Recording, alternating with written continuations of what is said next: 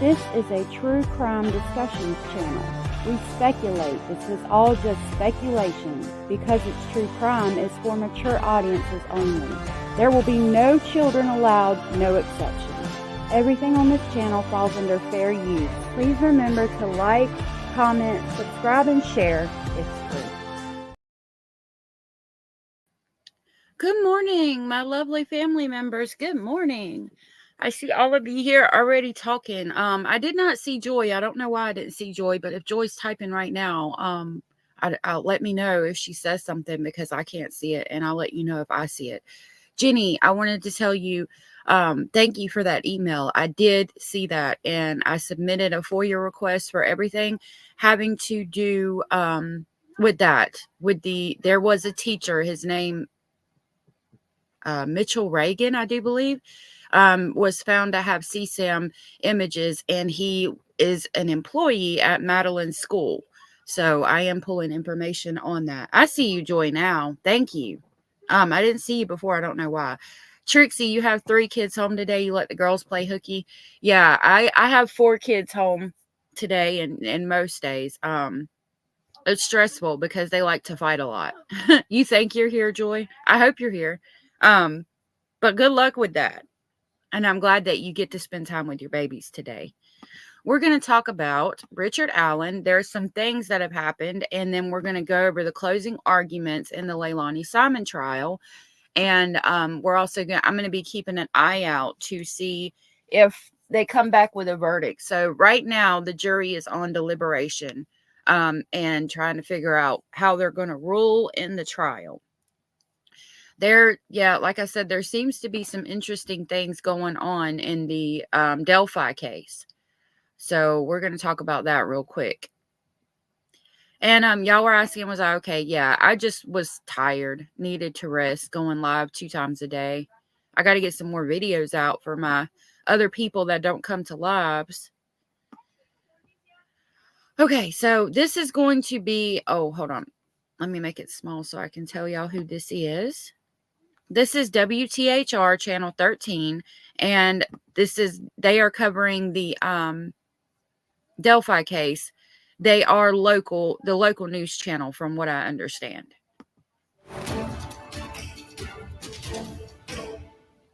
It is day 6 of the Delphi murders trial. Today, we heard testimony from the officers who interviewed Richard Allen long before his arrest. Thanks for inviting us in. This is our Delphi debrief here on WTHR+.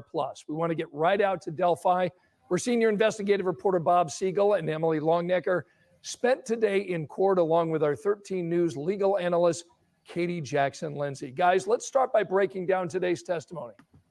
The videos of Sarah Boone, let me know if y'all know where they're at, because I'd like to talk about them. And if they're as bad as you say they are, I wish the jury would see them so they could get a better understanding of this woman. Hi, Scott. Well, through the first 5 days of testimony that have taken place here in the Delphi murders trial, not a single word or mention of Richard Allen. Today, that changed at 9:31 this morning from the very first witness who took the stand and gave her testimony. It has really been all about Richard Allen today. Yeah, up until today, we've heard about the crime scene. We've heard about the autopsies of Abby and Libby today. I just dropped the link. If anybody wants to come on panel, you're more than welcome to join me up here as we talk about these cases. Though Richard Allen took center stage. And what the state now is trying to do is to really put together all these pieces that they've been laying out for the jury to try to convince jurors that Richard Allen is the man who's responsible for killing Abby and Libby. We're going to hear in just a few minutes from our 13 News legal analyst, Katie Jackson-Lindsay, who... So if they saw them, then they should be in the court in where they're doing the trial. So maybe I can find them. Eek also dropped the Discord if anybody wants to join. Was in court with us all day today. But first, we want to get you up to speed on who the witnesses were that testified today. So let's get that to you here. First of all, Kathy Shank. She is a volunteer file clerk who helped police during the investigation. Dan Dolan, he's a DNR officer who interviewed Richard Allen just 3 days after the murders. Steve Mullen, he's the former Delphi police chief who's now the chief investigator for the Carroll County Prosecutor's Office. We heard from Carroll County Sheriff Tony Liggett. David Vito, he testified today. He's an Indiana State Police trooper who was at Richard Allen's house when police served a search warrant. And last today was Jerry Holman, Indiana State Police investigator who has really overseen the entire Delphi murders investigation. Now, the focus today was really how the state was able to zero in on Richard Allen. And that all started when police decided to take a... Good morning, lovely Norma Guerrera. I appreciate you being here. It's nice to see your lovely name in chat. Thank you for being here. Closer look at an interview that Richard Allen gave to police just 4 days after the murders. Let's talk about that. Allen gave the statement here at this grocery store parking lot in Delphi. He met with the state DNR with an officer named Dan Dolan, who told jurors that he was assigned to interview Allen after Allen voluntarily called the Delphi murders tip line to say he had been on the Monon trails, not far from the crime scene, on the afternoon of the murders. Now, if you are indeed guilty of something, like, why would you call and say you were there, put yourself at the scene of the crime? Like, I know maybe he could think somebody saw him. I wanted to make sure I wasn't muted. Maybe he could think somebody saw him and was calling in, like, just in case somebody saw him to say why he was there. But it seems weird to me that if you were really guilty, that you would call and say, hey, I was there. I just wanted to let you know I was there. Because I'm going to tell you, if I had done something, I would not be calling. I would be letting them figure out who I was or whatever, and then come talk to me that way. If you were guilty of something, you would think that's how that would work. I would think if he was innocent, he would call and say, hey, I just wanted to let you know I was there. Here's my name. Here's the time I was there. You know what I mean? Like, it doesn't make sense to me that he called the tip line and voluntarily put himself there that day at the park if he was guilty. Dolan testified about what Allen told him. He said he was on the trails between 1:30 and 3:30 on the day of the murders. Allen told the investigator he saw 3 girls walking on the trails. As he walked, he said he was focused on the stock ticker on his cell phone. And Dolan said, Norma, that's such a sweet thing to say. Thank you. We love you guys being here. I love all my little speculating family members. Good morning, good morning, Paranormal Rooster. It's good to see you. How are you feeling? You said negative for COVID. It's a bad flu bug. If you drink you some, I have honey and garlic. That's a really good antibiotic. You have to let it sit in the jar for like a month so they the juices absorb. But that's a really good antibiotic you can take if you're getting sick. You got to also make fire cider. Some lemon and honey is good for that too. I hope you get to feeling better.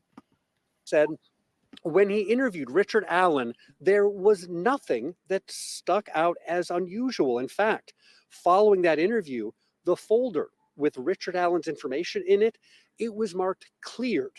Investigators testified they essentially forgot all about Allen. In fact, today, Carroll County Sheriff Tony Liggett told jurors information about Allen being near the crime scene got lost. He said it fell through the cracks under that is until a file clerk happened to notice the information sitting in a banker's box. And that happened again 5 years after the murders, after the statement given by the defendant. That file clerk, Kathy Shank, she explained to the jury how all that happened. And then former Delphi Police Chief Steve Mullen took the witness stand for the second time in this trial to explain how the discovery jump-started the investigation and really allowed them to focus on Richard Allen. Katie Jackson Lindsay, you had a chance today to be inside the courtroom to see all this. I will highlight what Paranormal Rooster says because evidently some people can't see him. I don't know what's going on with YouTube and that. Yeah, please hit the like button. Cozy says hit the like button, y'all. Please hit the like button. And we will go over the videos that were on Sarah's phone. I'll pull them up and we'll go over them in a few minutes. We'll look at them and see what that's all about. all this play out with your own eyes. One of the things that struck me is the idea here that the going to police, Richard Allen actually contacted police himself voluntarily. He called the tip line to let investigators know that he had been not far from the crime scene on the trails where Abby and Libby were on the day that they were murdered. What does a jury make of that? And Anders, I wouldn't think so. does it make sense that someone who is accused of murdering two girls would go to police to say, hey, I was at the scene of the crime? Well, I would think from a common sense perspective, it wouldn't make sense, right? But it's one of those pieces of evidence that can really go either way, because undoubtedly the state will argue, well, he did that to cover his tracks. His family may have known he was out there. Someone else may have known that, or he may have thought someone could identify him. So he would have put that out there to protect himself. Well, the defense will say what you just said. It just doesn't make sense that a guilty person would insert themselves into an investigation about their own criminal conduct. And that's what we were just talking about. And what about this idea that police and investigators essentially forgot about Richard Allen, and this case was cleared? The fact that the investigator who talked to Allen just a few days after the murders took place met with him, talked to him face to face, didn't see or hear anything unusual, and they cleared him originally. Is that something that the defense, you anticipate, will really Abellis, seize on? maybe we can talk about Absolutely, it tomorrow. because there are a lot of things that are packed in that, right? It again shines a light on how this investigation was handled, that there wasn't a real streamlined system for dealing with these tips and coordinating these tips. It also really highlights that no one thought anything of Richard Allen. The fact that he was cleared is huge. And I think we're going to keep hearing about that throughout the trial. And then there's the question of, okay, so 5 years ago, he wasn't a big deal to you. Well, what was the change? So at the beginning of this, he was cleared as a suspect. And then they came back and said that, no, we think he's guilty. That is a big deal, especially for the defense, because they're going to say, well, you cleared him. Why did you come back and say he's guilty? Did it have anything to do with the fact that you were up for re-election? Like, that's a big question. Was the smoking gun, so to speak, that made him chargeable and so interesting at the point where he did get charged? And some of that evidence, obviously, as far as some of that evidence came about shortly after they interviewed him. I'm going to bring Emily back in here. Emily, obviously, you were in the courtroom at the time when there was a discussion how once the clerk found this paper in a file box saying Richard Allen was on the trails the day that the girls were murdered, once she called and brought that attention again to the sheriff and to the investigators, they seized on that right away. Yep. They interviewed Richard Allen again. Correct. And they served a search warrant at his home. And there was some really fascinating information today that came out about that search warrant. Yeah, we heard from the last witness of the day was Indiana State Police Lieutenant Jerry Holman, and he is the lead on this investigation, oversees it, as you said, and he supervised the search warrant execution on Richard Allen's home in October of 2022. And Holman testified, he told Richard Allen when he went there, look, if police damage anything in your house during the search warrant, you can fill out this form and we'll come repair it. And Holman told the jury that Richard Allen said, it doesn't matter, it's over.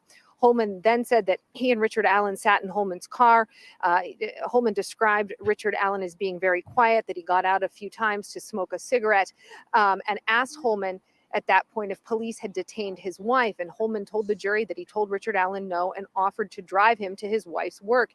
Holman said that Allen replied again for the second time, it doesn't matter, it's over. Now That's pretty damning, though. Paranormal said, I'm just cozied up in bed, covered up in blankets. I really get sick, but when I do, it's bad. I am so sorry. If it makes you feel any better, I'm actually sitting in my bed, cozied up under some blankets, too. I do hope you feel better. It sucks when people are sick. Anders said they want to cover up their incompetent investigation, and I agree with that. But if he said not once but twice, it doesn't matter now. It doesn't matter. It's over. What does that mean? This is during the time when they came to just do the search warrant of his house. Like, that sounds like a guilty person admitting to the crime, in my opinion. That's pretty damning if he really did say it doesn't matter, it's over. What's over? What are you talking about? It doesn't matter, it's over. What's over? Like, it's over you hiding and getting away with what you did? It would be my first thought on that. Take a listen to some of the things that they took out of Allen's home when they served that search warrant. We learned today that they took more than 25 guns and knives, a blue Carhartt jacket, cell phones and pagers, a Sig Sauer gun from Allen's nightstand. They also opened up a wooden box, Trixie, a I'll try memory to box, get they that. said. And in it, I they don't know said there if I was a can. card It'll be from after Richard this Allen's trial. mother, some other kind of mementos, but also in it a bullet that was the same kind of bullet recovered at the scene. They also took from Allen's home a photo album showing different pictures of Allen through the years, but also a picture of the Monon High Bridge from 2005. So we're joined back again by Katie Aw, Jackson Lindsay. Paranormal, you're Katie, so what do you sweet. think the effect on the jury, the impact on the jury was of seeing all that evidence, hearing about that evidence, seeing that gun today in court? I think those were huge gains for the state. That evidence that came out in terms of what was in Richard Allen's house, those were huge gains for the state because the jury was able to now get a better idea of who Richard Allen is. And to see more than 25 guns when we know that this was a really brutal crime that involved a knife, and to see those knives that would be intimidating to the average person. I mean, you didn't have to show all of his guns, though. You're allowed to own guns however many you want, and that doesn't have anything to do. I mean, the one where they found the Sig Sauer bullet, that might have something to do with it, but it's not necessary to show all the guns unless you're trying to do it for emotional effect. Maybe the knives, because a knife was used in the crime, but I don't understand why you put all 25 of his guns on trial. Person.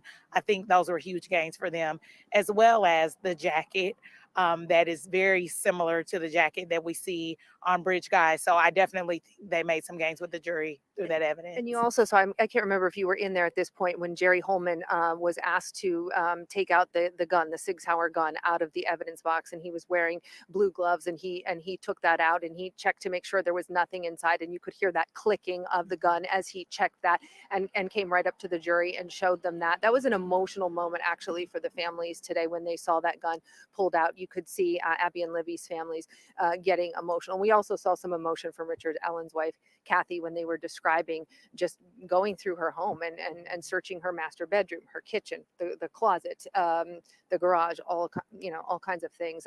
We were talking about the cell phones and the pagers, and you made a comment about the phones, the type of phones. There's some flip phones in there. There are phones that are clearly from the 90s, before I ever had a cell phone. And what's impactful about that is that the state was able to establish that they had phones from a long period of time. They had phones from before these murders, they had phones from after, but they did not have a phone that would have matched that time frame in 2017. So again, just another huge gain for the state. That's going to be a challenge, I think, for the defense to get over. So that's suspicious. That is suspicious. If he had phones going all the way back to the 90s, like, just in a box somewhere or something in his house, but didn't have the phone from the time period of when this happened, when he was walking on the trail, but had every other phone going back to when he was a Methuselah's baby, that's a little suspicious. We saw some heated exchanges today in court. If we can bring Bob Siegel back in. Bob, you saw, and we both saw, it was, I think, after the lunch break, we saw a heated exchange on cross-examination of Steve Mullins, right, and Andrew Baldwin. Yeah, The Crow is a good one. Yeah, we need to. I'll try to set up a poll. I have to figure out how that works, and I'll put a poll out for everybody, and then we'll get it down, and we'll go from there and figure out what video to do. I'll have to buy it. I'm trying to figure out how I can play it on YouTube, but as long as we pause it, I think I'd be okay. And like if I buy it from YouTube, I think we'd be okay watching it. Whatever we actually saw multiple heated exchanges that took place today. After the interviews, the re-interviews, after they rediscovered Richard Allen as a possible suspect, we heard how the former police chief, he described how they quickly found surveillance video from a nearby business that they went back and checked from 2017 on the day of the murders, and how they were able to match that up with what Richard Allen's car looks like. That they went to the pharmacy where Richard Allen works, and they took a picture of his car. They compared that to the video and were able to match it up. And Mullen described how during the new interviews that they conducted in 2022 with Richard Allen, how Allen told how he had drove to the crime scene. Well, during cross-examination, the defense team really lashed out at Mullen. In fact, the first question that defense attorney Andrew Baldwin asked during cross-examination You're so wasn't a nice. question I at hope you all. feel It better. was a statement. We all Here's do. what he said. Thank you for being He here. said, "You are so desperate to place Richard Allen's car traveling west on 300 North, near the crime scene, that just before lunch, you lied to this jury."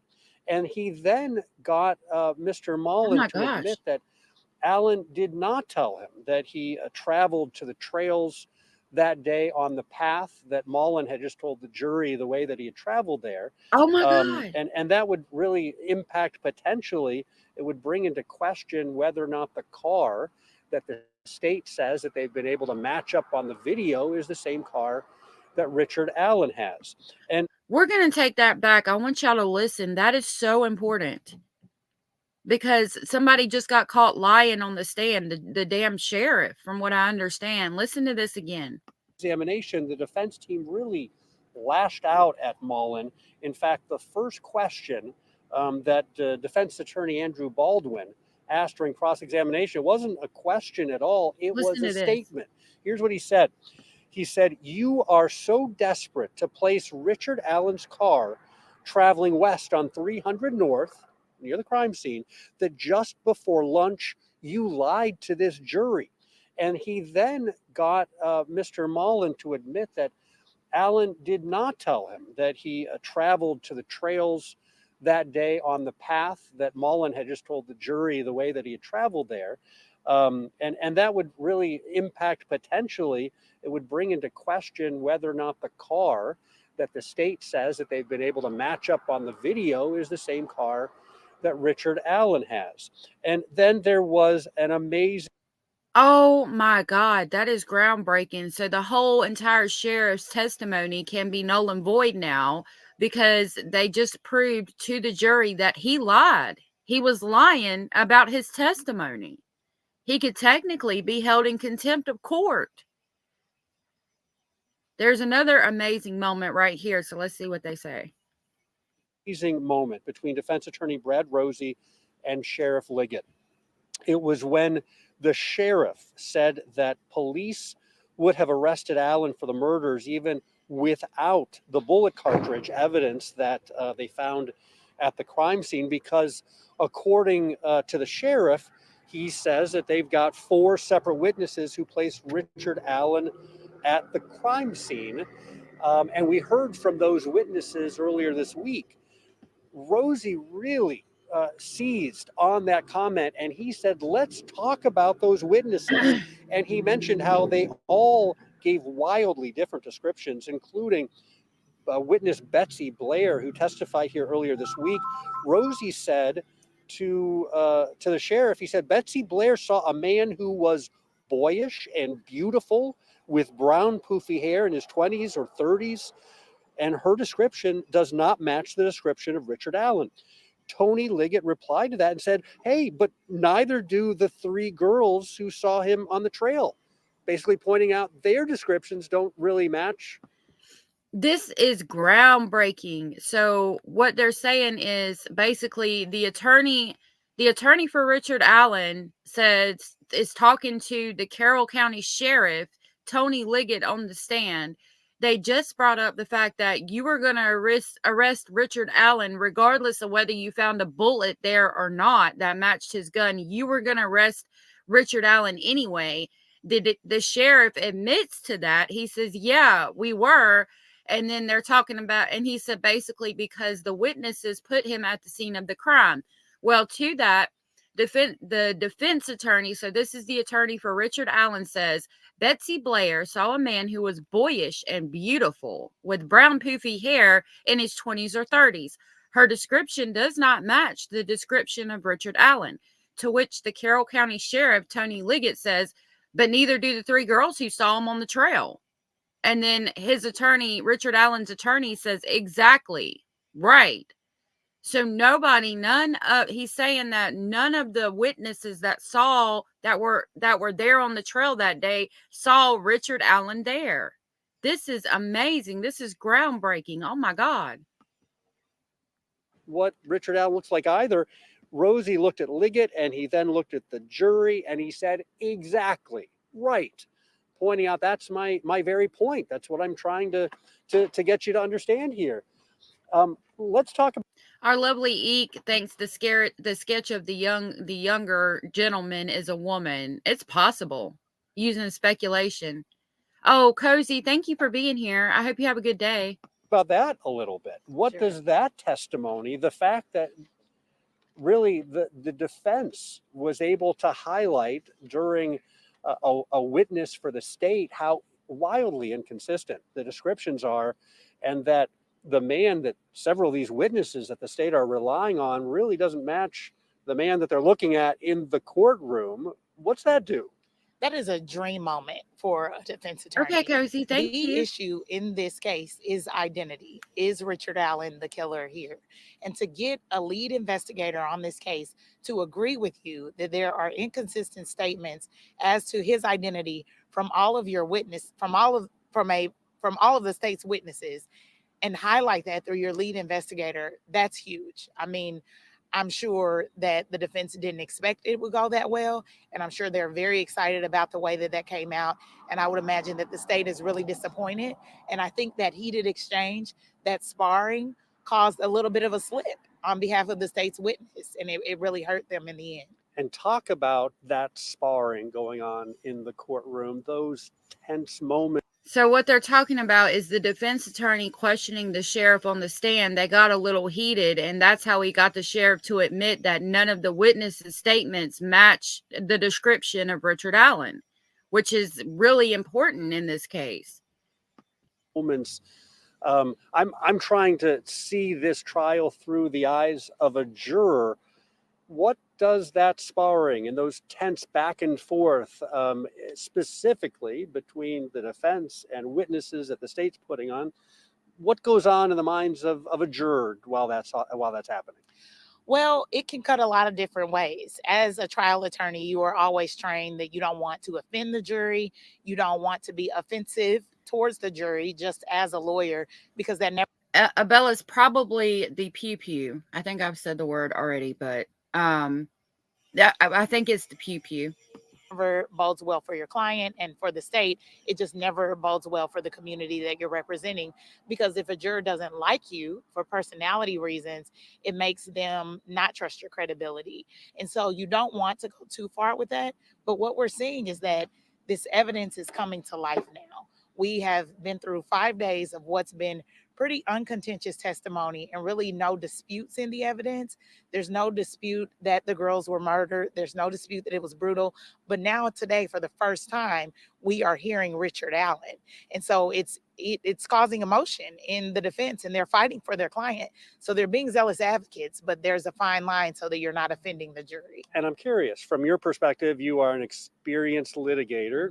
From your perspective, did the defense team come across as belligerent or as really kind of beating up on these witnesses, or do you think that they struck a more neutral tone? I honestly think they struck a more neutral tone. I think that they kept it professional to the extent that they could, because you also have to remember that the witnesses were being challenging as well. As state's witnesses, especially law enforcement, they should be neutral, because that presumption of innocence should start with the criminal investigation. So they shouldn't come off as if they have a dog in the fight. They should come off as if They are just trying to present the truth. And so sometimes they initiated that sparring with defense counsel, and I think it came back to bite them. And So what she's saying is basically, when the law enforcement officers were testifying, you're supposed to remain neutral. You're supposed to think that everybody is innocent until proven guilty, and you're supposed to basically investigate all avenues. And what she's saying is that the defense was cordial or nice, calm or whatever, and the law enforcement officials were getting irritated and showing, basically that they had a dog in the fight, that they're trying so hard to prove that Richard Allen is guilty, that they're throwing the presumption of innocence out the door, and they're being argumentative, or showing the jury that they feel a certain way towards Richard Allen, and you're not supposed to be feeling a certain way towards him. Being in law enforcement, you're supposed to presume that he's innocent until found guilty by a court of law. And so while both sides have to find a balance in that, I don't think either side reached a level of being unprofessional today.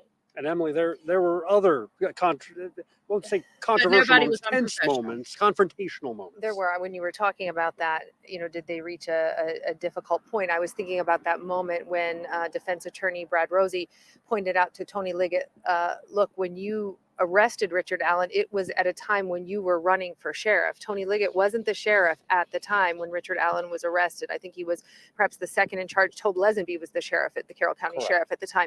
And he pointed out, you were running for sheriff, and you would have gotten a significant, wouldn't that come with a significant pay raise? He asked him. And Tony Liggett said, this had nothing to do with me. It was about two little girls that were murdered. So that was a tense moment. I also thought when Brad Rosie pointed out to Tony Liggett, look, after the bodies were found, he said to Tony Liggett, Richard Allen stayed right here. He stayed here and he worked right down the street at the CVS. And to that, Tony Liggett replied, yes, hiding in plain sight. And Brad Rosie pointing out, those aren't your words. We've heard that before. That is something that Indiana State Police Superintendent Doug Carter said many times when they were. That's a good point to make, though. Like, if he really did do something, then why is he still staying here after all this time? Now, you could argue, like they said, hiding in plain sight. If he owns the house where they live at, it's kind of hard to sell your house and move to another area. But the fact that he stayed here, I mean, I think we should take it into consideration. Regardless of whether we think he was hiding in plain sight, like I said, he could have left the area.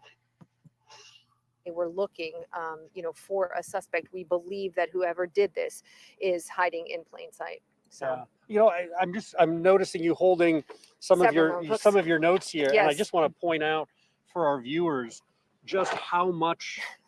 Would you hold this for me for a second, Katie? How much information the jury is hearing. I mean, these are just some of the notebooks that I've had so far. We're only a week into the trial, and I filled up all these notebooks with testimony. There is a lot that this jury has to keep track of. You got to hear just one day of testimony. Help people understand, how does a juror, when you've got such a complex crime scene and a crime. So, yeah, Abellis, he would look guilty if he left, but at the same time, they didn't even know he was there that day until he went up and told them. So he's the one who put himself there. Like, if you were guilty, why would you put yourself there? And yeah, if they were looking at him and he left town, yeah, he'd look guilty AF. But I don't know. Like, they weren't looking at him until well after. I think it was like I said, 5 years or so after. Crime that is now we're hearing about inside of a courtroom, and that these jurors are trying to figure out what happened 7.5 years later.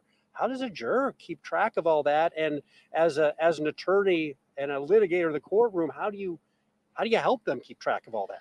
Well, it has to be a challenge. I've That never was let's served say on a tonight. jury, and so I can't speak to their experience, right? But I can say I have a notebook full from just one day today, as an attorney who's observing. And so, as a lawyer, part of your strategy has to be to make sure that you are hitting your big points in a way that the jury is really paying attention. So, Paranormal says, see, they only brought Richard Allen into this because he resembles the bridge guy. And they did that because they have nothing to show. This makes me believe that the bullet found was put there. And I think that too, if I'm being honest. I think it was staged. Where they got it from, I don't know. Maybe like they were looking at him and followed him to a gun range or something, because if he's got that many pew-pews, he's probably going to a range somewhere to, shoot him and do all the things. So I was thinking maybe they followed him there and got something from there, but it's sus. Because, and then he had the coat, but I don't think it is the exact coat. A lot of men, older men, have coats like that. They were very popular back in the 90s. So the fact that he has a coat that resembles that doesn't really make me think he's guilty either. I really think the bullet was put there too, if I'm being honest. That's just my opinion though. so even in crafting your questions, those lawyers are at home tonight, brushing up on their outlines for tomorrow, Yeah, true. and I making feel sure you. that they're delivering that information in a way that it's memorable Me and in a too. way that they're not wasting time with things that don't really matter.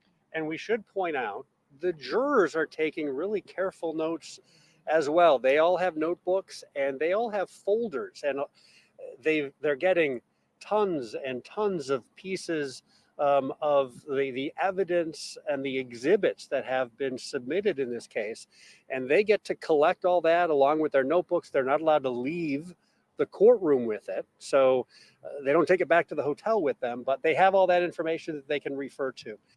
Paranormal has shared his pronouns with us today. His pronouns are the fence that y'all are sitting on. Just to let y'all know. Later on as they are going into their deliberations. I want to mention something else that happened in court today. It was a piece of video that we got to see. And this is video that we've heard about, and actually video that most of us have all seen before. It's the down the hill video and bridge guy video is what we've heard it referred to as. Video that Libby German took on her cell phone on the day of the murders.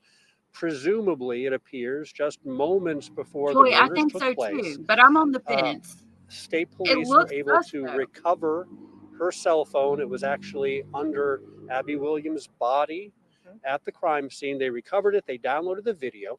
And this is the video that was put out to the public to ask for help in trying to identify who the murderer was.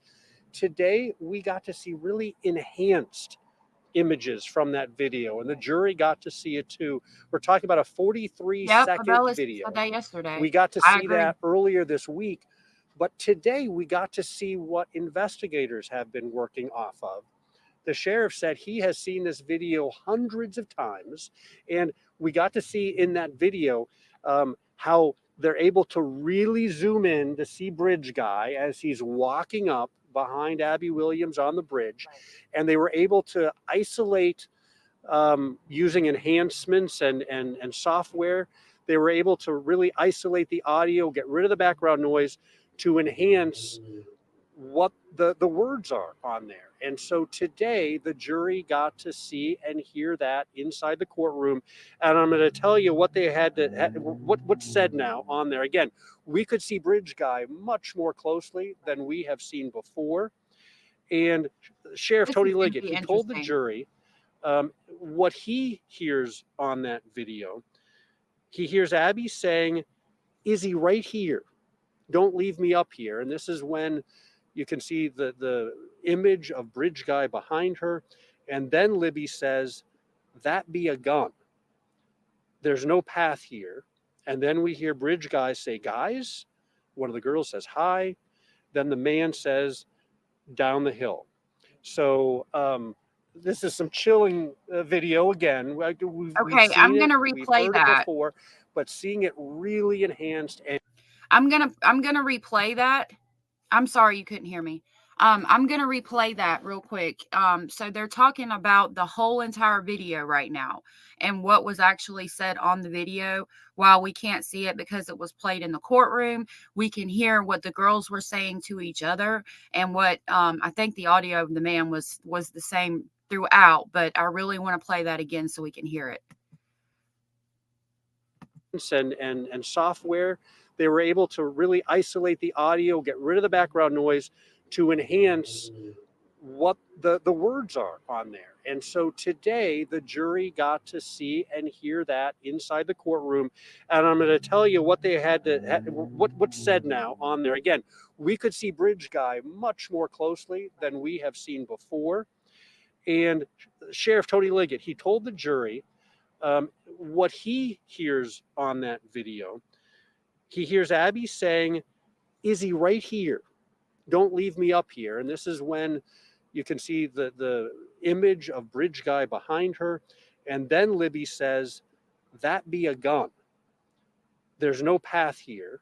And then we hear Bridge Guy say, "Guys." One of the girls says, "Hi." Then the man says, "Down the hill." So this is some chilling video again. We've seen. That is, it's sad to me, is the first thing that comes to mind, and devastating and scary. Thinking about, putting yourself in their shoes and saying those things to your friend, and then that man coming up saying, "Guys, down the hill," right after you just saw a pew pew from him. That's just devastating to hear. Seen it, we've heard it before, but seeing it really enhanced and hearing Abby and Libby's voices, it was a moment, I think, that stood out from the testimony today. That's a good point. Paranormal says you'd think a voice analysis could be done between the Bridge Guy and Richard Allen, and you would, and it could, and it can. And if it hasn't been submitted, I would question why. Why haven't we done a voice analysis? And have you done it, but it doesn't match? And is that why you're not submitting it into evidence? Would be my speculation. And it's something that the jury will certainly be looking at closely and presumably trying to figure out, is the man in that video that they saw in courtroom today, is that Richard Allen? And the defense seemed to go after the enhancement, saying to Tony Liggett, asking Tony Liggett, or trying to point out, you can't really see Bridge Guy's mouth moving when you hear those words, and asking Tony Liggett, is it possible that there could be somebody else off camera that we don't see saying those words? And Tony Liggett saying no, but then that segued into another moment where Brad Rosie asked Tony Liggett, do you believe Richard Allen acted alone in this case? Tony Liggett said yes. He said, have you always believed that was the case? Tony Liggett said yes. And then he asked him this question: did you ever tell your former boss, Carroll County Sheriff Tobe Lesenby, that you thought maybe more than one person did this? And Tony Liggett replied, I may have told him maybe, it's possible. So we had... So again, you just testified that you always thought it was just one person, but you also had to testify that you told one of your higher ups that you thought that there could have been more than one person. Again, showing that he's lying on the stand. That moment right there. And what's really interesting about that is we've heard at other hearings and other testimony that for a good portion of this investigation, state police considered that it was possibly 2, 3, 4 individuals. We heard testimony this summer from one of the investigators who said we were thinking perhaps 3 to 5 people committed this crime. Right. And now we're hearing today, I'm assuming the defense is going to bring that up when it's their turn, if they choose to present that portion of the case. But to hear that there's one person, with the idea that we've already heard investigators say that many of them believed and they had instructions to be looking for multiple people who might be the perpetrators in this crime. What's that going to do in the minds of the jury? Well, that's really tricky evidence. And that's going to be a good point, because that's going to help solidify the cult aspect of this and the Odinism. aspect of it, as well as the way the bodies were laid out and the sticks placed over them. Um, Again, you're testifying like the law officials are testifying that they only thought it was one person, and all this evidence to basically try to make Richard Allen look guilty AF. But the defense has all these other things that prove that they're lying on the stand and that they did think it was more than one person, and there was a possibility for an Odinism cult. So that's going to be good for the defense. And I don't to understand why they're navigate lying for to the Paul. defense, especially because they have been precluded from presenting evidence of potential other suspects. And so it's really tricky to have this information and have to dance around it so that you don't violate the court's orders and cause. Good morning, Solistic. I just saw that you were here. What is up? Thank you for joining the family today in chat. I appreciate you being here. A mistrial, but know that it exists, right? And on the other hand, I think that there's also an opportunity for the defense, because we now know that the state is putting all of its eggs in one basket, and that is that Richard Allen is a bridge guy. And so the jury has to decide, is Richard Allen bridge guy? And from what we've heard and what we've seen so far, I don't think the jury is there, because even today we were getting questions from the jury about what was Richard Allen's hair like, because there's that testimony that bridge guy had hair. Brown, and Richard goofy Allen. Yeah, Richard Allen doesn't have hair. I can try to pull up where it shows the height of the bridge guy. I think I found that yesterday. We'll look at that in just a minute. Right. Yes. And Richard Allen does not. And so the defense is navigating a lot of landmines and ultimately navigating a lot of inconsistent evidence. And I think ultimately it will come together where they'll say they'll rely on that instruction. If the evidence lends itself to two reasonable interpretations, you have to go with the one consistent with his innocence. And so if it's blurry, it's not guilty, right? And so it may work out to their advantage. But on the other hand, if the jury believes that bridge Reasonable guy is doubt. Richard Allen, it's game over and the state has met their burden.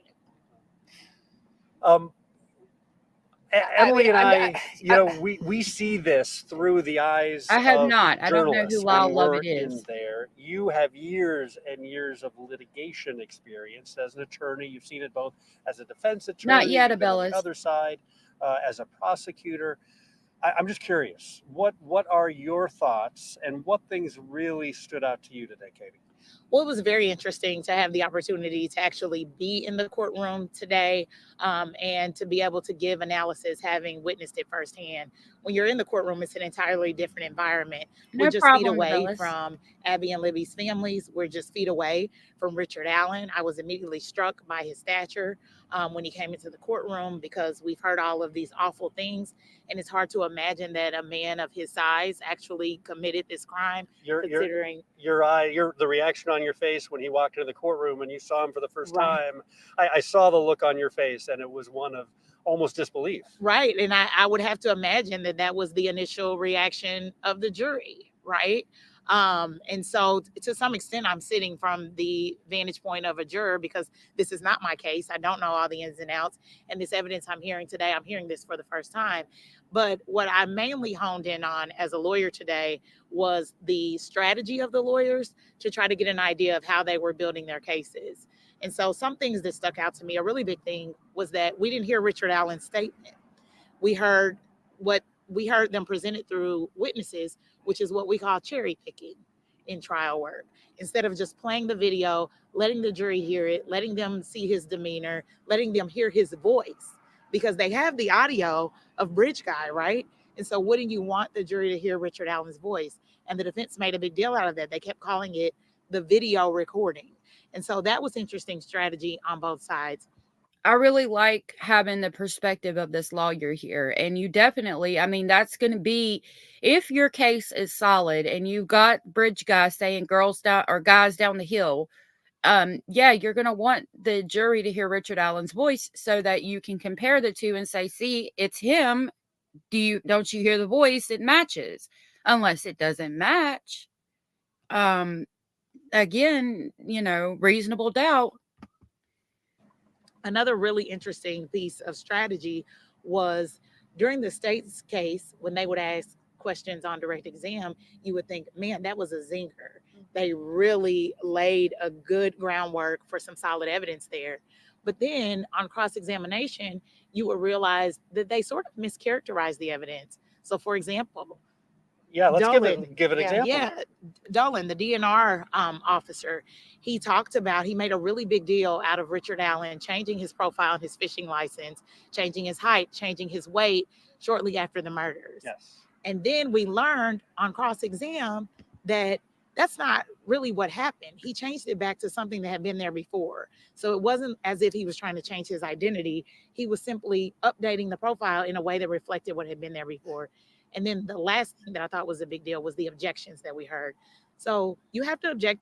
Okay, so that's important. They're trying to say that after the stuff happened, that he tried to change on his fishing license, you know, his height and everything. And then the defense was like, well, yeah, he changed it, but he changed it to what it had already been before. It's not like he was trying to hide his identity, which is going to be really important.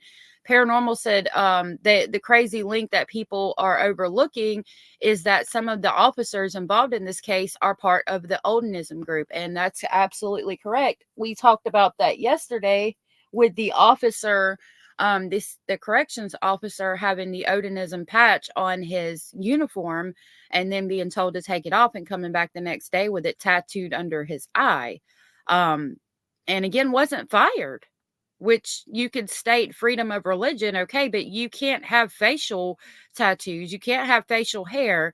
And if you were asked to take it off, then I mean, the way to handle that would be to say that we can't have any kind of religious symbols. Not, you know, that's what the warden should have done. Said, right now, especially with everything going on, we need to just keep all religious symbols out of the workplace, instead of saying, hey, you got to take that off. The man comes back with the symbol tattooed under his eye, and then the warden continuing to let him to work, you know. If the law enforcement is you know, involved in this Odinism thing and they're trying to frame Richard Allen, I mean, that's what it looks like. It is really sus. And we could say that's all conspiracy theory, but you can't deny the evidence that's been proven to go down that road, if that makes To sense. some things to make a record, and you just have to make those objections in case this case goes up on appeal in the event of a conviction. But there are sometimes you have to be strategic about your objections. And so we heard a lot throughout the day beyond the scope of direct exam. And we heard that from the state. And what that really means is the defense should not be talking about that because we didn't bring it up. And so it starts to give a feel of trying to hide things from the jury, because the reality is they can make that objection. And if the judge sustains it, the defense can't go into it, but the defense can recall those witnesses and do their own direct examination of those witnesses. And so why not let the evidence come out right then and there? So the one time the judge overruled it, we learned that they didn't want the jury to know about those sticks that were collected several days later. And so it was just interesting watching strategy and seeing how that's playing into building their cases. Kate, what did you make of that? Why don't they want the jury to know about the sticks that were collected? What we saw yesterday with the bodies. We'll do a quick review of that because I want to show the height of the bridge guy, and I'll show you the layout of the bodies with the sticks. That moment when the state presented the moment they go to Richard Allen's house, they serve that search warrant, and he says, it doesn't matter, it's over. And then we learn on cross-examination that that search warrant was served a few hours after they had recorded this interview. At this point, Richard Allen knows he is a suspect. He's been told that he is a suspect, and, you know, has this idea, you know, then the police pull up 2 hours later to his house. Did you think that made a difference on the cross, the context of that anyway? I do, because that's another one of those zingers. You hear as a juror that Richard Allen said, it doesn't matter, it's over. And that feels like a confession. And then you realize he is saying that after he's been picked up, after he's been interviewed for 2 hours before, after they've torn his house apart, serving a search warrant. And he's a member of this community. He knows how big this case is. And so you have the weight of the world on your shoulders in that moment as a suspect. That's a natural response. Whatever you're telling me right now, it doesn't even matter, because it's over for me, because you guys think I did this. and I'm not going to be able to convince you I did it. And the defense pointed out that during that video interview. So that's really important. Going back to what I was saying, if he said it doesn't matter, it's over, what she just pointed out, I want to play that again real quick so we can hear, because that explains him saying that perfectly. Richard Allen Just listen said to it that one doesn't more time matter. real It's quick. over. And that feels like a confession. And then Hold you on. realize. Let me take it back a little more. Okay. We learn on cross-examination that that search warrant was served a few hours after they had recorded this interview. At this point, Richard Allen knows he is a suspect. He's been told that he is a suspect, and has this idea. Then the police pull up 2 hours later to his house. Did you think that made a difference on the cross? The context of that, anyway. I do, because that's another one of those zingers. You hear as a juror that Richard Allen said it doesn't matter. It's over, and that feels like a confession. And then you realize he is saying that after he's been picked up, after he's been interviewed for 2 hours before, after they've torn his house apart, serving a search warrant, and he's a member of this community. He knows how big this case is. And so you have the weight of the world on your shoulders in that moment as a suspect. That's a natural response. Whatever you're telling me right now, it doesn't even matter, because it's over for me, because you guys think I did this. And I'm not going to be able to convince you I did it. And the defense pointed out that during that video interview 2 hours earlier, he maintained his innocence over and over and over again. Right. Even though they said, look, you're a suspect. Then 2 hours later, there they are at his house. Mm-hmm. It doesn't matter. It's over. That's what he says. That explains that perfectly. And I'm glad they pointed that out. I hope that was pointed out to the jury. Because I mean, it had me thinking for a minute when I found out he said that. Is he really guilty of this? But then when you lay it out like that and actually explain everything that had happened before he said that, it makes, I would be feeling like, nothing matters anymore, because y'all think I did this. And I was just calling in trying to tell you that I was there that day, just to, make sure that I was in the clear. And now, because I did that, you guys think I did this. And I mean, his actions in court, and not in court, in jail, everything that he's been going to, the weight loss, the psychosis, all of the things are actions of a man that's innocent, that knows that he's going to be convicted of something he didn't do, in my opinion. Abellis asked, his wife supports him right now, or did she divorce him? I'm getting cases mixed up. I think she divorced him, but it was because he admitted to it, but then they talk about, like, when he admitted to his wife on the phone that he'd done this, that there was supposedly a CO standing there that could have been coaxing him or making him admit to doing the crime. Good morning, sleuthing mama. It's nice to see you. She said, oh, hell no, I would not say that if I were innocent and in his shoes. He should have been screaming that he was innocent. I agree. But if you think that they, have basically painted the target on your back, and you feel like you're in such a devastated state and a state of depression that you feel like it doesn't matter if you went to the top of the Jesus that's in Rio and screamed it, nobody would listen. I question how I would handle it. If I were really innocent and all this was happening to me, I question how I would handle that too, Thank you for being here, Sleuth. Right. I mean, I think that's a normal human reaction.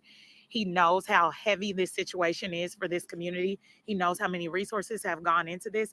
And now all of a sudden he realizes they think I did this. And he's protested his innocence for hours and he couldn't convince them. And so I think it's a normal human reaction, but it can certainly be viewed as a confession. Yeah, I saw everyone kind of sit up in their seat when he said it doesn't matter, it's over. And there was like this moment of recognition. But then on cross, given that context, you can see how they would see it differently. Maybe. And there was a moment today when it was during a cross-examination when Andrew Baldwin again pointed out. Before they say this, I wanted to say Trixie was saying she wished that this was investigated by the FBI earlier, and I do too. Defense attorney Andrew Baldwin pointed out, he said words matter, and he said words matter here in the courtroom and in a high-stakes situation like this.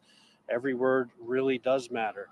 Katie Jackson Lindsay, what a pleasure having you in the Always. courtroom with Thank us you for today. your Thank you comment, so love. much for Thank you. It's joining great us. to be here. Okay. Emily and I will be back I'm inside the going to go courtroom before we with a talk front about row the seat closing tomorrow. arguments We've been in the inside Leilani the Simon courtroom for trial. every day of this trial. We're going to go back to my playlist from yesterday where I had the video pulled up that possibly shows the height thing that Mob Crew did as far as this case goes, but I didn't play it because I wasn't sure. But we'll look at it today and I'll kind of skim through and try to find it. There it is. So this is going to cover the height problem, like trying to figure out how tall the guy on the bridge guy is, and how it points to the fact that it might not be Richard Allen. I think I've got it to where we need to be after this commercial. And Haunted by a concept you've been dying to make, whether it's a pitch for a Hold on. chilling film or okay. So I think I've got it where we need to be to basically see the comparison. And we'll watch this real quick. And then I'll show you guys again how the sticks were laid over the body. And I don't understand why they don't want this into evidence. Hold on a minute. So this is going to be Mob Crew. If I can unmute it. The issue with the height. So I forgot to grab the original. Okay, so this is Mob Crew or Monsters Under Our Bed. And he's going to go over the height difference between Richard Allen and Bridge Guy. If you haven't, please give him a like and subscribe. Poster, but I think what I said, he was believed to be 5'8" to 5'10". Now, obviously, that's probably going off witness statements, you know. And I know I'm not the best judge of character when it comes to height, unless you're 6'3", then I could probably get fairly close. But the issue is depending on where the camera is sitting, you can appear taller or appear shorter depending on the angle of the camera. This is just kind of photography 101. And clearly these girls were at a lower position to Bridge Guy or Richard Allen, depending on where you sit. So when it comes to measuring, there's so many variables that I don't think, unless you knew exactly what he was wearing, you would be able to exactly know what his true height was. If he was wearing boots, which Richard Allen claimed that he was wearing boots that day. And so here's a video that I found because I wanted to do a video, and I apologize, this is the best. This video is literally titled different camera angles and how you can make a person look taller, shorter, whatever. And so but it's just this model.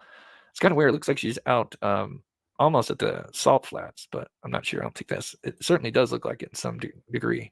This is kind of like what the salt flats look like, and even the background.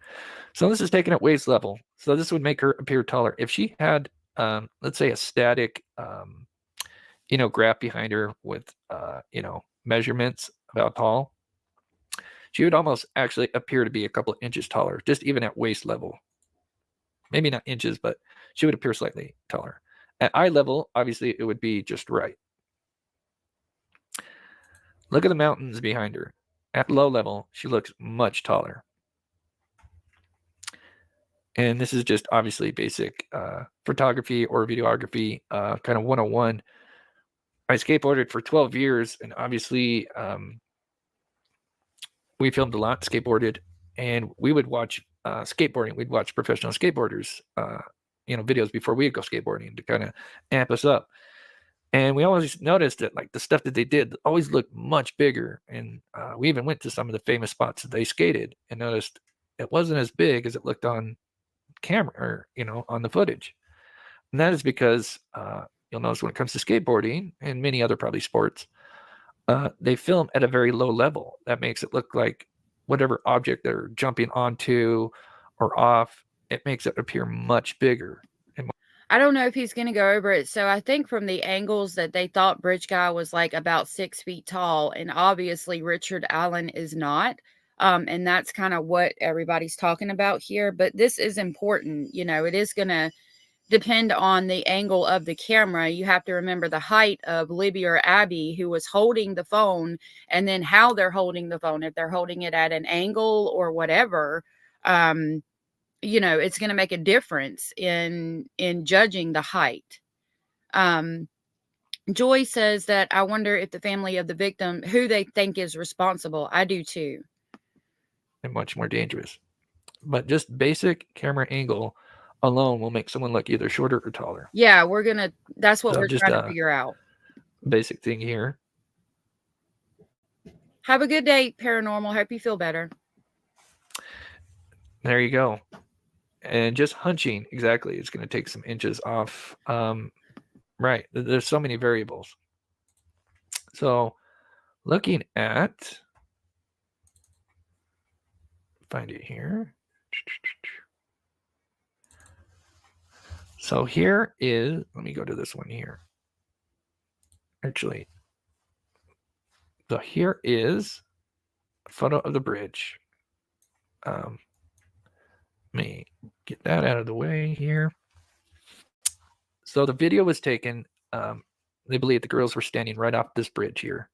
Now, what you can't tell from this angle is there's probably, does anybody know I'm sure I could look it up, but they're probably about 3-4 inches below the.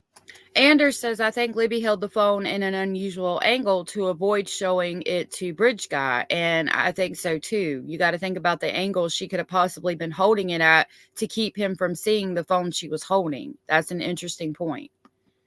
This railroad tie bridge here, because there's kind of a drop. So they're already going to be standing at a low angle. And so now obviously Libby is going to have her phone out. She's going to have her phone out to the side of her, which, because obviously she's trying to conceal it, and she doesn't, want this perp to see her, or the phone, I mean. And so they're already standing at a slightly lower elevation than this guy. And then with her probably holding it, I would assume, because obviously we're not at eye level, we're clearly more at waist level. He is going to appear to be slightly taller. And here's just something for perspective. If we were to just put the same person in the photograph, obviously at this angle, she would appear she would actually appear kind of taller because we're at kind of waist level. But as we, from far back, she's going to appear a little bit shorter.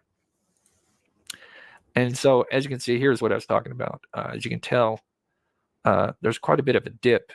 And we know that she was kind of filming off to the side here. So she's going to be at quite a low level, and he's even further back. So this is important. If she's standing in this dip right here, the angle we're talking about that she's holding her phone at, it's going to make Bridge Guy appear much taller than he is, because what you're not seeing in the photograph is this, 2 or 3 feet of railroad bridge that's coming up to like the top of her knees or possibly the top of her waist, that you're not seeing in the camera. So you're going to be automatically adding a couple of feet, or depending on the angle, a couple of inches to the height of Bridge Guy. That is not accurate because you're standing down in this dip. So there's so many variables when it comes to being able to know the exact height of this guy by going off the video, as I know so many people have tried it, including YouTubers. But yeah, Rooster, some of I the hope biggest you feel better. We all issues hope you get would to be feel distance, better. Let us know the that level you're of all the right camera, tomorrow.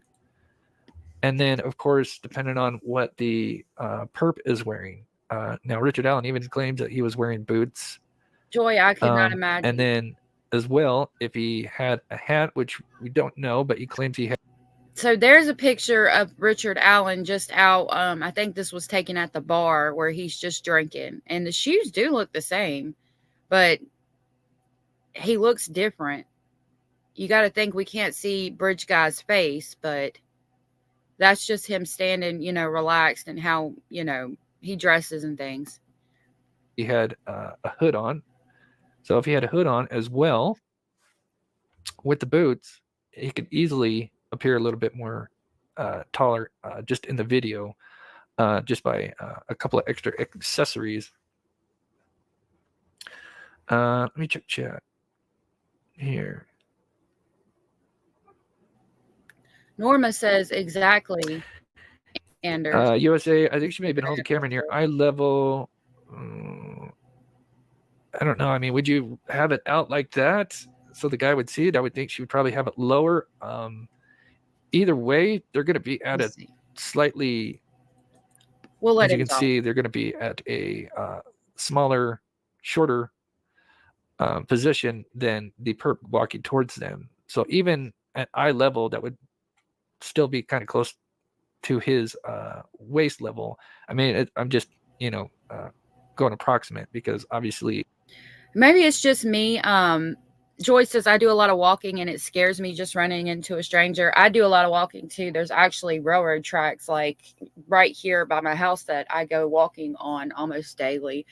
And sometimes there's a guy that walks down the railroad tracks and it scares the shit out of me, but I have a knife on me. So I'll stick my hand. I have a little gathering basket because I get herbs. And I'll stick my hand and just be holding my knife until he walks by. But it's never been, he's always been nice and just said hi and, hi, and then keep walking. He's out there exercising or something. But it is scary when a stranger approaches you. And I was going to say, I see these things like this case and other cases. And I always just wish that I could go back to, an hour or a couple of minutes before it happens and just save these people that we talk about in these cases. I don't know. I guess I'm a dork for doing that, but do you ever just wish you could do that? I'm assuming this is more or less the same because I know this picture's around, I'd assume maybe 2017, maybe a year after. So I don't know if much has changed, if the ground had a little bit more gravel on it. But either way, they would have been still at a lower elevation than the perp. And from taking that picture would easily. So just by going off the footage, I don't think you're going to ever get an exact height is basically the point I'm trying to make. Because there's just way too many variables. I know so many people have tried by going with the railroad ties, the shadow. But I think unless you know exactly what he's wearing and you'd have to create everything exactly the same to be able to get an exact measurement is basically. So let me see what you guys are saying in the chat. Okay, so that brings up that point. We've had people recreate it. And they could have been on the bridge. I believe they're on the bridge. And if they were, then I would think she would still. I mean, we can look at the angle that he's filmed at. Clearly, he's being filmed at waist level. It's not eye level. So either if they were standing close to on the bridge, then same thing, the camera would have been held down low. Either way, you're still getting a waist level. Sorry, Anders, I didn't see that. I will type to you in chat. If you can't hear it, try to close out and come back in, and I'll type that to you in chat. I don't know what's going on, love. View of BG. So it's going to make him, at the very least, slightly look a little bit taller, is basically what I'm trying to say.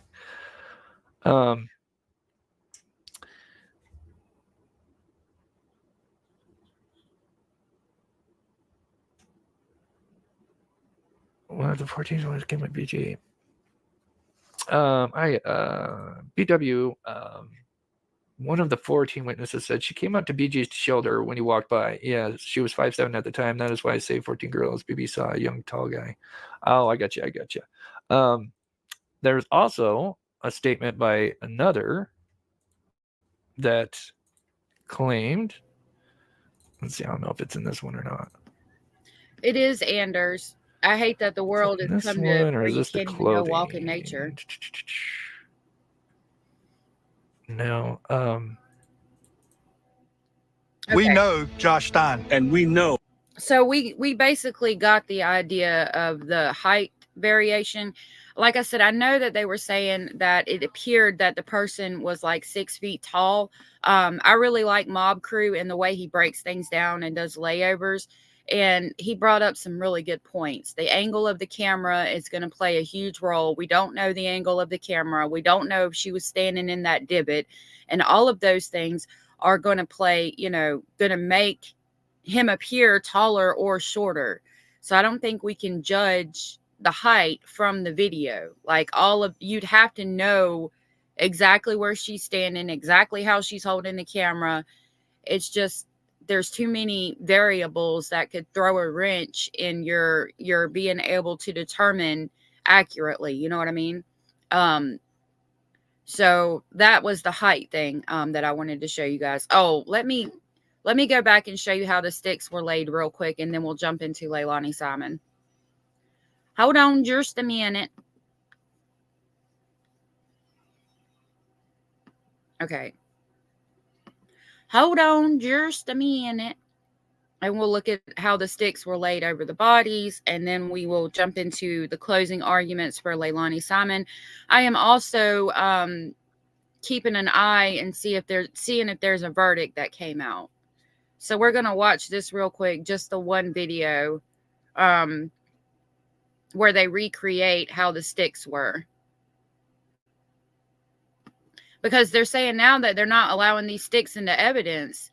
And like, are you going to show the jury how you found them, how they were laid out? Like, if not, you're again not showing the case.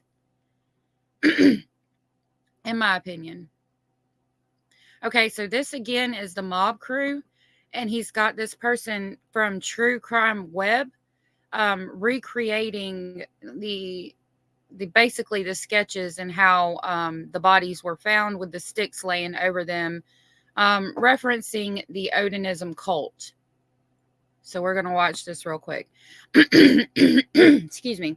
And the reason we're watching this again is because they're not allowing the sticks to be talked about or entered into evidence, from my understanding, on this trial. And I feel it's extremely important to the case that the jury sees this. So are they going to show them pictures of how they were found or anything? Our final video is there. Okay. We'll leave it at that. Okay. Chat speed's great. Okay. Good deal. All right. Go ahead and play it. We've got a couple of videos set up. We did a couple. Well, you did a couple. I just edited, Yeah. So Yeah, I see you put some speed on me. I did the first time, but then, what comes up. So I know. Yep. And anytime you want to speak on anything, Steve, you go ahead, buddy. Everything that I was gathering is in its natural environment. Nothing was staged. Nothing was posed and pre-laid. I walked around the scene, looked, and found to create these. Of course, Chris has sped up this video. Good morning. Okay, Sleuth and Mama said, and Bear and Marshmallow are correcting me right now. She said they did show and speak of the sticks. So from what we just heard, when we were talking about Richard Allen, maybe they didn't let them see the sticks. I guess maybe that's what they were saying. Okay, so thank you guys for clarifying that for me. And good morning, Bear and Marshmallow Incorporated. I appreciate you being here. She says, did they not already show the jury the pics and how the sticks were arranged? Yeah, they probably did. I didn't think about the fact that they had already talked about how the murders were committed and what happened that day. So yeah, I'm assuming they did. It just concerned me to hear that they weren't allowing the sticks into evidence or to be shown to the jury. So that's why I got kind of concerned about that. Trixie is saying they won't allow it because they said this is connected to Odinism and they cannot connect Richard Allen to Odinism. That's going to be a speculation, but I agree. I think it's a speculation unless they actually said it. But yeah, I agree because it does make it look like the Odinism cult thing. And we're going to see that in just a second. Okay, Anders says, okay, there's more creeps in the city. Good morning, friends. Sleuth and Mama said I can show the video where they reported on it if it would help you. You can, that's fine. If not, it's good too. I was just going back to the beginning of the live where they said they weren't admitting the sticks, or I guess they were just not showing the sticks because they said that they can't be sure. I'll go back and see, and we'll play from this morning where they're talking about the jury not seeing the sticks. Thank you guys so much for clarifying that for me, because I was concerned. The following video is in natural. This isn't my normal pace right here. I guess. Yeah. But, Yeah, maybe I guess wait until the second one, and then no. This was kind of just a. But, even when I was doing what was reported as horns, whenever you get on up here in a minute, you'll be able to see that one of them stands out, the other one doesn't really at the top of the head of searching for those branches and things. But I tried to do everything, and I gathered everything up, all these 7 branches plus the reported horns. Probably everything was within 30 feet. And so I didn't have to go looking, and there's hundreds of branches and limbs. Interesting. And I do show some of the crime scene, not the actual crime scene, but the location of where the crime scene was at. And it really mimics kind of that same area that you're in, which is really interesting. So the wind is actually, that's not wind, that's actually his drone, the propellers. Yeah. I'm not scared to fly a drone in the forest. I've crashed. Yeah, I'd be chopping down trees. Creating this first one, like I said, and then moving around trying to get the other, and finding all the debris from the ground. Like I said, we talked about the Odinism relation yesterday, but I can play that short video on that if y'all want to see it. It's not hard to do. Yeah. And then we also do a time trial as well. So this one's just kind of just a get an idea of what it looks like, what they would have came across, with trying to be respective.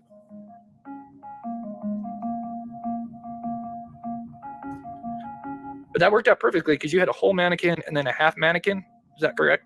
Well, for some reason, I've lost half of another mannequin. I put jeans on and stuffed the jeans just with material so I could angle the legs more of what was reported in the image.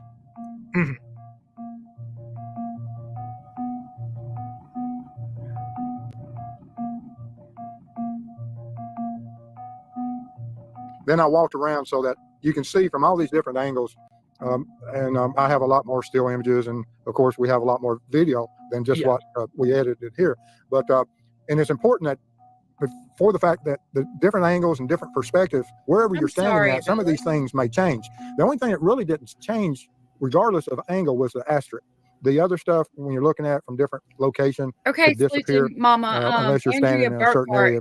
Do I just look up Andrea Burkhart? But otherwise, as you moved around the crime scene on those outer edges, it just didn't. Okay. Yeah, so here's the time trial. So this is, like I said, we got a couple of videos, and yeah, I agree, Sleuth. So we they do saw seem how the concealed, bodies even when they're not just with the logs or branches, or whatever. And of course, as we don't know exactly how big these things. I'll show the quick video on the Odinism cult. And then we'll go back to, I guess, the beginning where they talk about the jury not being able to see the sticks or them not putting them into evidence. I'm Kyle, a lifelong Republican. Trump calls Kamala Harris a socialist. Hold on. The jury does know about the sticks, and they've seen pictures of the bodies and how they were laid out.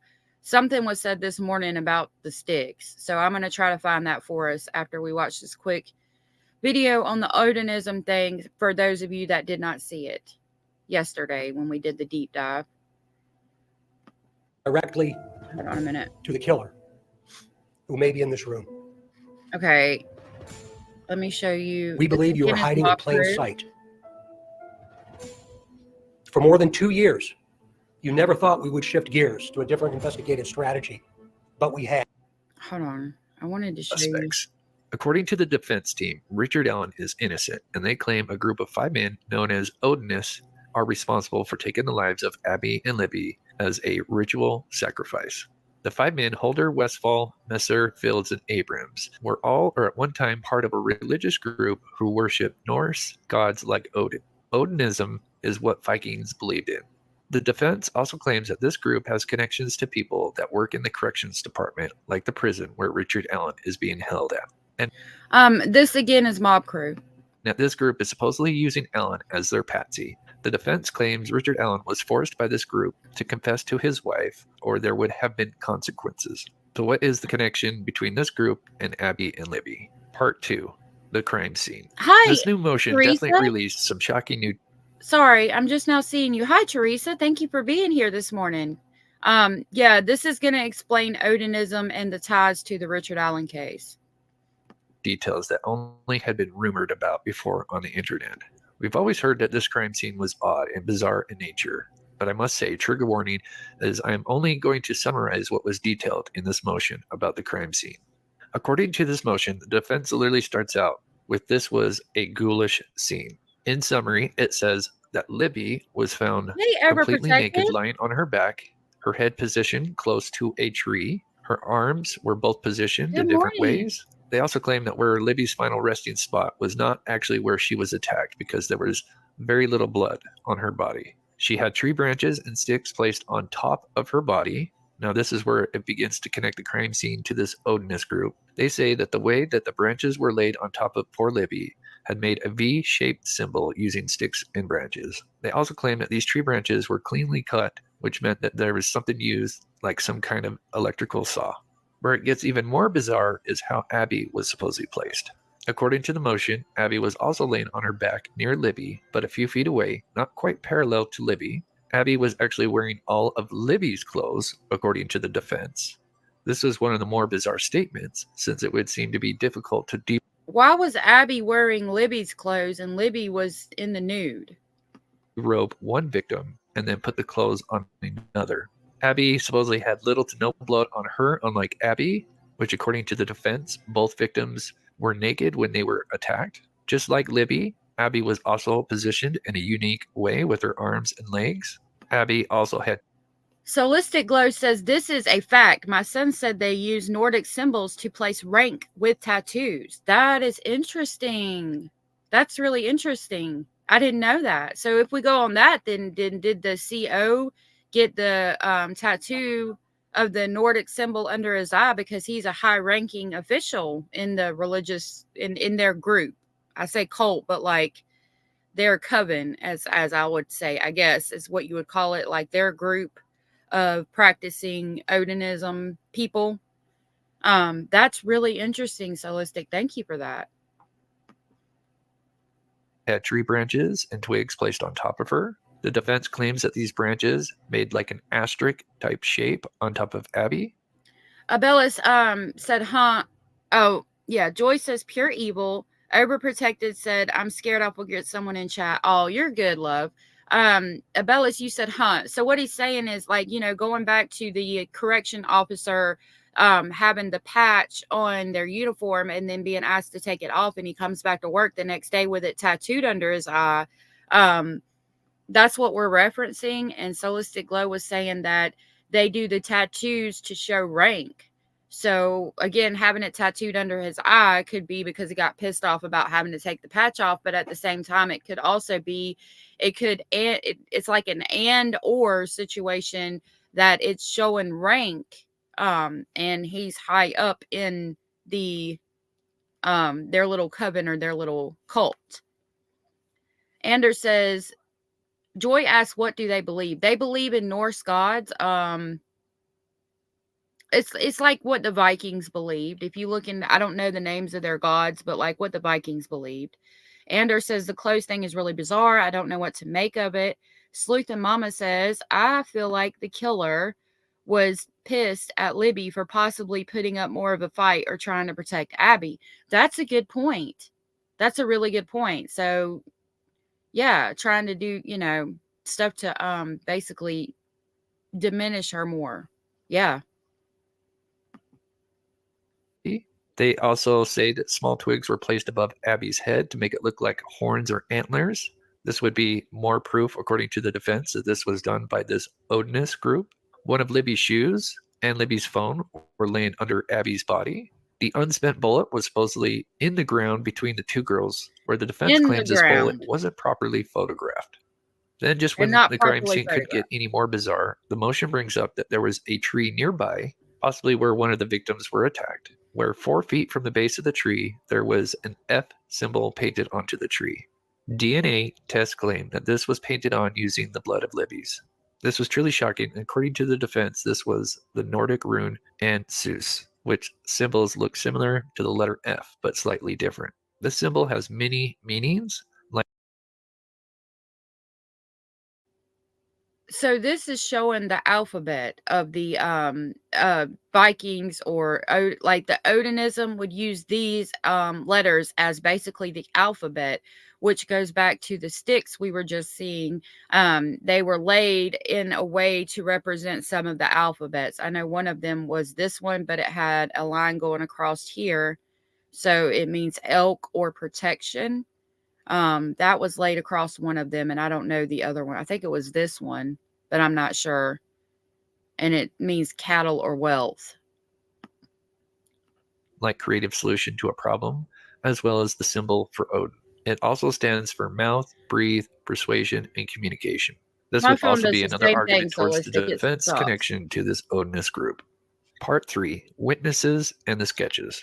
I think many can agree that the two sketches that were released was an absolute mess, and in my opinion, they look really nothing alike, as well for the fact that they both are aged so differently. One has facial hair, the other one doesn't. Did this guy shave and find the fountain of youth in between the two witnesses? I mean, so there has been much speculation. That's my question. Did he shave and get rid of the goatee and find the fountain of youth between the people seeing him there that day? I gotta wonder. Can we go over there and find the fountain of youth too? Being sarcastic, of course. As to which witnesses were responsible for the two sketches. This motion finally addresses how and when they were created. According to the defense, the muddy and bloody witness known as Sarah, who saw a man walking west down Country Road, would be responsible for the first sketch to be released. But according to the defense, they claim this witness never saw a man muddy and bloody, but just muddy. They also claim that That's interesting, because I've heard the muddy and bloody comment for a while, and now they're saying that that she said just muddy. Joy asked, was there an open group like the Masons in that town? Joy, supposedly the open group in that town that's like the Masons is the Odinism thing, and it's supposedly all the law enforcement is involved in it, or not all of them, but a lot of law enforcement people are involved in this Odinism thing, supposedly. she did not see a blue jacket, but a tan jacket. Keep in mind, this is coming from the defense, who has their own agenda completely opposite of the prosecution, and could be twisting the words of the witness. The motion also says that another witness named Betsy, who is the one who pulled up to the Mears parking lot, which was around the same time as Abby and Libby, but Betsy would exit her car first and walk towards the bridge. When arriving to the bridge, she saw a man standing on the bridge, after which she started walking back where she would cross paths with Abby and Libby, who were walking towards the bridge, while Betsy would walk back to her car. According to the defense, Solistic Glow, Invisible Frank was in here yesterday and told us the prisons and where Richard Allen had been held and moved to. He's been moved to several prisons. That's a great question.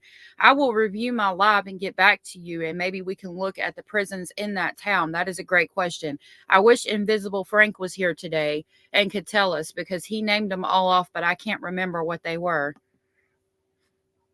After the first sketch had been released and had been out there for a while, Betsy was apparently unhappy because she also had a sketch made of the man on the bridge. The defense claims she was unhappy about the first sketch and felt like it did not look anything like the man she saw.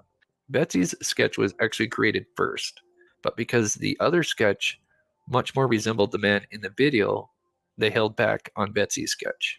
She apparently went to Tony Liggett to voice her frustration, and nearly 2 years later, after the homicides, they released the second sketch, which was the sketch by what Betsy had claimed to see. According to the motion, Betsy described a slender, youthful-looking man in his early 20s or 30s. I had heard that. He had brown, curly hair, which was described as poofy, and she believed that he had no facial hair. Beyond that, the defense is also claiming that this witness, Betsy, did not see a black or dark, smaller car parked at the old CPS building, but more like a 1965 Ford Comet, and that she couldn't remember the color but was sure it was not black. Whereas those are two completely different looking cars. Richard Allen drove the black Ford Focus. Part 4, Tony Liggett. So, of course, the defense's job is to poke at any holes into the prosecution's claims, as well as to the law enforcement that were involved. The defense claims that Tony Liggett made many errors in witness statements, as well as claiming he fabricated a lot of things, including Richard Allen's statement of what time he was actually there. According to this motion, they claim that Richard Allen actually said he got there at noon and left at 1:30 p.m., unlike the original timeline of 1:30 and leaving at 3:30. They also claim Tony falsified statements and lied to the judge in getting a proper search and arrest warrant for Richard Allen. The defense also claims that other authorities involved in this case overlooked possible suspects that could have been responsible for this horrendous crime, most notably this group of Odinis. The defense claims there is substantial evidence to believe that this group of 5 men were not only responsible for the crime, but also have ties with people who are working in the correctional facilities that house Richard Allen. Part 5. Odinis Connections. The defense claims that this group of 5 men were responsible for the terrible crime. They claim this was done as a ritual sacrifice. As far as actual evidence putting this group of 5 men are little to none. There is no claim of DNA, no cell phone. But they didn't take DNA from the scene of the crime. Again, this is Mob Crew. I just want to put that out there because he did a really good job with this. Sleuth and Mama says, I think Betsy was very mistaken. Comments are very rare. They are. My daughter has one, and we constantly hear how rare it is. It was her first car, and she was always stopped by older people asking her things. Yeah, it is very rare to see those older cars. I know my family does, and I'm sure a lot of you, when you see an older car like that, I always point it out, especially to one of my sons. Look at that car, isn't it cool? Isn't it neat? Like driving down the road, when you see a car like that, you usually point it out because it is so rare. That's what makes it weird, because could she be that mistaken to mistake that she thought she saw an older car like that? Or was she sure she saw that car and knew it was an older car, which made it rare? And you're looking for this one specific type of car. It sounds, Sleuth and Mama, like she was very mistaken, in my opinion. Phone pings, no physical evidence that we know of that directly connects any of these individuals. The main connections to this group and Abby and Libby are that a guy named Holder has a son who supposedly dated Abby, but there's not much else mentioned about this relationship. I guess you could say the biggest connections or coincidences, depending on the side you stand, is apparently after the homicides, there was Facebook posts by Holder and possibly others that supposedly showed images that portrayed the crime scene in some fashion or another. The defense claims that these religious overtones of the crime scene would suggest there is a connection to this Odinism. Also in the motion, they bring up the fact that the 5 individuals' alibis are allegedly not solid and, according to the defense, have many holes.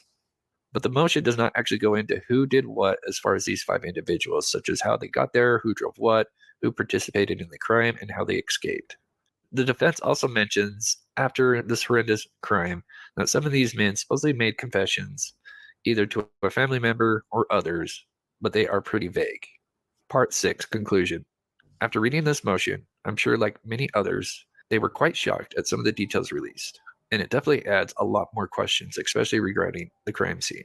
If all of this was true regarding how the victims were staged and posed, it does bring up the question on how one person could do all of this. I do need to remind people that this is the defense's job to cast doubt and make the public and jurors look a different direction other than their own client, Richard Allen. Keep in mind that they now brought to light the names of 5 men who most likely all have families, and if they are innocent, are already having their lives torn apart as we speak, being accused of some absolutely terrible things. Although I agree that there are many things that I didn't realize that they had named the men. I'm going to pull that document today, and because I don't have that one. I'm going to try to pull that and look up these men and see if they are correctional officers. Because if the 5 men they named that are in this cult are correctional officers, then that's going to speak volumes. that don't add up in this case. We all should remember that there is plenty of evidence that the public is not aware of and won't be until the actual trial starts.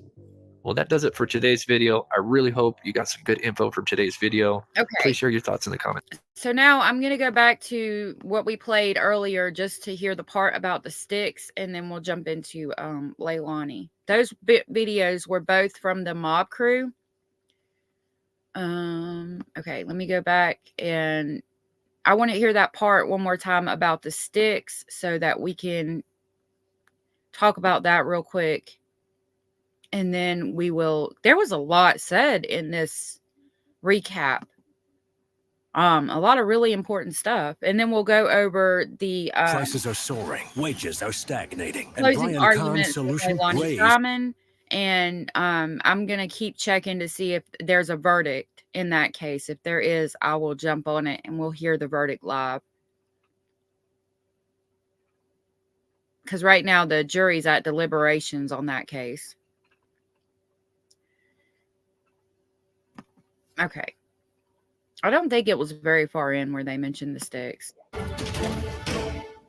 It is day 6 of the Delphi murders trial. Today, we heard testimony from the officers who interviewed Richard Allen long before his arrest.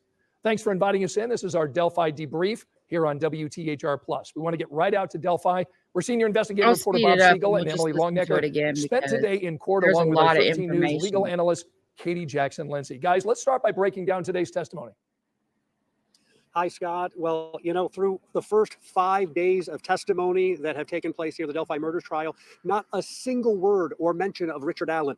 Today, that changed. At 9:31 this morning, from the very first witness who took the stand and gave her testimony, it has really been all about Richard Allen today. Yeah, up until today, we've heard about the crime scene. We've heard about the...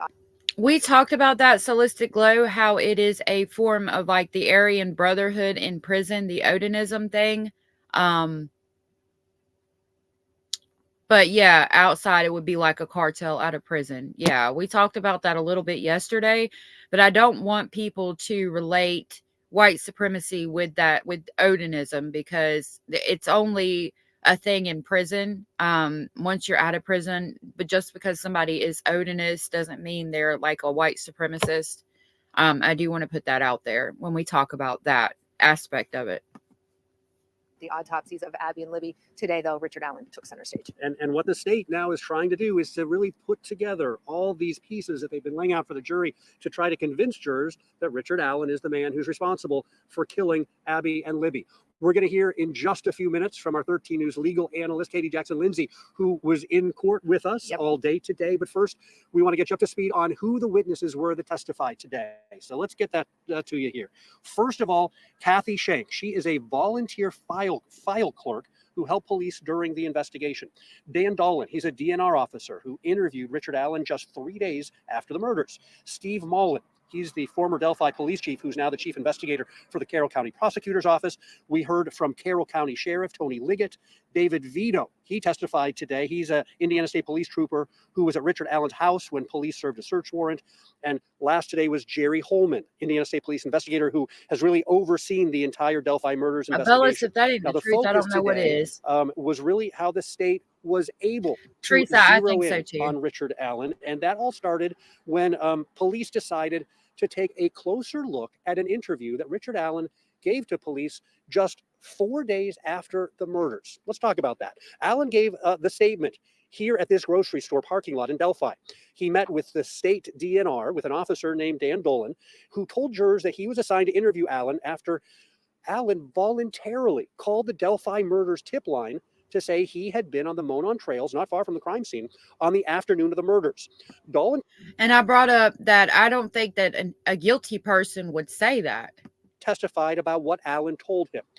He said he was on the trails between 1:30 and 3:30 on the day of the murders. Allen told the investigator he saw 3 girls walking on the trails. As he walked, he said he was focused on the stock ticker on his cell phone. And Dolan said when he interviewed Richard Allen, there was nothing that stuck out as unusual. In fact, following that interview, the folder with Richard Allen's information in it, it was marked cleared. Investigators testified they essentially forgot all about Allen. In fact, today, Carroll County Sheriff Tony Liggett told jurors information about Allen being near the crime scene got lost. He said it fell through the cracks under, that is until a file clerk happened to notice the information sitting in a banker's box. And that happened again 5 years after the murders, after the statement given by the defendant. That file clerk, Kathy Shank, she explained to the jury how all that happened. And then former Delphi Police Chief Steve Mullen took the witness stand for the second time in this trial to explain how the discovery jump-started the investigation and really allowed them to focus on Richard Allen. Katie Jackson-Lindsay, you had a chance today to be inside the courtroom to see all this play out with your own eyes. One of the things that struck me is the idea here that going to police, Richard Allen actually. So I do have Andrea Burkhart pulled up. I will tell you what we'll do because her videos are really long. So if you guys want to come join me tomorrow, we will go over some of the things that she said because it does appear that she's got a lot of really great analysis videos that we can go over and talk about. So anybody that wants to talk about Andrea Burkhart, come back in the morning or, stay here now, but we're going to talk about Andrea Burkhart and talk about some of the things that she has said in the morning tomorrow, Saturday. So it'll be at 10 o'clock Eastern Standard Time. We'll talk about her overview of everything. We also got to look at the videos in the Sarah Boone trial too.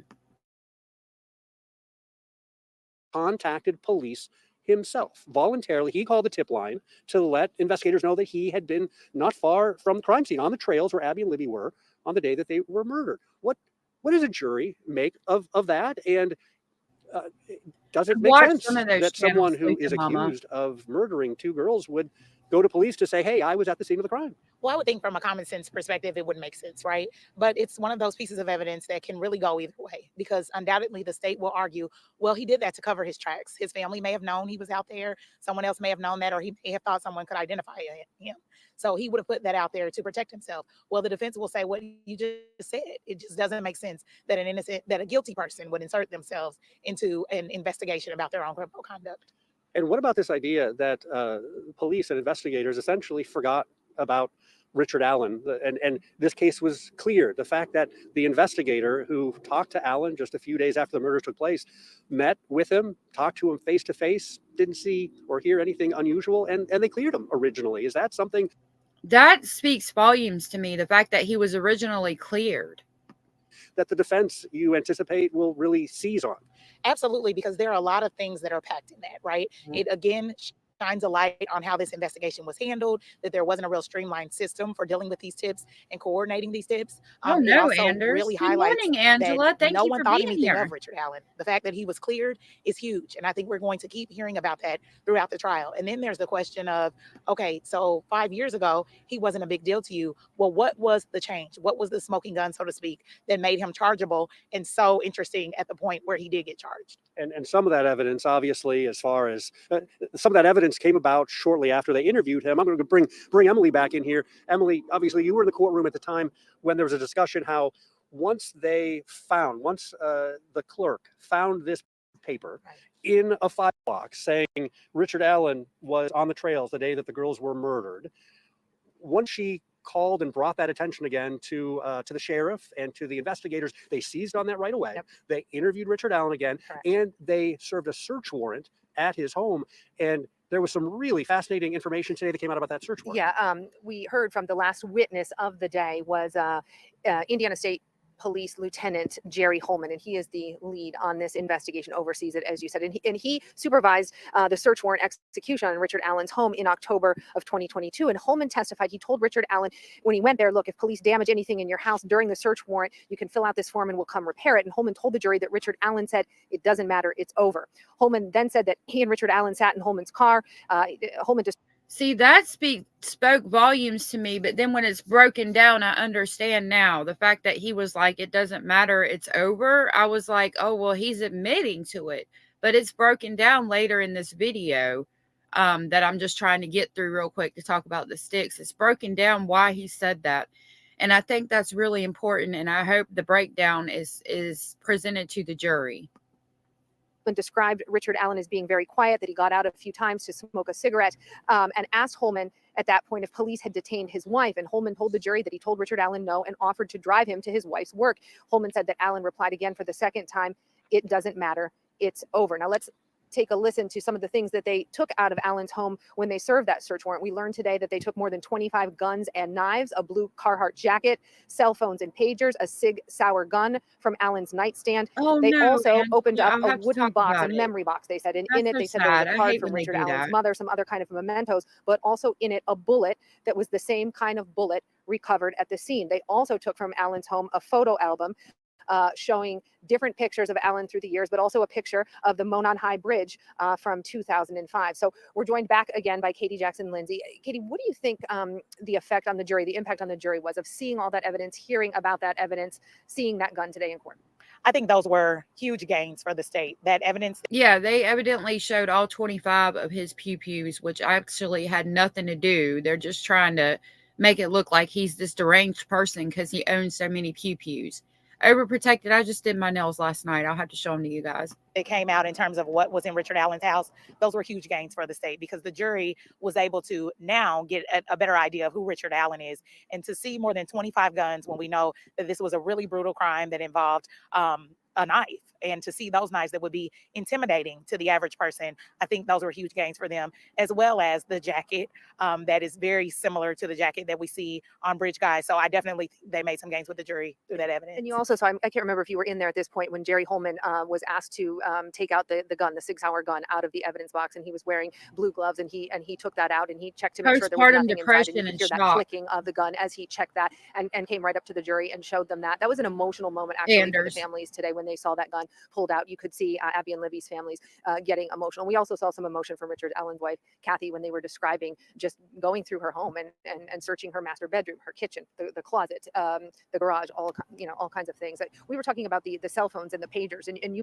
Yeah, it's not uncommon to have quite a few pew-pews. I mean, I don't understand why they brought all of them, unless you were trying to play on the heartstrings of the jury to make him look like this deranged person because he owns 25 pew-pews. I understand the one because they found that bullet at the crime scene, but you didn't have to bring all of them. Like, that's a bit much in my opinion. And you made a comment about the phones, the type of phones. There's some flip phones in there. There are phones that are clearly from the 90s, before I ever had a cell phone.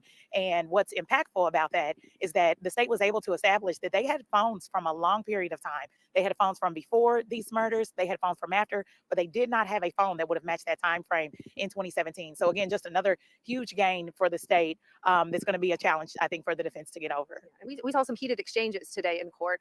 If we can bring Bob Siegel back in. Bob, you saw, and we both saw, it was I think after the lunch break, we saw a heated exchange on cross-examination of Steve Mullins, right? And yeah, it's weird that he's got all his phones going back to the 90s, but doesn't have the phone from that time period of when that happened. That is weird. Eek, you got a good point. And Abellis, he did confess to everything under the sun. He said he even killed his entire family and his grandchildren, and he doesn't even have grandchildren. I question, is it literally because of psychosis, or is it because he's trying to make himself appear insane for an insanity plea? And Andrew Baldwin. Yeah, we actually saw multiple heated exchanges that took place today. Angela. After the interview, that was my point. After they rediscovered Richard Allen as a possible suspect. Like, the girls didn't even die from a pew-pew. It was a knife. We heard how the former police chief, he described how they quickly found surveillance video from a nearby business that they went back and checked from 2017 on the day of the murders, and how they were able to match that up with what Richard Allen's car looks like. That they went to the pharmacy where Richard Allen works, and they took a picture of his car. They compared that to the video and were able to match it up. And Mullen described how during the new interviews that they conducted in 2022 with Richard Allen, how Allen told how he had drove to the crime scene. Well, during cross-examination, the defense team really lashed out at Mullen. In fact, the first question that defense attorney Andrew Baldwin asked during cross-examination wasn't a question at all. It was a statement. Here's what he said. He said, "You are so desperate to place Richard Allen's car traveling west on 300 North, near the crime scene, that just before lunch, you lied to this jury." And he then got Mr. Mullen to admit that Allen did not tell him that he traveled to the trails that day on the path that Mullen had just told the jury the way that he had traveled there. And that would really impact, potentially, it would bring into question whether or not the car that the state says that they've been able to match up on the video is the same car that Richard Allen has. Anders. And then there was an amazing moment between defense attorney Brad Rosie and Sheriff Liggett. It was when the sheriff said that police would have arrested Allen for the murders even without the bullet cartridge evidence that they found at the crime scene, because they would have arrested him even without finding that bullet at the crime scene. according to the sheriff, he says that they've got 4 separate witnesses who placed Richard Allen at the crime scene. And we heard from those witnesses earlier this week. Rosie really seized on that comment, and he said, let's talk about those witnesses. And he mentioned how they all gave wildly different descriptions, including witness Betsy Blair, who testified here earlier this week. Rosie said to the sheriff, he said, Betsy Blair saw a man who was boyish and beautiful with brown poofy hair in his 20s or 30s. And her description does not match the description of Richard Allen. Tony Liggett replied to that and said, hey, but neither do the 3 girls who saw him on the trail. Basically, that is damning that the defense attorney was saying that this woman's description doesn't match. And then the sheriff walked right into that by saying, but neither do the 3 girls who saw him on the trail either. And so, of course, the defense was like, exactly. My point exactly. Pointing out their descriptions don't really match what Richard Allen looks like either. Rosie looked at Liggett, and he then looked at the jury, and he said, exactly, right. Pointing out that's my very point. That's what I'm trying to get you to understand here. Let's talk about that a little bit. What does that testimony, the fact that really the defense was able to highlight during a witness for the state how wildly inconsistent the descriptions are, and that the man that several of these witnesses at the state are relying on really doesn't match the man that they're looking at in the courtroom. What's that do? That is a dream moment for a defense attorney. The issue in this case is identity. Is Richard Allen the killer here? And to get a lead investigator on this case to agree with you that there are inconsistent statements as to his identity from all of your witness, from all of the state's witnesses, and highlight that through your lead investigator, that's huge. I mean, I'm sure that the defense didn't expect it would go that well, and I'm sure they're very excited about the way that came out, and I would imagine that the state is really disappointed. And I think that heated exchange, that sparring, caused a little bit of a slip on behalf of the state's witness, and it really hurt them in the end. And talk about that sparring going on in the courtroom, those tense moments. I'm trying to see this trial through the eyes of a juror. What does that sparring and those tense back and forth, specifically between the defense and witnesses that the state's putting on, what goes on in the minds of a juror while that's happening? Well, it can cut a lot of different ways. As a trial attorney, you are always trained that you don't want to offend the jury. You don't want to be offensive towards the jury just as a lawyer, because that never bodes well for your client and for the state. It just never bodes well for the community that you're representing, because if a juror doesn't like you for personality reasons, it makes them not trust your credibility. And so you don't want to go too far with that. But what we're seeing is that this evidence is coming to life now. We have been through 5 days of what's been pretty uncontentious testimony and really no disputes in the evidence. There's no dispute that the girls were murdered. There's no dispute that it was brutal. But now today, for the first time, we are hearing Richard Allen. And so it's causing emotion in the defense, and they're fighting for their client. So this is important too. And they're proving that the law officials are lying on the stand. Being zealous advocates, but there's a fine line so that you're not offending the jury. And I'm curious, from your perspective, you are an experienced litigator. From your perspective, did the defense team come across as belligerent or as really kind of beating up on these witnesses, or do you think that they struck a more neutral tone? I honestly think they struck a more neutral tone. I think that they kept it professional to the extent that they could, because you also have to remember that the witnesses were being challenging as well. As state's witnesses, especially law enforcement, they should be neutral, because that presumption of innocence should start with the criminal investigation. So they shouldn't come off as if they have a dog in the fight. They should come off as if they are just trying to present the truth. And so sometimes they initiated that sparring with defense counsel, and I think it came back to bite them. And so while both sides have to find a balance in that, I don't think either side reached a level of being unprofessional today. And that's going to be really important, because they're showing that they believe that he is guilty and trying to prove that he's guilty. And law enforcement officials are supposed to be on the presumption of innocence until proven guilty. And that's going to speak volumes to the jury, in my opinion. And Emily, there were other controversial moments, tense moments, confrontational moments. There were. When you were talking about that, did they reach a difficult point? I was thinking about that moment when defense attorney Brad Rosie pointed out to Tony Liggett, look, when you arrested Richard Allen, it was at a time when you were running for sheriff. Tony Liggett wasn't the sheriff at the time when Richard Allen was arrested. I think he was perhaps the second in charge. Told Lesenby was the sheriff at the Carroll County Sheriff at the time.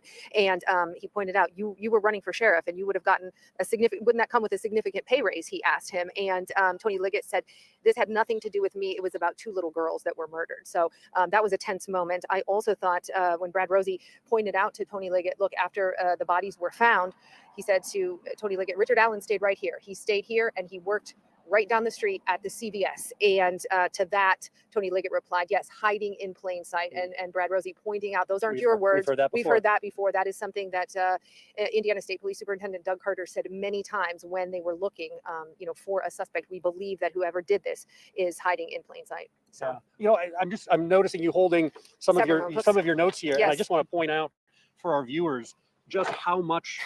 Would you hold this for me for a second, Katie? How much information the jury is hearing. I mean, these are just some of the notebooks that I've had so far. We're only a week into the trial, and I filled up all these notebooks with testimony. There is a lot that this jury has to keep track of. You got to hear just one day of testimony. Help people understand, how does a juror, when you've got such a complex crime scene and a crime that is now we're hearing about inside of a courtroom, and these jurors are trying to figure out what happened 7.5 years later. How does a juror keep track of all that? And as an attorney and a litigator in the courtroom, how do you help them keep track of all that? Well, it has to be a challenge. I've never served on a jury, and so I can't speak to their experience, right? But I can say I have a notebook full from just one day today as an attorney who's observing. And so as a lawyer, part of your strategy has to be to make sure that you are hitting your big points in a way that the jury is really paying attention. So even in crafting your questions, those lawyers are at home tonight brushing up on their outlines for tomorrow and making sure that they're delivering that information in a way that it's memorable and in a way that they're not wasting time with things that don't really matter. And we should point out, the jurors are taking really careful notes as well. They all have notebooks and they all have folders, and they're getting tons and tons of pieces of the evidence and the exhibits that have been submitted in this case. And they get to collect all that along with their notebooks. They're not allowed to leave the courtroom with it, so they don't take it back to the hotel with them, but they have all that information that they can refer to later on as they are going into their deliberations. I want to mention something else that happened in court today. It was a piece of video that we got to see, and this is video that we've heard about, and actually video that most of us have all seen before. It's the down the hill video, is the full and the video. bridge guy video is what we've heard. I'm still listening for the sticks, but we're about to hear the full video on her cell phone on the day of the murders.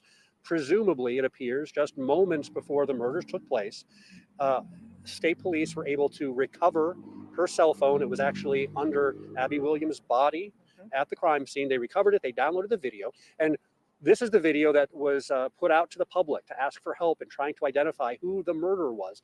Today, we got to see really enhanced images from that video, and the jury got to see it too. We're talking about a 43-second video. We got to see that earlier this week. But today we got to see what investigators have been working off of.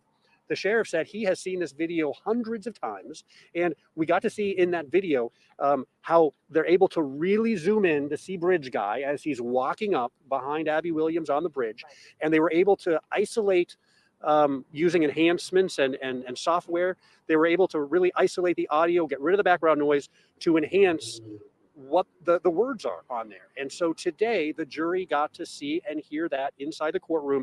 And I'm going to tell you what they had to what's said now on there. Again, we could see Bridge Guy much more closely than we have seen before. And Sheriff Tony Liggett, he told the jury what he hears on that video. He hears Abby saying, "Is he right here?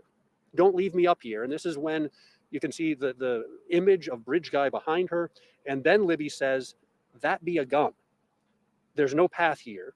And then we hear Bridge Guy say, "Guys." One of the girls says, "Hi." Then the man says, "Down the hill." So this is some chilling video again. We've seen it, we've heard it before, but seeing it really enhanced and hearing Abby and Libby's voices, it was a moment, I think, that stood out from the testimony today. And it's something that the jury will certainly be looking at closely and presumably trying to figure out, is the man in that video that they saw in courtroom today, is that Richard Allen? And the defense seemed to go after the enhancement, saying to Tony Liggett, asking Tony Liggett, or trying to point out, that's a good point, Eek. You can't really see Bridge Guy's mouth moving when you hear those words, and asking Tony Liggett, is it possible that there could be somebody else off camera that we don't see saying those words? And Tony Liggett saying no, but then that segued into another moment where Brad Rosie With asked that Tony Liggett, do you perspective. believe Richard Allen acted alone in this case? Tony Liggett said yes. He said, have you always believed that was the case? Tony Liggett said yes. And then he asked him this question: did you ever tell your former boss, Carroll County Sheriff Tobe Lesenby, that you thought maybe more than one person did this? And Tony Liggett replied, I may have told him maybe, it's possible. So we had that moment right. So again, proving that he was lying on the court. Teresa, I think that's the question of the year here. There. And what's really interesting about that is we've heard at other hearings and other testimony that for a good portion of this investigation, state police considered that it was possibly 2, 3, 4 individuals. We heard testimony this summer from one of the investigators who said we were thinking perhaps 3 to 5 people committed this crime. And now we're hearing today, I'm assuming the defense is going to bring that up when it's their turn, if they choose to present that portion of the case. But to hear that there's one person with the idea that we've already heard investigators say that many of them believed and they had instructions to be looking for multiple people who might be the perpetrators in this crime. What's that going to do in the minds of the jury? Well, that's really tricky evidence to navigate for the defense, especially because they have been precluded from presenting evidence of potential other suspects. And so it's really tricky to have this information and have to dance around it so that you don't violate the court's orders and cause a mistrial, but know that it exists, right? And on the other hand, I think that there's also an opportunity for the defense, because we now know that the state is putting all of its eggs in one basket, and that is that Richard Allen is a bridge guy. And so the jury has to decide, is Richard Allen bridge guy? And from what we've heard and what we've seen so far, I don't think the jury is there, because even today we were getting questions from the jury about what was Richard Allen's hair like, because there's that testimony that bridge guy had hair. Brown, and Richard Allen, hair. right? Yes. And Richard Allen does not. And so the defense is navigating a lot of landmines and ultimately navigating a lot of inconsistent evidence. And I think ultimately it will come together where they'll say they'll rely on that instruction. If the evidence lends itself to 2 reasonable interpretations, you have to go with the one consistent with his innocence. And so if it's blurry, it's not guilty, right? And so it may work out to their advantage. But on the other hand, if the jury believes that bridge guy is Richard Allen, it's game over and the state has met their burden. Emily and I, we see this through the eyes of journalists when we're. I know I heard something about the sticks. That's what we're listening for. I could be wrong, but I swear I heard something about it. And they're creating reasonable doubt. In there, you have years and years of litigation experience as an attorney. You've seen it both as a defense attorney. You've been on the other side as a prosecutor. I'm just curious, what are your thoughts and what things really stood out to you today, Katie? Well, it was very interesting to have the opportunity to actually be in the courtroom today and to be able to give analysis, having witnessed it firsthand. When you're in the courtroom, it's an entirely different environment. That's a good point. Overprotected is very possible. Eek, that's a really good point. That's a really good theory or speculation.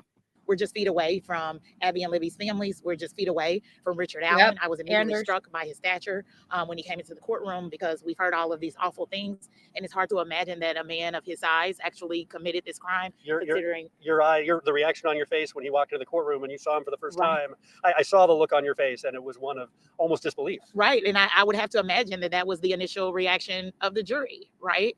And so to some extent, I'm sitting from the vantage point of a juror, because this is not my case. I don't know all the ins and outs, and this evidence I'm hearing today, I'm hearing this for the first time. But what I mainly honed in on as a lawyer today was the strategy of the lawyers to try to get an idea of how they were building their cases. And so some things that stuck out to me, a really big thing, was that we didn't hear Richard Allen's statement. We heard them presented through witnesses, which is what we call cherry picking in trial work. Instead of just playing the video, letting the jury hear it, letting them see his demeanor, letting them hear his voice, because they have the audio of bridge guy, right? And so wouldn't you want the jury to hear Richard Allen's voice? And the defense made a big deal out of that. They kept calling it the video recording. And so that was interesting strategy on both sides. Another really interesting piece of strategy was during the state's case, when they would ask questions on direct exam, you would think, man, that was a zinger. They really laid a good groundwork for some solid evidence there. But then on cross-examination, you would realize that they sort of mischaracterized the evidence. So for example, let's give an example. Yeah, Dolan, the DNR officer, he made a really big deal out of Richard Allen changing his profile, his fishing license, changing his height, changing his weight shortly after the murders. Yes. And then we learned on cross-exam that That's not really what happened. He changed it back to something that had been there before. So it wasn't as if he was trying to change his identity. He was simply updating the profile in a way that reflected what had been there before. And then the last thing that I thought was a big deal was the objections that we heard. So you have to object to some things to make a record, and you just have to make those objections in case this case goes up on appeal in the event of a conviction. But there are sometimes you have to be strategic about your objections. And so we heard a lot throughout the day beyond the scope of direct exam. And we heard that from the state. And what that really means is the defense should not be talking about that because we didn't bring it up. And so it starts to give a feel of trying to hide things from the jury, because the reality is they can make that objection. And if the judge sustains it, the defense can't go into it, but the defense can recall those witnesses and do their own direct examination of those witnesses. And so why not let the evidence come out right then and there? So the one time the judge overruled it, we learned that they didn't want the jury to know about those sticks that were collected several days later. And so it was just interesting watching strategy and seeing how that's playing into building their case. Right there. That was what I heard. Let me play that again about the sticks. And so why not let the evidence come out right then and there? So the one time the judge overruled it, we learned that they didn't want the jury to know about those sticks that were collected several days later. And so it was just interesting watching strategy and seeing how that's playing into building. So the judge overruled them, I guess, submitting the evidence of the sticks because they didn't want the jury to know about the sticks.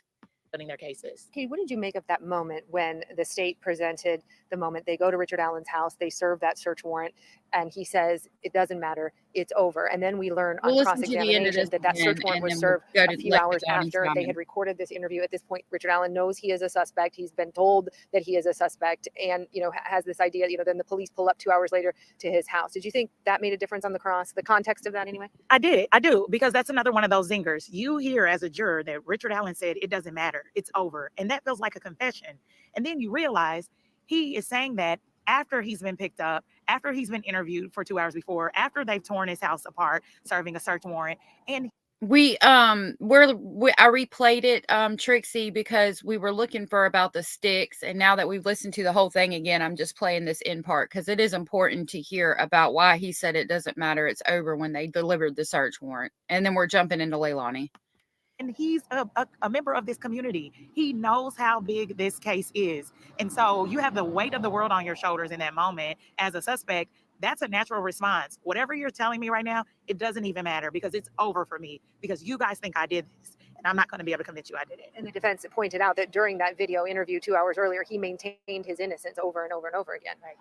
Even though they said, look, you're a suspect. And 2 hours later, there they are at his house. Mm-hmm. It doesn't matter. It's over. That's what he said. Right. I mean, I think that's a normal human reaction. He knows how heavy this situation is for this community. He knows how many resources have gone into this. And now all of a sudden he realizes they think I did this. And he's protested his innocence for hours and he couldn't convince them. And so I think it's a normal human reaction, but it can certainly be viewed as a confession. Yeah, I saw everyone kind of sit up in their seat when he said, it doesn't matter, it's over. And there was like this moment of recognition. But then on cross, given that context, you can see how they would see it differently. And there was a moment today when it was during a cross-examination when Andrew Baldwin, again, pointed out, defense attorney Andrew Baldwin pointed out, he said, words matter. And he said, words matter here in the courtroom and in a high-stakes situation like this. Every word really does matter. Katie Jackson Lindsay, what a pleasure having you in the courtroom with us today. Thank you so much for joining us. Emily and I will be back inside the courtroom with a front row seat tomorrow. We've been inside the courtroom for Okay, so that was about the sticks. So I don't know if they let it be admitted or not, but we're going to listen to that lady that's doing this this weekend. And we're also tomorrow, I'm going to play the videos from the Sarah Boone trial. And if we have time, we'll do the other lady talking about the Delphi case that y'all were telling me about. If not, we'll do it Sunday morning. Right now, we're going to jump into closing arguments for Leilani Simon trial. And I'm going to check and see if there's a verdict, but I haven't heard anything yet. Hello. So right now in this trial, the jury is out for deliberations. They're trying to decide whether they're going to find her guilty or not. We're waiting on them to decide on whether they think she's guilty or not. Hold on a minute. Just hold on just a minute. Let me put it on normal. I might try to speed it up so we can get through it, but I don't know if we'll be able to understand because he talks kind of fast. Last Monday, during opening statements, I made a couple commitments to you. This is court These are TV. very basic commitments. I told you that the evidence was going to show that the defendant killed her beautiful baby boy, threw him in a dumpster, and lied about it a whole bunch of times while law enforcement picked apart her multiple ever-changing stories and dug Quinton out of the window. Now, what did the defense tell you that the evidence was going to show? The defense told you that this case was going to be about rumor, speculation, gossip, innuendo, words like that. What happened after that?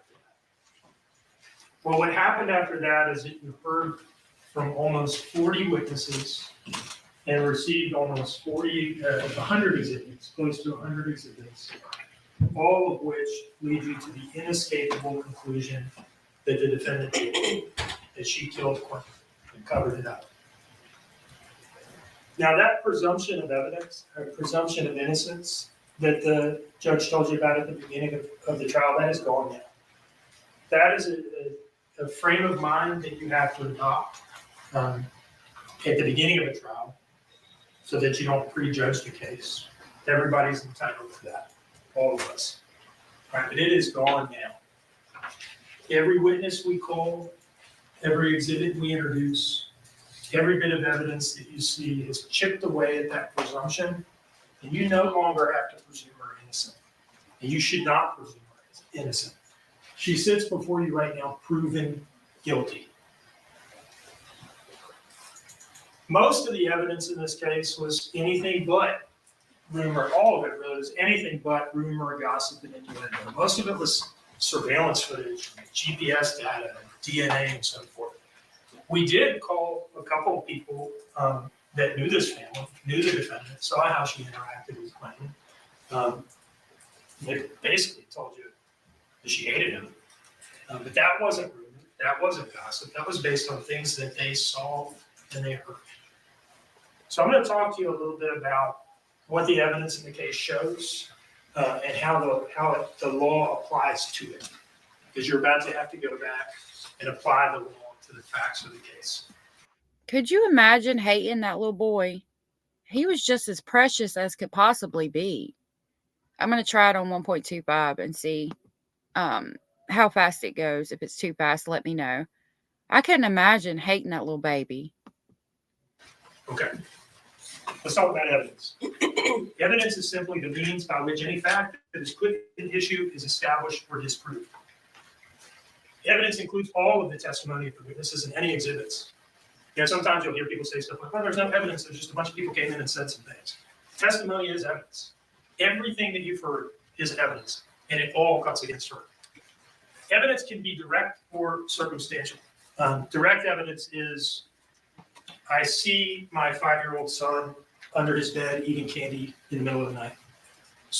That's happened. Circumstantial evidence is, I don't see it, but I find the candy wrappers the next morning. They weren't there the day before.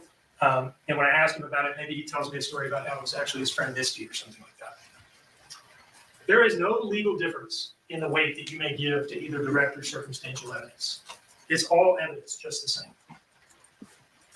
Now I'm going to start so too, Joy. with the 204 trip as I go through the evidence and what it shows. Okay, everybody knows about the dentist, going to Cheddar's, picking up the kids and everything. We don't need to start at 5:30 in the morning. We're going to start with the 204 trip.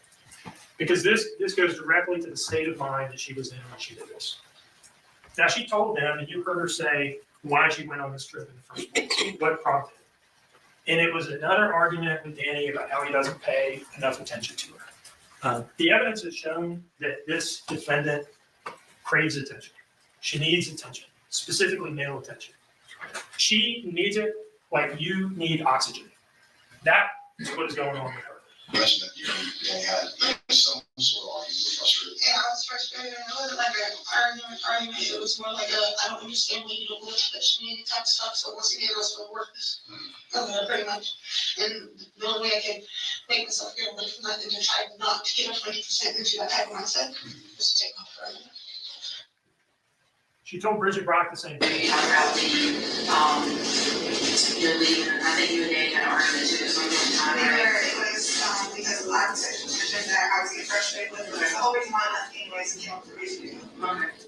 when she's not getting the attention, the amount and type of attention that she feels that she's entitled to, that she craves, that she needs, it makes her feel worthless. Yeah, it puts her in a really bad state of mind. And that's what was going on tonight. And of course, it's exacerbated by the tooth and all that stuff. So at 10:22, happy early birthday. Door and she goes out to the Dodge Journey. That's Well, I'll play something for you tomorrow. I'll have something ready for you by tomorrow. only door anybody really uses coming and going from this house. It takes you right into the dining room. Yep, Jenny, good Come point. right out of the driveway into the dining room. And she goes to the Circle K, and she's looking kind of rough. Her face is swollen. She's got a blanket wrapped around her shoulders. She's not in a good way. She's in a bad way. And she buys 2 Natural Light Tall Boys and 2 cigarillos. Now, the beer might have been for Danny. That seems to be how she gets out of the house without telling them where she's going, having her run and pick up some beer. But the cigarillos, those were for her and Craig. That's who she's looking for. All right, there's messages between them in arranging these prior meetups where he's asking her to pick up rolling papers. He's talking about needing to find a room, I guess in his mom's house, I think is what he says, out on Arkwright Road, where they can find, where they can smoke.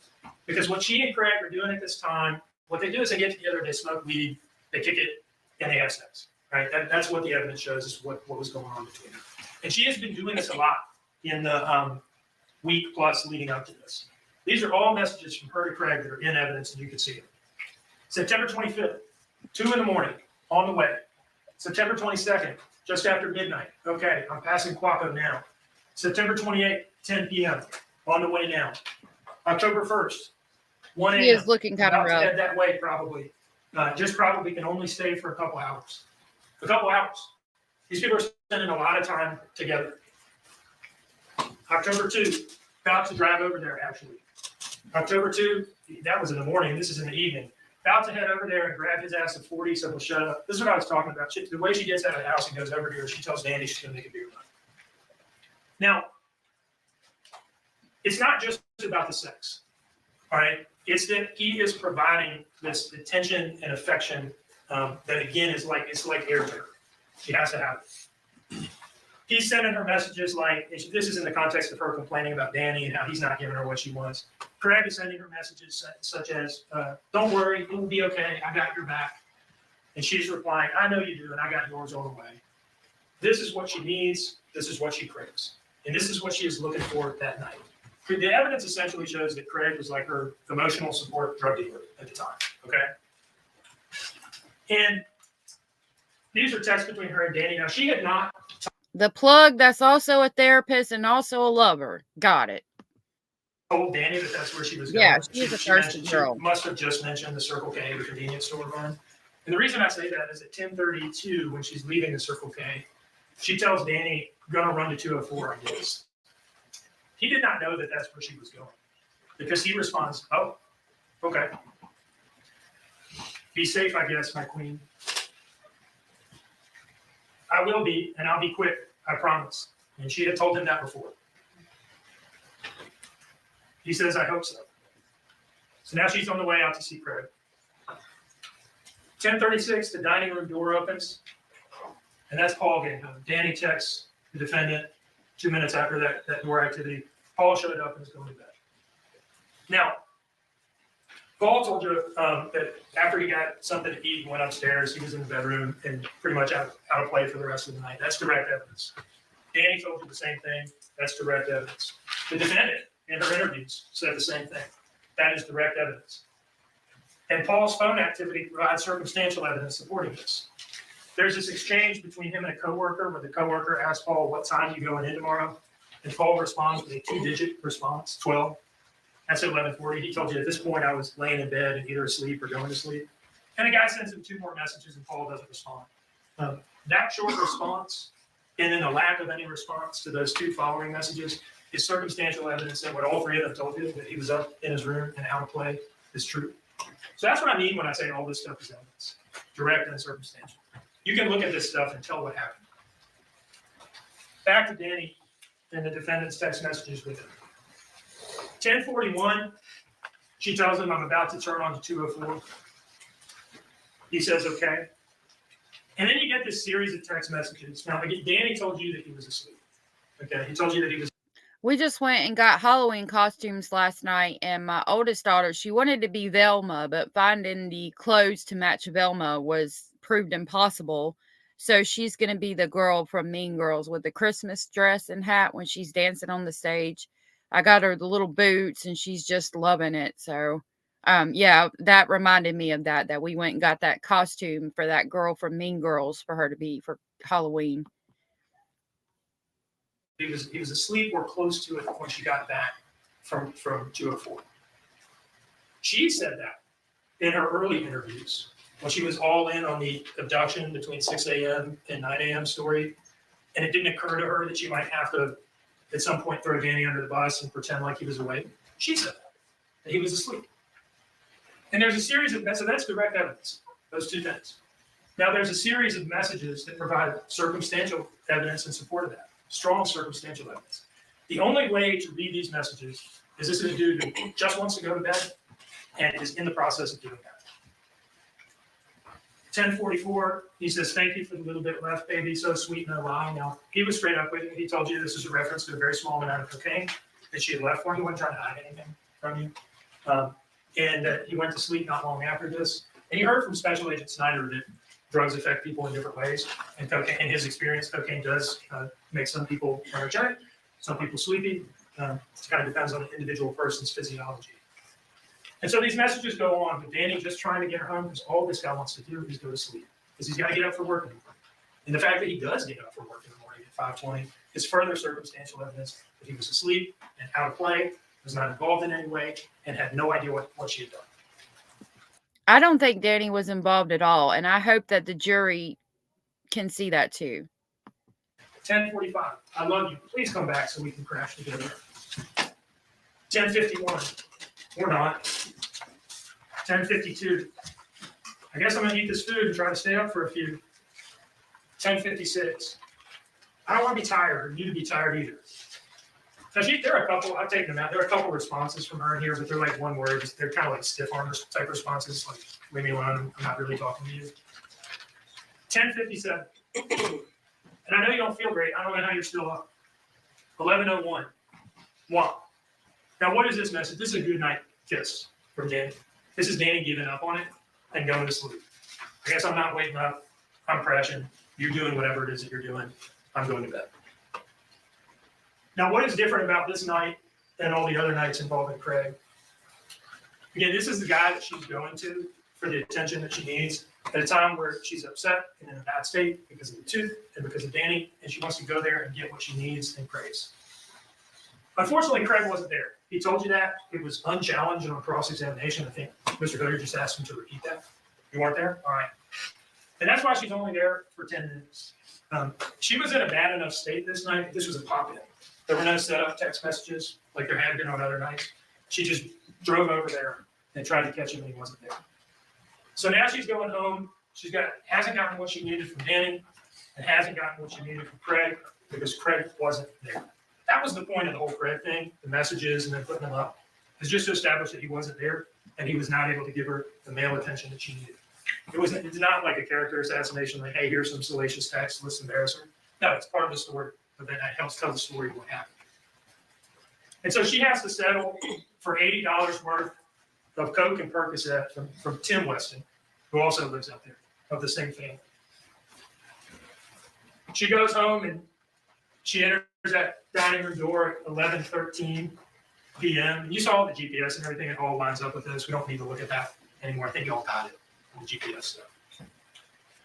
This is like 15 minutes after Danny's last text to her. The dude is asleep or close to it. And so she's the only one who's up. And she's the only one that's agitated. And she's the only one that hates the kid, that hates Quentin. And she's the only one blowing Coke all night and stewing about how unhappy she is and how she's a victim and everybody's. I don't know why we just lost volume, but it just went down in volume. It says, is it common for a mother to have resentment or even anger towards her child because of the father or another reason? I think so.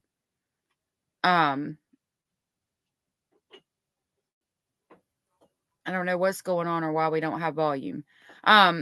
So basically, he's laying out and proving that she was angry and upset that night. She didn't have what she needed. Let me see if it. She didn't have what she needed, so she was angry. She was upset. She was hostile. And that's gonna lay the. He's basically showing her mood and how she was, and that's going to lay the framework for why she snapped and hurt this baby, because she wasn't getting the attention she wanted. It has been a good day. It might take me a little longer to flip out.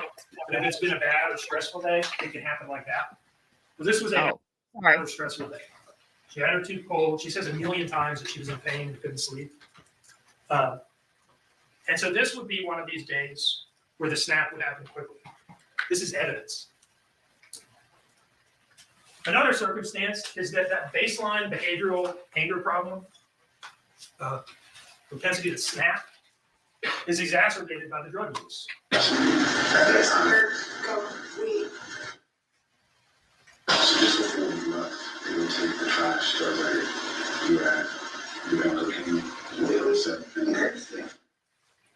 Perks, coke, weed. Unhappiness, physical pain, discomfort from the tooth. These are the circumstances. I become angry and impulsive when That's her talking about cocaine. So this is where she was at in that period of time where she's all alone, stewing in her own unhappiness.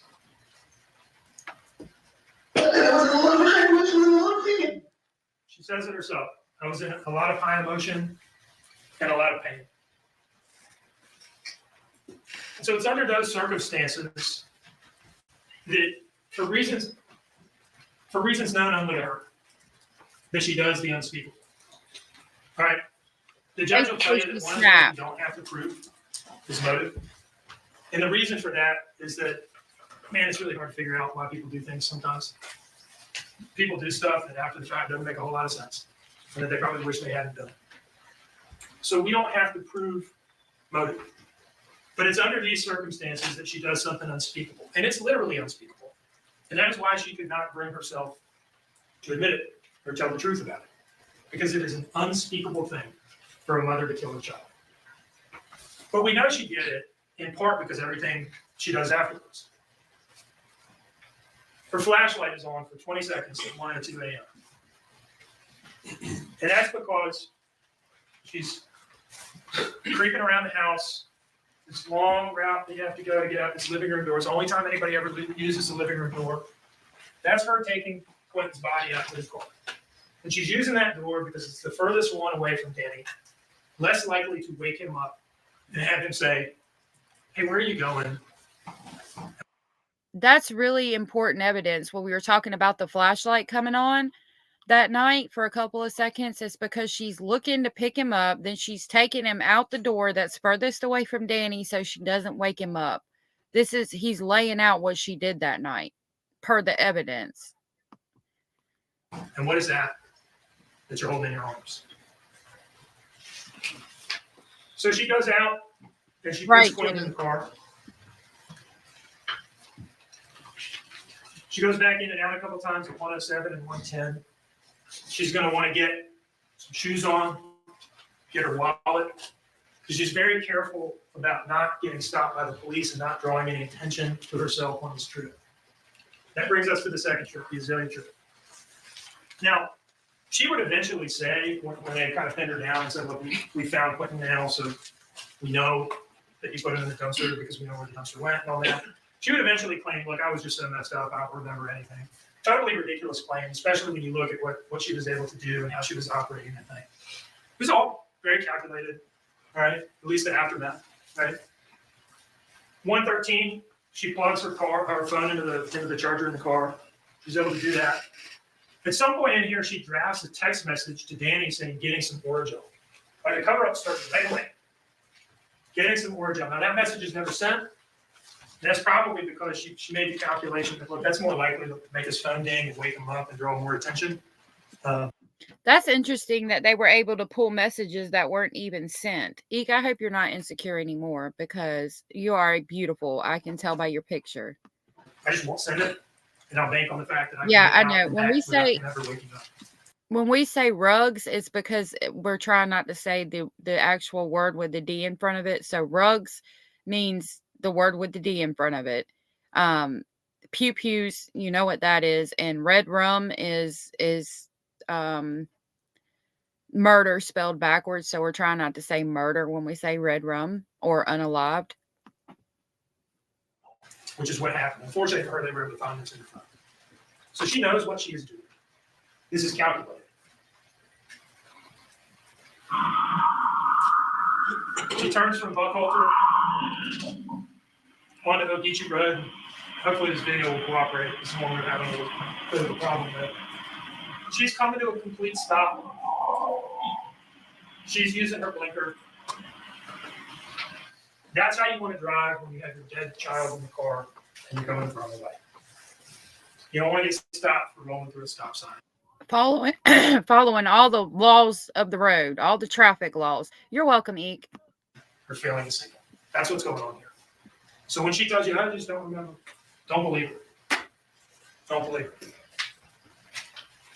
This is that camera that's oriented at the dumpsters, and you can see the headlights up in the top corner. Right, just the top center. Now I've left this whole video in here. I don't know whether I'll play the entire thing, but the reason I left it in here is because it's long. It's like 2 minutes that she sits at that dumpster. You don't need 2 minutes to throw away old food, a story that was always ridiculous and totally transparent. She is sitting there thinking about whether she's really going to do this. Because once you put them in there and you grab off, you can't take them back. That waste. That does speak volumes that she just sat there and just thought about it for a long time before she did it. And still, after thinking about it for a long time, threw that baby away like yesterday's garbage. It's so sad.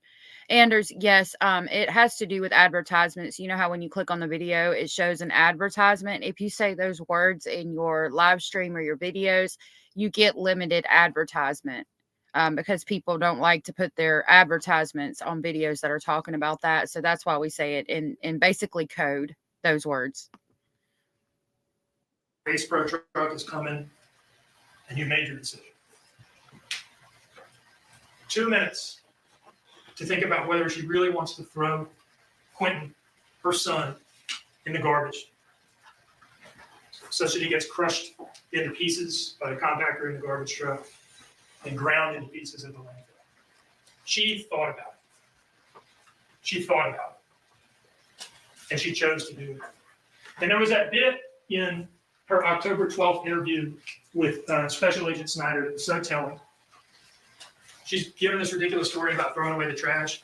And he puts in front of her a picture of that camera on the trailer right across from the dumpster that points at the dumpsters. We're glad to have you here, love. And he asked her, what are we going to see when we pull the footage from this camera? And unfortunately, that camera didn't work, despite the best efforts of everybody at Chatham County Police Department. We're glad to have you too. We love all our speculating families. Just didn't have footage from this time period. It was an interior camera that was not ruggedized for the elements in the technical language of Sergeant Coleman. But she doesn't know that. And so she thinks that what she did there was caught on camera. And it's a rare moment of truth because Special Agent Snyder asked her, what are we going to see when we look at that footage? What are we going to see you do? I think so. And she tells him, you're going to see me open up the trash, look at it, close it up, and put it in the dumpster. Tie it up and put it in the dumpster. And he asks her a sensible question. Why? If you're just throwing away old smelly food, why do you need to look at it? She don't really. Exactly. If you're throwing away trash, that's actual trash. Why are you opening up the bag, looking at it, and really thinking about what you're about to throw away before you do it? No, ma'am. Everybody knows what you threw away, and you looked down in that bag and saw that baby in there and thought really hard about tossing him out. And again, the fact that you were able to look in that bag before you did it and still put him in that dumpster tells me exactly what you thought about him and how you felt towards him. and taking into consideration all of the testimony from the people around her. It's just really sad. He's another one just like Madeline that I hope he knows how loved he is. And I'm sad that it had to be after death, but I really hope that he knows that the whole entire world loves him, just like Maddie. I don't really have an answer. What she was doing was looking into the face of her dead son, Quinton, one last time, and making a conscious decision to tie him up and throw him away like a piece of trash. That's what that means. So think about that. Think about that, what that would have looked like in that moment. Oh, wow, in that Jenny. day. It's easy for these things to become abstractions, the Azalea trip, the original story. But think about that. That is a real live child. Well, not anymore. That is a real child in a trash bag. Overprotective is funny. Maybe. And she eventually pulls off. When she does that, she commits the offense of concealing the death of another. That's count 4 in the indictment. You conceal the death of another when you unlawfully conceal someone's death in a way that hinders the discovery of whether they were unlawfully killed. And I would say it did hinder the discovery of whether he was unlawfully killed. It took them weeks to find him. And really the only reason to do that is if you unlawfully killed him. I mean, that is a hell of a thing to do. That is a hell of a thing to do. And the only reason to do it is if you have to do it. I'll work on making some stuff for y'all if you like it. To try to get out of a murder charge. As she pulls out, still driving carefully, coming to a complete stop.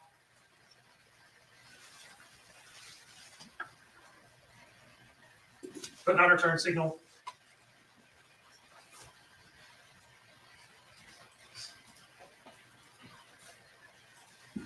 Anybody who's ever gone out to dinner and had 2 drinks and driven home and just didn't want to take any chances knows exactly what she's doing driving like this. Trying to avoid any attention.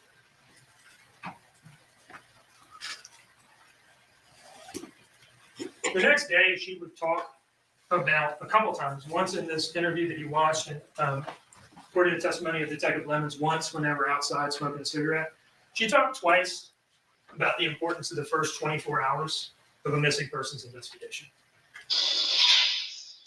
Nobody knows it by the time it's tomorrow morning. It'll already be past the time when you're most likely to find a missing person. It'll be past after that, you're less likely, right? After the first week around. Now, why does she bring that up twice? She's posing it as like it's something that she's worried about, that if they don't find him quickly, that he'll never be found at all.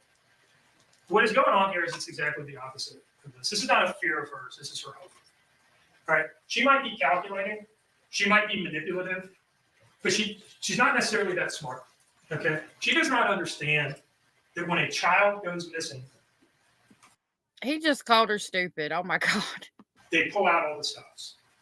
She seriously underestimated and did not understand the capabilities of people like the Chatham County Police Department. You're fine, Abellis. Go and to bed, Detective love. Lemons, agencies like the FBI, Special Agent Snyder, Special Agent Solomon, Special Agent Burns, Detective Noble, Jenny Cox. She didn't understand the commitment of people like Officer Zerke to be out there every day looking for Quinton. She did not understand that all of these people were going to care about Quinton, whom they'd never met, more than she did.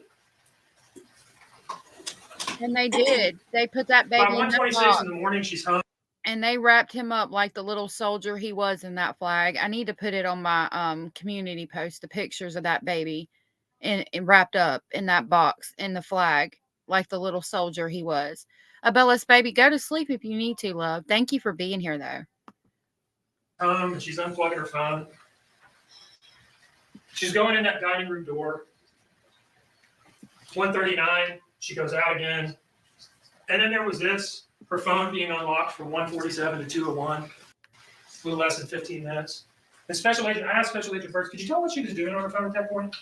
And he said, gosh, sure, I can't say for sure, but it looked like she was scrolling Facebook based on my training and experience, and he's got a lot.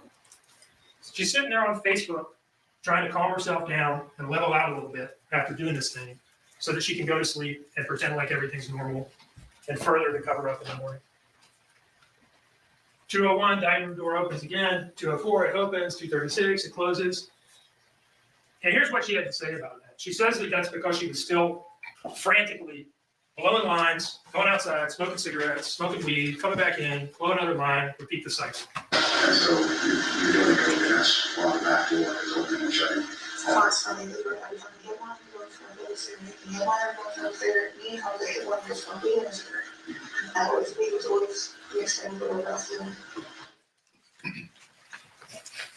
Somewhere in there, she decides that she needs to go in the kitchen pantry or her closet or wherever she was keeping it and grab this rice cereal and spread it around in the car as part of the cover-up.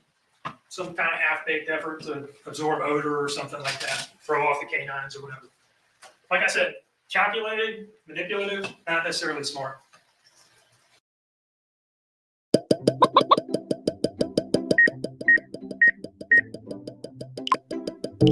Hold on just a minute, y'all.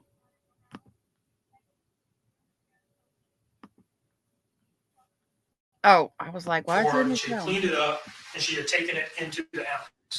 I'm sorry, there is no reason for that stuff to be out on the tiki bar when police show up in the morning, unless she was spreading it around in the car, either in the middle of the night or in the morning before the police got there. That's what we call a clue. She knows what she did. She knew what she did at the time, and she was trying to cover it up. 5:20, Danny gets up and texts the babysitter, hey, the kids are going to stay here with her today, Miss Michelle. Now, there was some effort made in trial to make this look like shady or nefarious on the part of Danny. And sometimes you have a fact like that where initially when you hear it, he texts the babysitter that they're going to stay here. That's maybe a little weird. But then you just ask him, and you get a totally sensible, reasonable answer, which is that he was just sick of her shit, okay, to put it candidly. He was just sick of it. You're staying up all night doing drugs, not waking up and running around, not waking up to go to work, and wanting to spend money on a babysitter. That's all this is. And that's what I think. I think that Danny was tired of her shit. So he was like, no, if you're not going to get your ass up and go to work, you're going to take care of these kids today. I'm not paying for the babysitter for you to lay here on your ass and sleep. I think that's exactly where Danny was in that moment. Overprotected said, I think she was trying to use the baby rice cereal like baking soda or something. Yeah, that stuff, when you put it in water, it absorbs like crazy. So yeah, I think she was trying to absorb some kind of fluids or smells with the baby rice cereal. Anders, is it bleach? No, it's just like, it's like rice.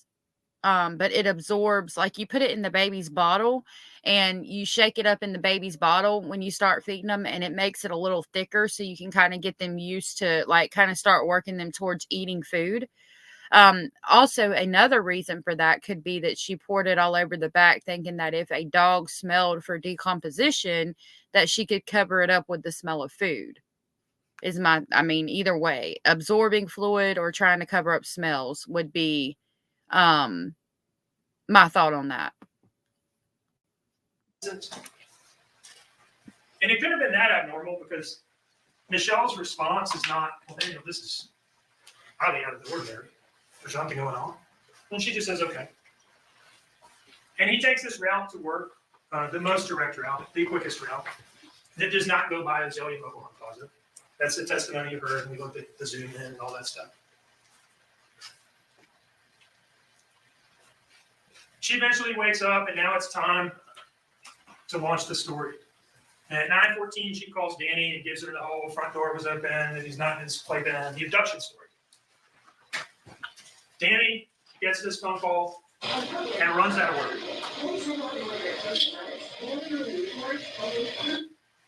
He does not know what is going on. He has no idea what she has done.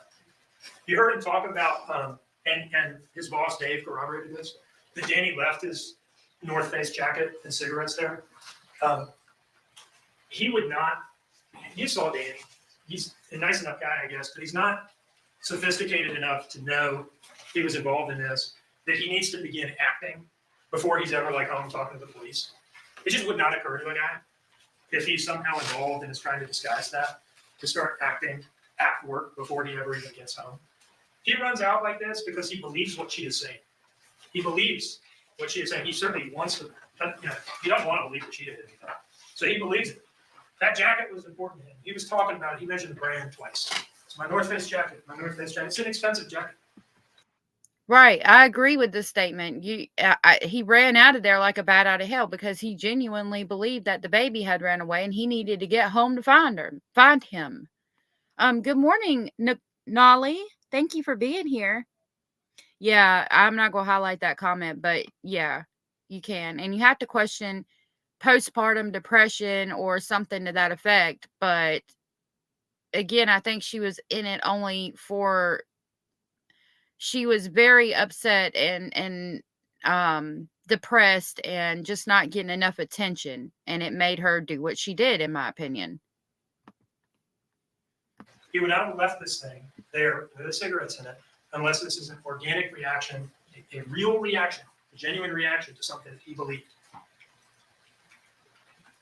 He doesn't even clock out. Dave Mullins told you that this little triangle up here means that somebody had to manually clock him out. And Dave also told you that he saw him in the parking lot and he was visibly crying.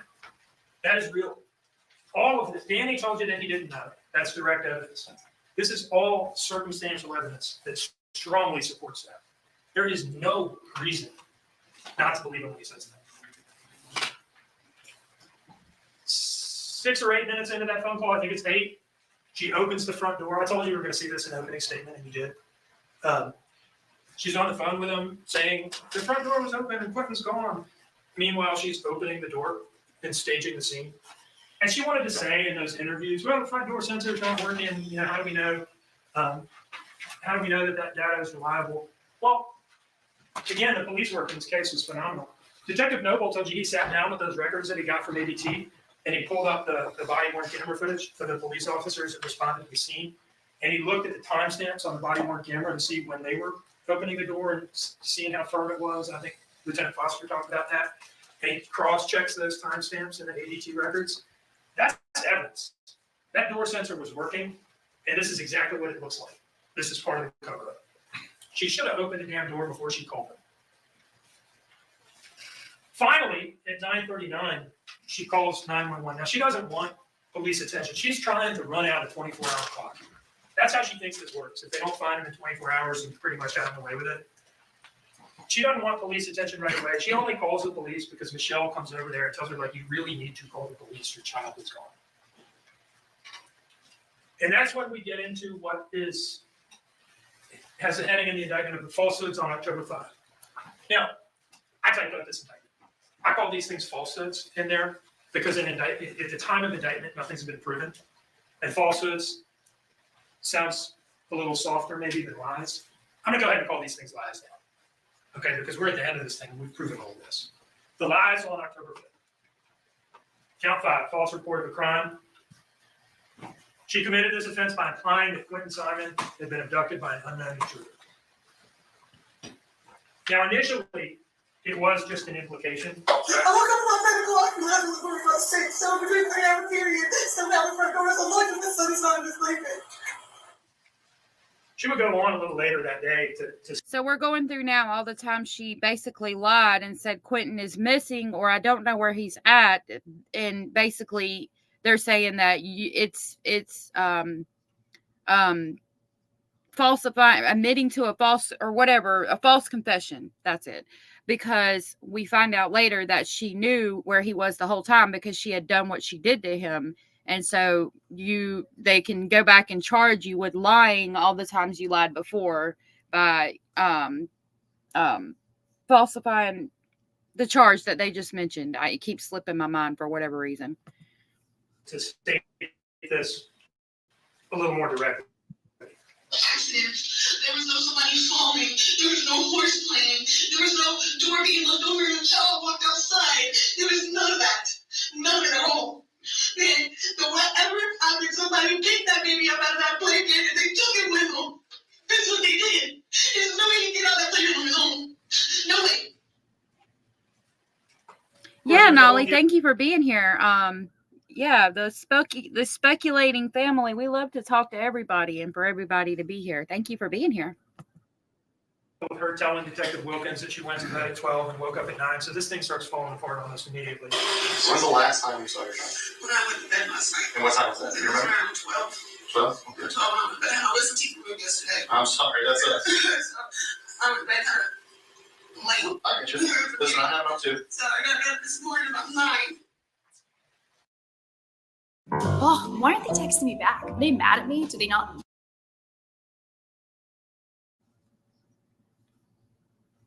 Hold on just a minute. Hold on just a minute. Oh, I'm still muted. Hold on. Camera hitting previous night, relays that to Lieutenant Foster, and Lieutenant Foster goes and gets the first version of the original story. Where'd you go?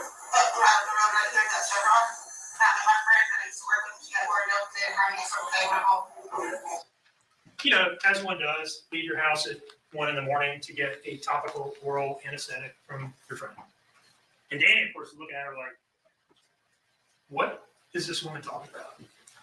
I've been home from work for about 3 hours now, maybe 2.5, and I've never heard a word about this. His reaction is genuine. You can't fake that, in my opinion. So then they go to headquarters, and she continues the lies of October 5th. Count 6, making a false statement by saying that the purpose of the 204 trip was to pay an existing drug debt, paying off a $20 weed front. We're looking at an $80 cash app, and she later admits that it was for Percocet and cocaine. You didn't get anything. No, because I just paid him $20. I gave him $20 in my life. It was returned from a couple days ago. Each one of these lies, on each one of these days, is a separate crime. Count 7, making a false statement. We're saying that the only controlled substance of which she was a regular user was marijuana. And you'll remember this flowery lie that turned out to be totally untrue, like in a big way. Like anything, anybody got worried about anything with me is not me. Because that was me. I'll be honest about that. Everything else, no. My mom's a drug addict, but watch her be. Because you know, I must be covered up in these little. So I said, anything that's not homegrown or thought of the convenience store, I don't want. When I'm homegrown, I don't need cooked up soda when I'm my shirt. They're homegrown is wrong. Not creative. Count 8, false statement. For saying that the only controlled substance she had used in the past 24 hours was marijuana. No, I did not. I did not take a Percocet right now. I'm a piece of country right now. Girl. And then the big one. Did you see how dramatic she was? Like, and knowing that she's lying straight to their face. That shows us how manipulative she is. And I can't believe they're hitting her with every single time she lied, but I'm glad. Right? The big one is what she was doing at Azalea after 1 a.m. Count 9, making a false statement. That she met Misty at a Chevron service station and had obtained Oregon from her. My mouth was really bothering me about what was one in the morning. So we called several candidates to see if they had orange gel. No. So I had contact with another one of my friends named Misty that I used to work with. He has a lot of mouth problems. And asked her if she had any orange gel. Later up there at the Chevron.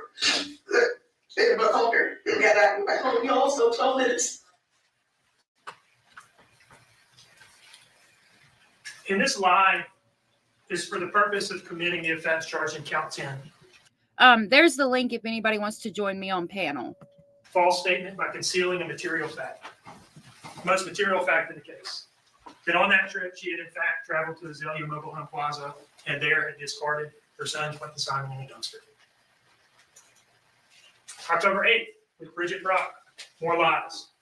Count 11. Again, stating that the purpose of the 204 trip was to pay an existing drug debt.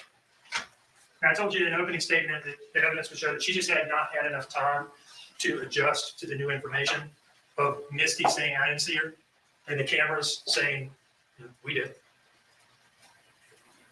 So her only choice at this point, because they confronted with this like during this interview, is just to double down on it. Left about 10:30 to 2:40 at $20. Okay. And who are you paying $20? Red. And what for? For weed. For weed. Count 12. Overprotected. Don't feel like you have to. I'd just like to drop the link in case anybody wants to. False statement for concealing a material fact. The point of that lie was to conceal the fact that she had used controlled substances, that she was in a lot of high emotion and a lot of pain and using cocaine, Percocet, and weed. And again, that's because that circumstance contributed so directly to what she did to Quinton. Count 13, false statement, for again stating that the purpose of the Azalea trip was to meet Misty, which again is not even her real name, to obtain Orjo. Let's talk about that, okay? Because Missy had talked to you. Yeah, she has. She had to talk to you quite some time. Yeah, she did not have a conversation with you about Orjo. Yes. So in your mind, you looked at all these timestamps and Line her ass off. you came up with a story that's partly true. No, that is. But there's very, very many missing pieces, right? And in your story, you haven't been completely honest about where you were at and why you did. I was 100% honest. I struggled after 16. I told my give him the order that she gave me. Right, and that didn't happen. We've already interviewed this. I got the order. That didn't happen. She did have moments. I remember that's the reason why I started for it. You have to stop that. It did not happen. Yes, it did. And again, the purpose of that is to conceal that material fact, what she was doing there. And we talked about what that was. Line her ass off. October 12th, making a false statement by again saying that what she had done in Azalea was meet Misty for Orjo. And by now the location has changed. It was the Chevron. Now it's, okay, you got me on the cameras at Azalea? All right, fine, I'm at her Azalea. And I did, for sure. I did. So it may have been in Azalea, not the Chevron, but I did meet her 100%. So you went to Missy's house, and did you go inside her house? So you just standing outside? Okay. How long did y'all interact there with Missy? How long did you talk? 2-3 minutes. It was a quick little conversation. Everyone else in my mouth. She has cracked and stuff, so she did. And she was outside. A few minutes later, She understands. She looked after me. 100% true. 100%. That's the only way that we're going to be helping. And then speakers, we productive That's a big thing. Yeah. Because it's a lot of fun. yeah, there's a lot of things. Because you didn't work last night. I didn't work the other night. But I found it, and the card was the ones I lost. And I found my way back to the house. so like 30 minutes, maybe 20 minutes after I did meet Misty 100%. All right, I didn't speak to her, but that's why I went there. It wasn't. Count 16, false statement. For saying that all she had discarded was normal household garbage, characterizing her son's dead body, Quinton's little body, as stinky shrimp pasta. Managing your time shouldn't feel like a full-time job. And with motion, Isn't that heartbreaking? She classified that baby and said it was stinky shrimp pasta that she threw away. Which is just disgusting. I mean, if you think about it, it's just disgusting. What a disgusting thing to say. We gave us just a bunch of trash. Yeah, I did the trash. This family was taking trash off 2 days ago, and there's full of food, not in the car. And so I go around and see my gas out of food and trash. Yeah. There's twigs, like shrimp pasta. Shrimp pasta. Yeah. No, or some like shrimp. I wait. Yeah, I was like, this has smell. I thought that before I went to 204. I didn't know that before. And I'm like, get out car. And I was like,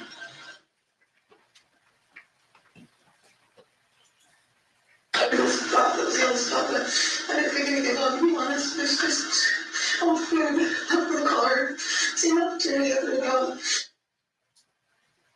Just didn't think about it. That's why I didn't mention it over the previous 5-6 hours of interviews. I didn't think anything of it.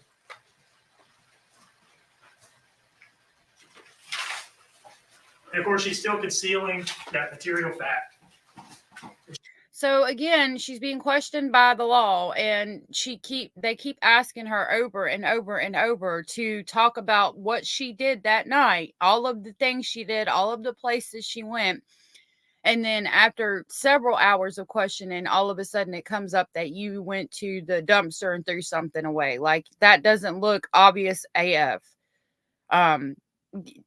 It looks sus, and we've asked you 500 times, and you're just now bringing it up. So of course we're going to go check that. Of course you look guilty AF.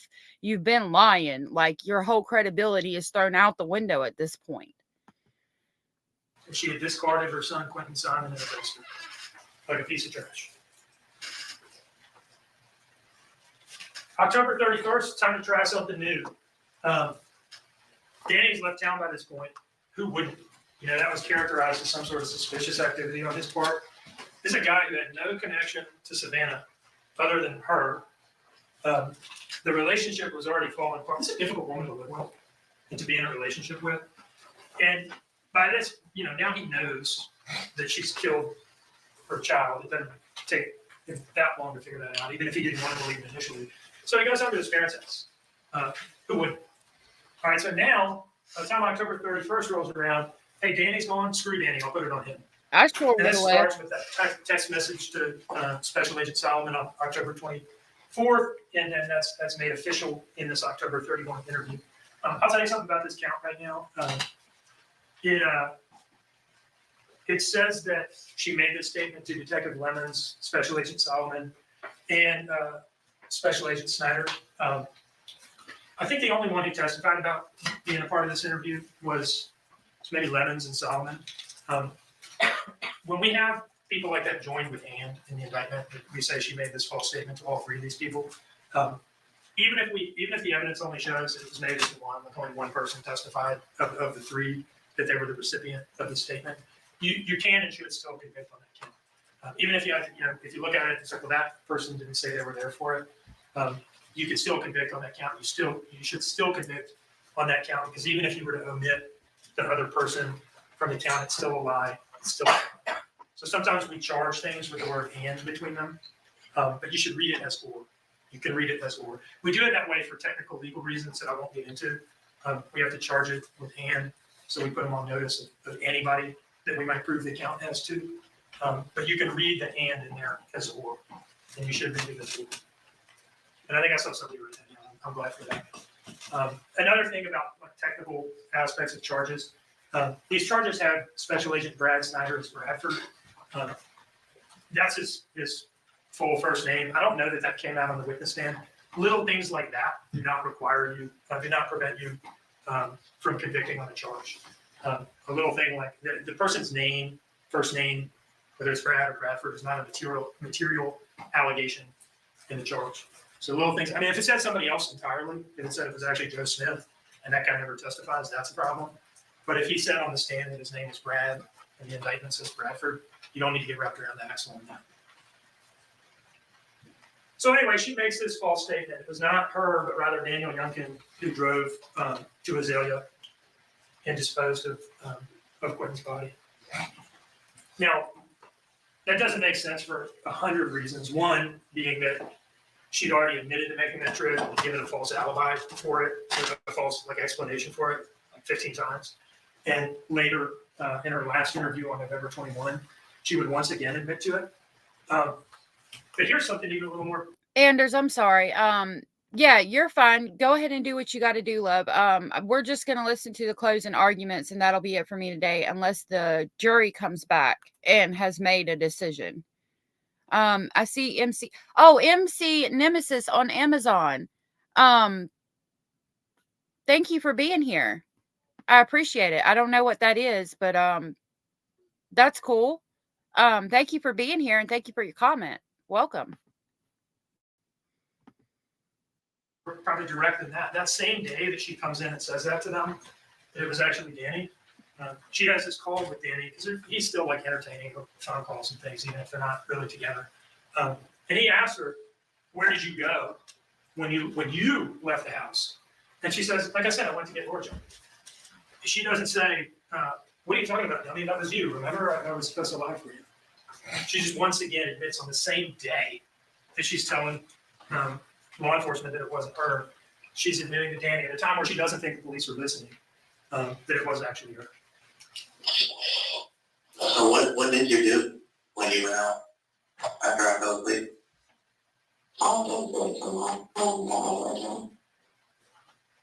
That call is just not going. That call is just not going to sound like that. Therefore, October 31st statement is true. One, Danny's not going to be asking her, "What did you do?" And two, she's not going to be answering that question. She's going to be disputing the premise of it. So let's talk a little bit more about Danny. I talked to you earlier about some reasons that you could look at the circumstantial evidence in this case and the direct evidence of his testimony. Okay, Eve, and her I'll check statements to know that. But there's some other things. She is telling him the same, throughout this thing, she's telling him the same lies that she's telling the police. And she's lying to him about what the FBI and police are telling her. Why did you lie? I did not lie to you. So you made this? Yes. And they try to say again, I asked you to show me the picture of this or whatever. You don't speak to my phone late.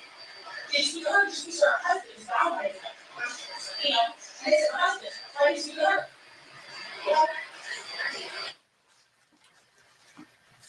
Nobody ever told her that they had only spoken to Misty's husband. She's lying to him, just like she lied to everybody throughout this case. And if he knew anything or had anything to do with it, their interactions in a hotel room just would not look like this. She would not have to lie to him. She would only have to lie to the police, to the FBI. Like a half hour later, she tells a different lie. The first one was, hey, they told me that they only spoke to her husband. And now she says, yeah, you know, my impression was that they talked to her and she corroborated my story. I thought about that, Trixie. We'll get it set up. What she said?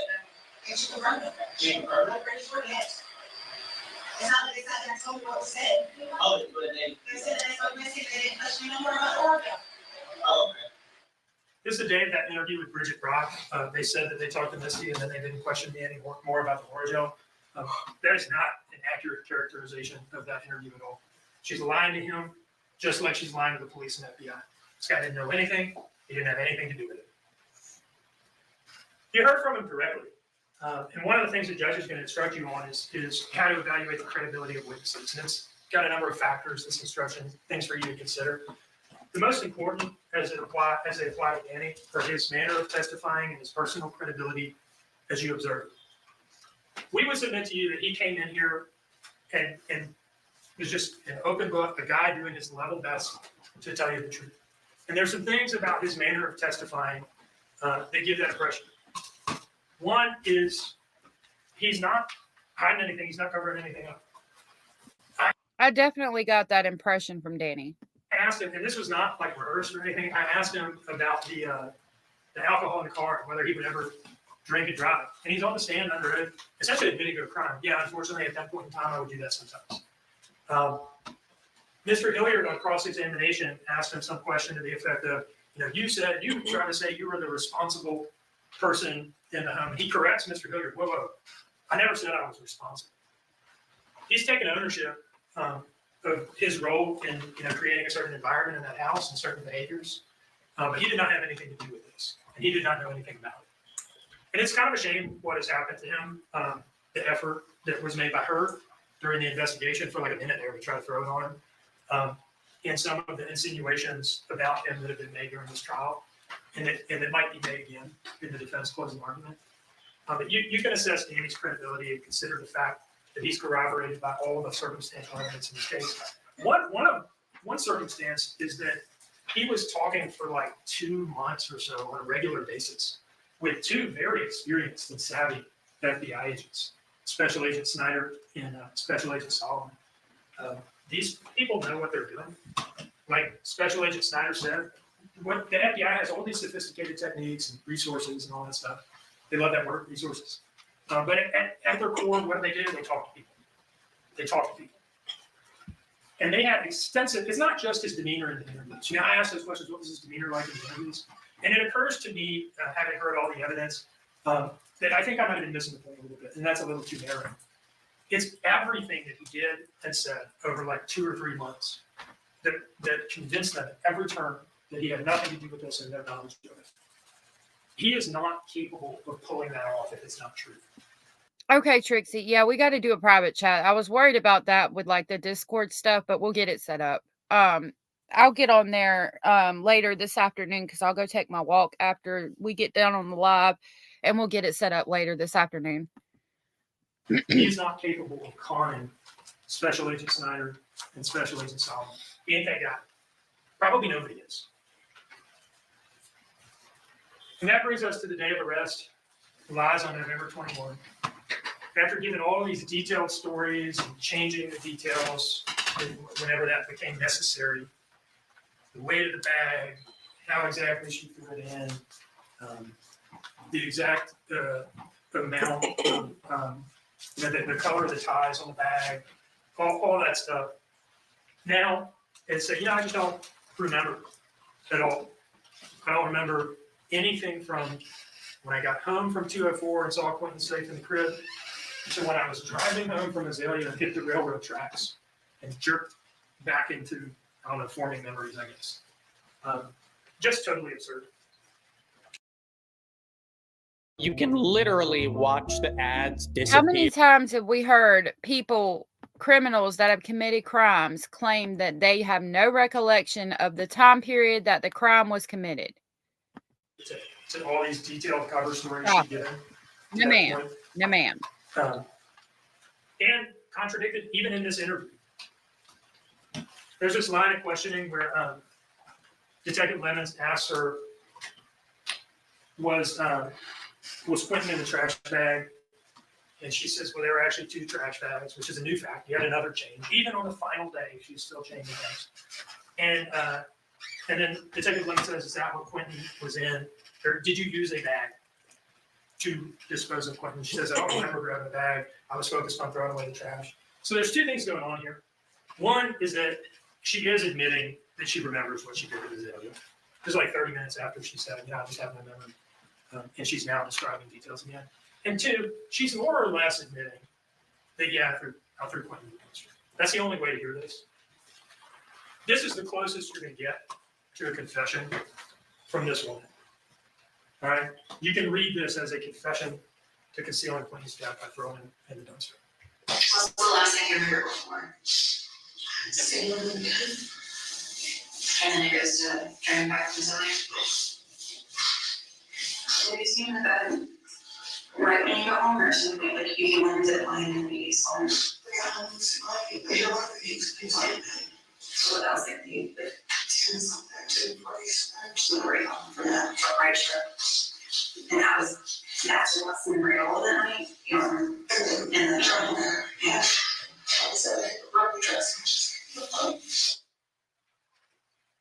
So that was actually, I got my clips mixed up. That's actually just like the main story. That's the story for that day. I just don't remember 2-hour gap in memory. And then this is the bit about the trash bags. And what I'm urging you to view is something like a confession, the closest that you're going to get from this person. Just story with Sam and Brad. There was not a trash bag there. Is that what Quinton was like?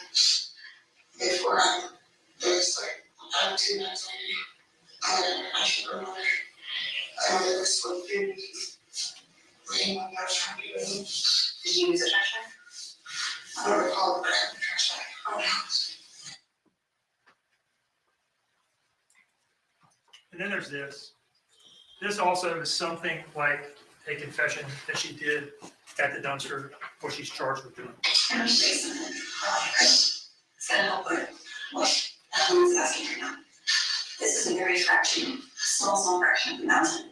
What that looks like at home is trash. And everything's walking right out is trash. You see how little those people are. Do you think that we could have found him if we didn't know that you put him in the dumpster and knew exactly that instrument?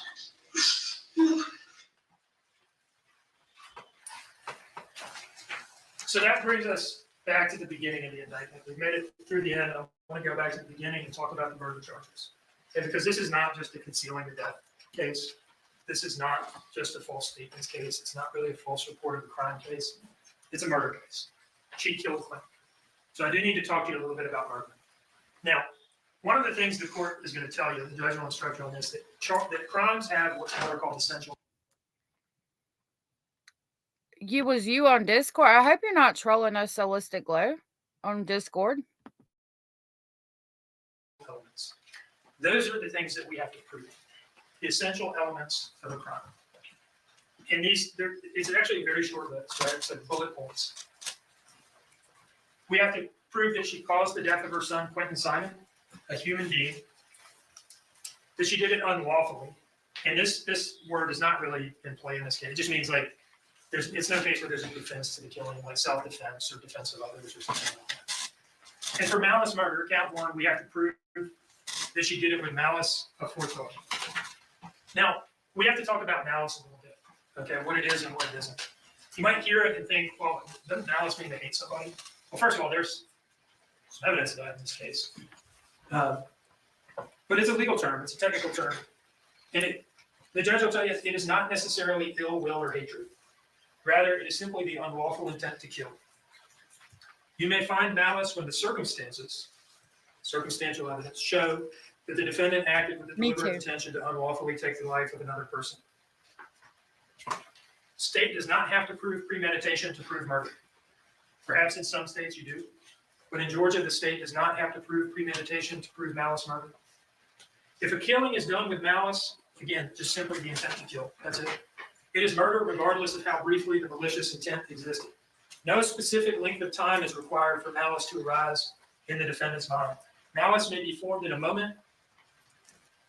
If malice was in the defendant's mind at the time of the act of killing, that is enough for the killing to be murder. Malice may be expressed. Solicit Glow, you're making me kind of worried right now. If you posted a picture of yourself, that's fine. But if they think you're trolling, I don't want to like kick you out of the Discord, but you can't troll us. She's asking if you're 356. So if you are on Discord, just make sure you're not being a troll is all I ask. I did check about Leilani Simon trial and there's no verdict yet. Or implied or both.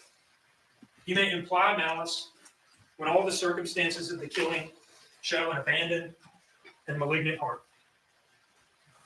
The judge will also tell you on the issue of intent. Okay, well, if it was you and they think you're being a troll, I'm not going to kick you out right now. Just make sure you're not being a troll, okay? That's all I ask. That you can infer that people intend the natural and probable consequences of their actions. And if you make an assault on a 20-month child that is enough to kill them, I do want to listen to this part, but when you're in jail, they feed you a lot of like bread and rice and beans and like the cheaper food that will fill you up and give you lots of calories. There's lots of calories that they give you in jail because they only feed you 3 times a day and they want to make sure you're getting enough basically calories. And yeah, there's not much to do. You sit around, you play spades, that's about it. So yeah, you gain a lot of weight. Another thing to take into account is a lot of people are detoxing from drugs. So once they finally detox from that and smoking cigarettes, you eat more and you tend to gain more weight. They have commissary where you buy like snacks and drinks and popcorn, or not popcorn, but like candy and things like that. And that can make you gain weight. People eat ramen noodles a lot. I mean, there's just a lot of calories. And like I said, what you're given, it always has a lot of bread or rice or beans. So you do gain a lot of weight in there. And, you know, when people quit smoking, they gain weight because they eat more. So it has to do a lot with that. But yeah, most of the time when you see somebody that's been in jail for a while, most of the time they have gained quite a little bit of weight. She did. You can infer that she intended to do it. You don't get to smother a baby or punch a toddler, I should say, or punch a toddler in the abdomen such that it lacerates his liver or something like that, or strangle a 20-month-old toddler. Okay, thank you, Trixie. Children. So Solistic is not you. The only way to kill a healthy 20-month-old child is on purpose. Straight up. Manner of death is not an element of the crime. I imagine that the defense, I don't know if I was muted, but I said, thank you, Trixie. So, Solistic, it's not you who they're saying is being a troll. Manner of death is not an element. We do not have to prove exactly how she did it, and in this case, how could you? She covered it up. She threw him in a dumpster so that he got ground up into little pieces. And now she wants to come in and say, can't catch me. You don't know how I did it. It is not an element that we need to prove. All the facts show that her intent was that he never be found at all, right? And that she had to just forevermore be the sympathetic mother of a missing child. Maybe go on, Dr. Phil every 5 years and appeal to the public for his. So yeah, she basically says you can't convict me because you don't know how I unalived him. You just know what happened after I unalived him and threw him away to be ground up into little tiny pieces, as y'all call him, Lawyer Daddy just said. His return. And the next best thing for her, in her mind, is that he be so torn apart that that the experts, despite their best efforts, can't tell exactly how she did it. But it doesn't matter because we don't have to prove it. And that is a sensible rule. That is a sensible rule. And I'll tell you this, if you get wrapped around the axle on that, you go back there and you say, well, gosh, how can we ever? No. You are getting played in the worst way. You are getting absolutely played. If you do that, you're bringing her plan to completion. You are telling her, hey, great job. You did a good enough job with the cover-up that you get to escape. Nobody likes to get played. Don't get played. There are 2 other murder counts on the indictment. Both of them are felony murder. Felony murder does not require the intent to kill. It just requires that you cause somebody's death in the course of committing a felony. Those 2 felonies, the first one is aggravated assault. You know what an assault is. It's just any kind of attack on a person of any sort. An aggravated assault is an assault that's done with an object that, when used offensively against a person, did result in serious bodily injury. And it did result in serious bodily injury because Quinton is dead. The identification of what the object was is not an element. The object in this context can be anything. And there are 100 cases from the Georgia Supreme Court saying as much. It can be your hands, it can be your feet, it can be a pillow. I want to know what she hit that baby with, though. I really do. It could be the side of the pack and play, the corner of the pack and play. It could be your fist. It could be a blunt object that you pick up. It could be a sheet. It could be a blanket. The only way that he's dead is if she made an assault on him with an object of some nature. And we do not have to prove what it is. People do not do this sort of thing in front of witnesses, and they don't like to talk about it. Count 3, felony murder, is based on the felony of cruelty to a child in the first degree. You commit cruelty to a child in the first degree when you cause cruel and excessive physical pain to a child. What counts as cruel or excessive physical pain? There's no legal definition of what counts as cruel or excessive. That's for you to decide. And this is pretty straightforward here, all right? The thing that she did to him was enough to cause him to die. It hurts to die. All right, so she committed this felony. This count also, it has the word malicious in it. It says maliciously causes cruel or excessive physical pain. It's a different meaning of malice. Overprotected said, I think they found a bat against the wall, but didn't find anything on it. Or am I thinking of Sarah Boone only? I think that I know for a fact that happened in the Sarah Boone trial. But if she hit him with a bat, there would probably be some kind of blood splatter around. And we know the only thing they found was the vomit on his little pillow in his little pack and play. So I don't know exactly what she did or what she hit him with. If she did hit him with something, I would love to know, though. I don't think it had been a baseball bat, though, because I would think there would be blood splatter if that were the case. From in the context of malice murder, where it means intent to kill. Here it just means it wasn't an accident. Whatever you did on purpose. It wasn't an accident.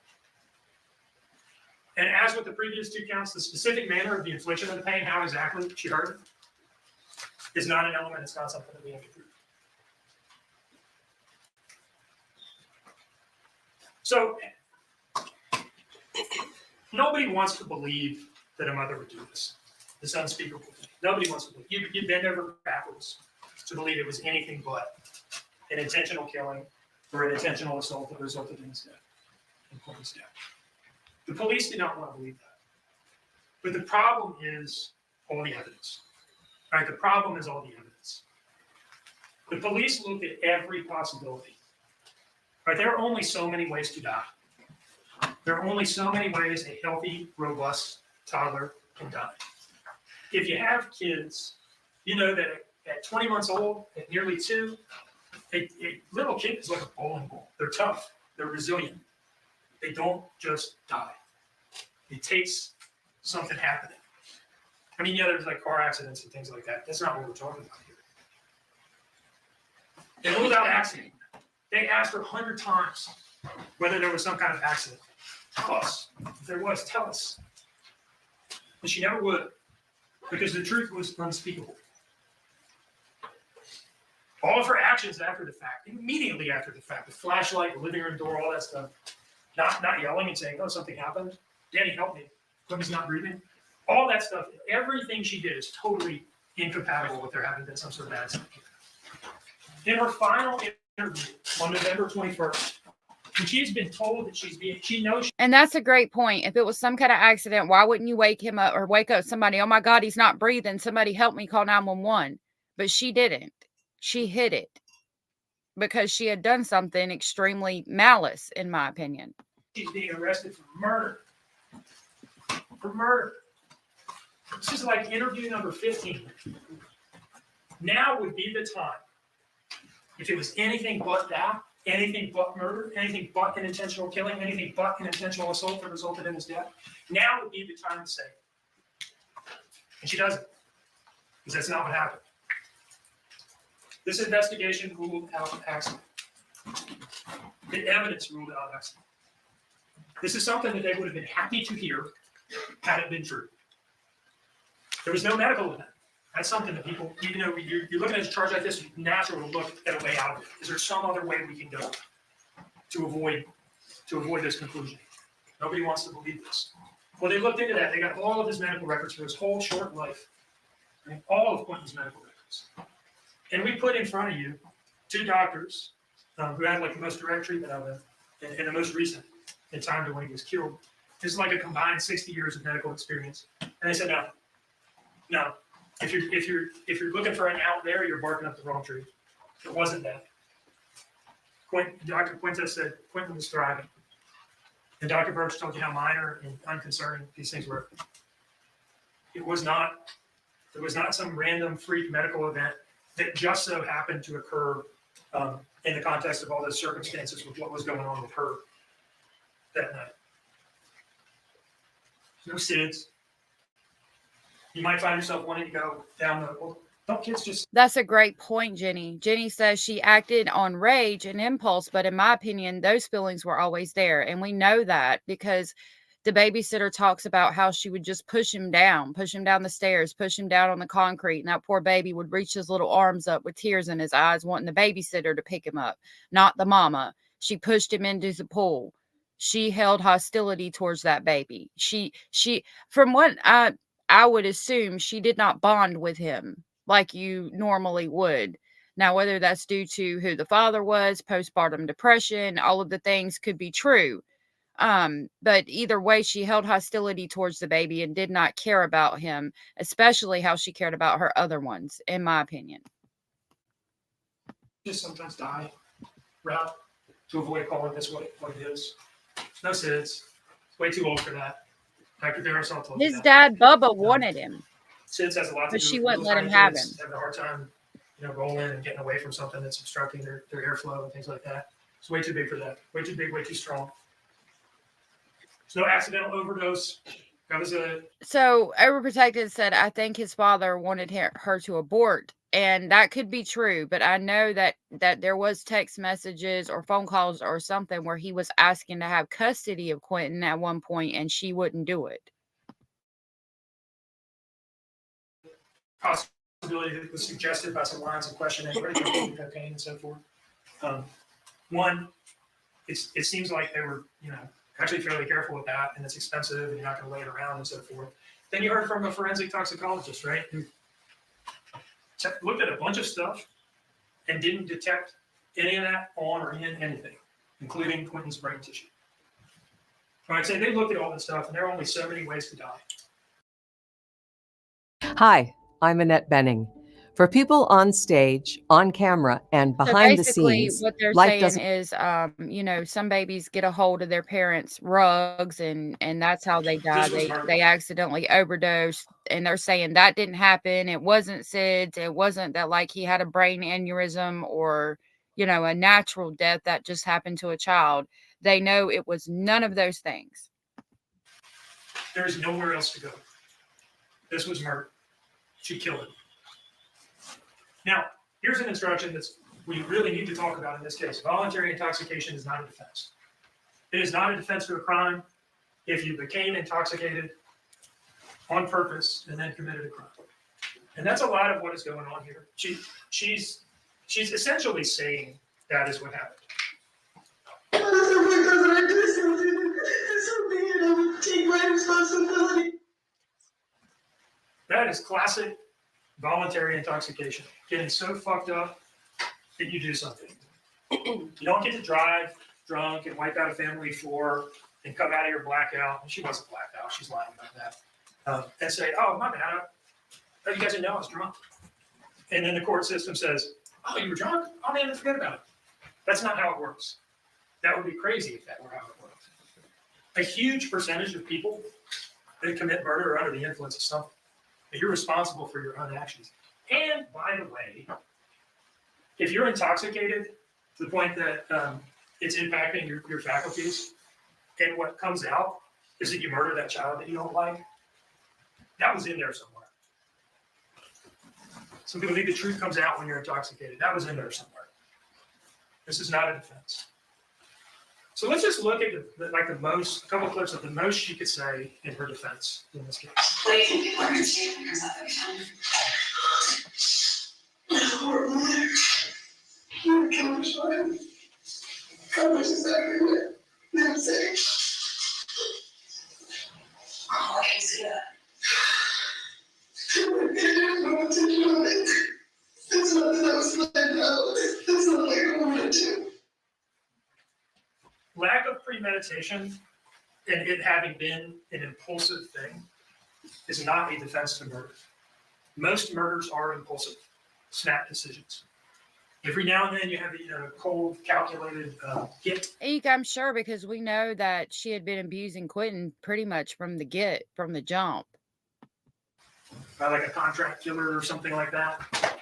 Most murders are just somebody snapping and killing somebody. And malice can be formed in an instant. There is nothing about what she's saying here that makes this anything other than murder. And it sounds like a confession to the state. I wasn't alone. I had much more than one thing, and I don't know if I did something that shouldn't. But if I did, I'll take my responsibility. If you do this with me, I'll take my responsibility, but I'm fucking a God. And I'll come home into my life and follow my arms. That's what I want. She said a number of times that if it came out that she did it, if the evidence showed that she did it, that she would take. I believe 100% that in that moment, she really did pray to God that she hadn't done what she had done and that they would find him and that it would all have just been a bad dream. I believe she was being truthful in that moment, but she knows that that's not what's going to happen and that she did do something and she's scared. They're about to play this interview. Watch the mom over here. Like, she still wants to support her daughter, but the way she looks at her, you can tell it's written all over her face that she knows exactly what she did. But she's going to still support her daughter in front of the news cameras. Take her responsibility. And it's time for that now. We are there. And it's something that does come up that I didn't have my fault. I will take myself to that police station. The evidence has proven that she's responsible. It has proven it. And it is time for her to take responsibility for it. I put this picture up here because I think it kind of captures what happened in this case. Law enforcement searched through tons of garbage, through a great deal of garbage to find the truth in this case. Both the searchers at the landfill, who broke their backs out there day in and day out, and in a more figurative sense, the interviewers who had to sift through all of the garbage that she was throwing at them the whole time. They did their job. The police come in for some criticism, and that's a complex conversation, good points to be made on both sides. But what everybody can agree on is that the police should be looking for missing children and trying to hold those responsible to account, trying to figure out who did it. And they did their job in this case. They sifted through the garbage, and they found the truth. We have done our best as a prosecution team to present the truth to you in a clear and organized manner. And it's a difficult thing to do when you have an investigation that is this thorough and this broad-ranging to come in and present everything that matters to a jury in a way that makes sense. And we've tried to do that. We've tried to show you the truth and to not waste your time. Now it is your turn to find the truth, to look for the truth, to speak the truth. You may recognize these words, you may not.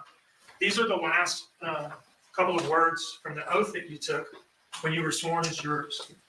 And you promised to a true verdict give according to the evidence. And a true verdict give according to the evidence, so help you God. That's what you had to promise to do. Now, Quinton is gone. He is not coming back. Depending on what you believe, Quinton is either with God or his short life on earth was all he ever had. I know what I prefer. He is gone. There's really nothing we can do for him. The only thing we can do, really, the only thing you can do in any murder case, I think they should have the only thing we can do to honor his memory is to just simply tell the truth about what happened to him. Tell the truth about what happened to him. And don't perpetuate the defendant's lies that this was anything but murder. I expect that you're going to hear about the burden of proof in the defense closing argument and the concept of reasonable doubt, and when all the evidence is against you. Really, the only play is to argue the burden of proof and talk about reasonable doubt and hope somebody gets wrapped around the axle. The judge will give you the instruction on reasonable doubt, and you'll see that the words common sense are right in there. Common sense are in there. It's right in there. That's the core of what it's all about, is just getting back there and applying your common sense. And we are confident that if you go back in the jury room and you apply your common sense in this case, that you'll return a verdict that speaks the truth about what you did to Quinton. Thank you.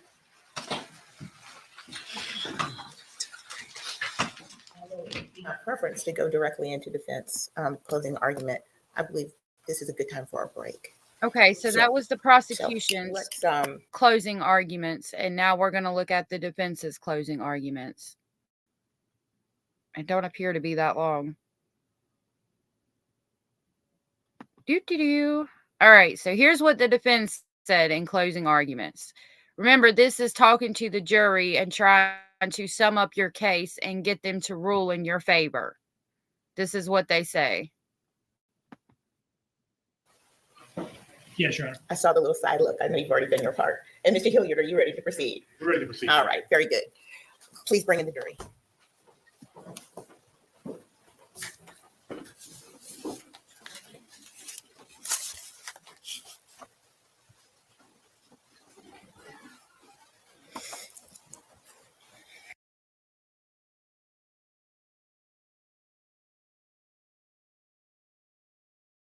Present, Ms. Simon is present with her counsel. And at this point, is the state ready? As if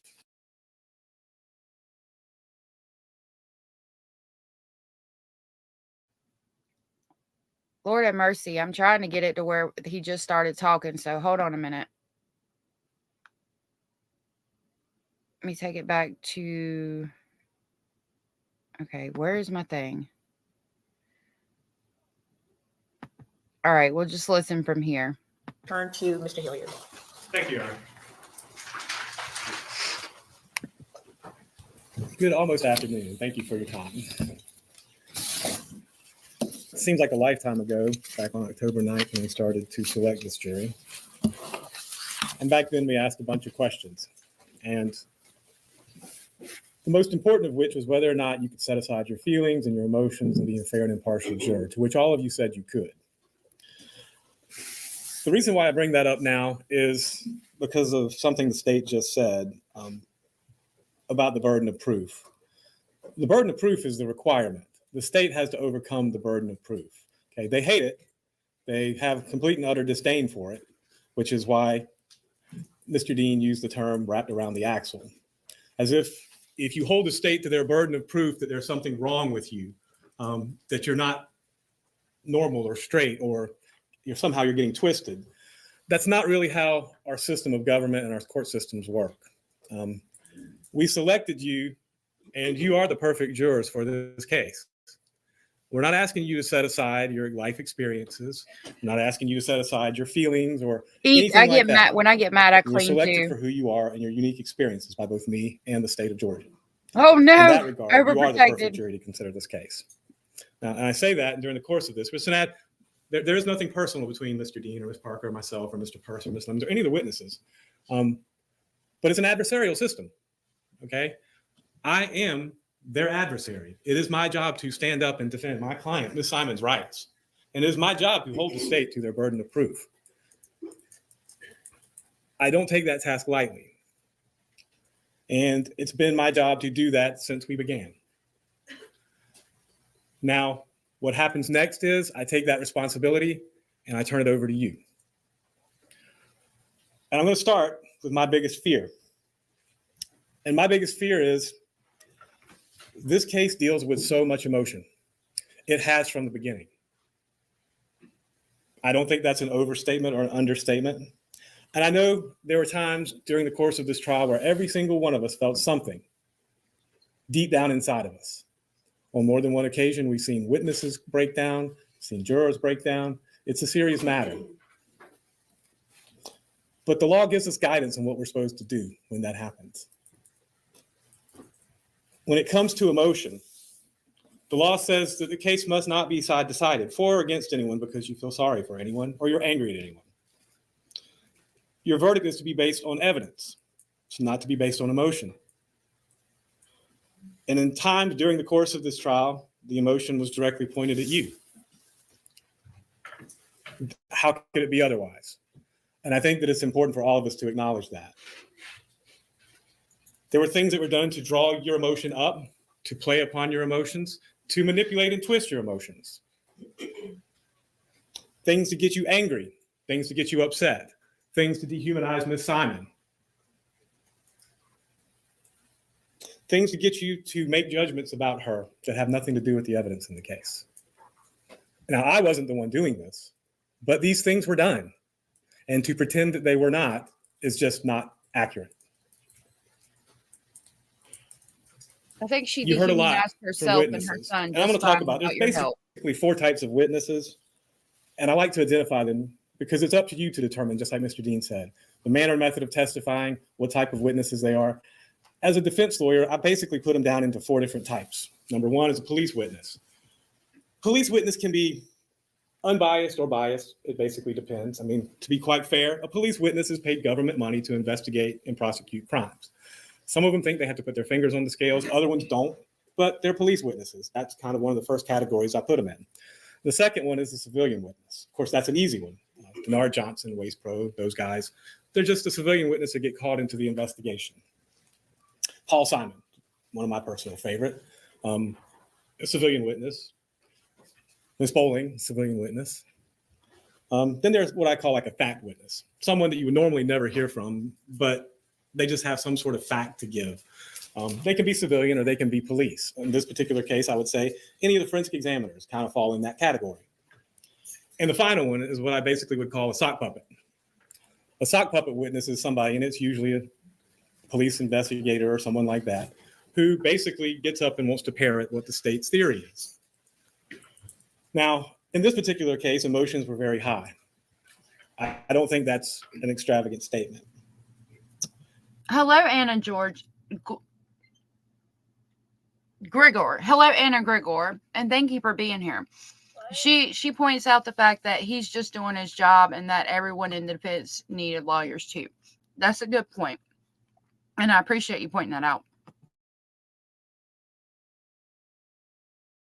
And a lot of the witnesses are going to say, well, this didn't conform to normal, or this wasn't right, or basically she reacted differently. That's not what the law calls for. The law calls for you to base your verdict on evidence. Okay?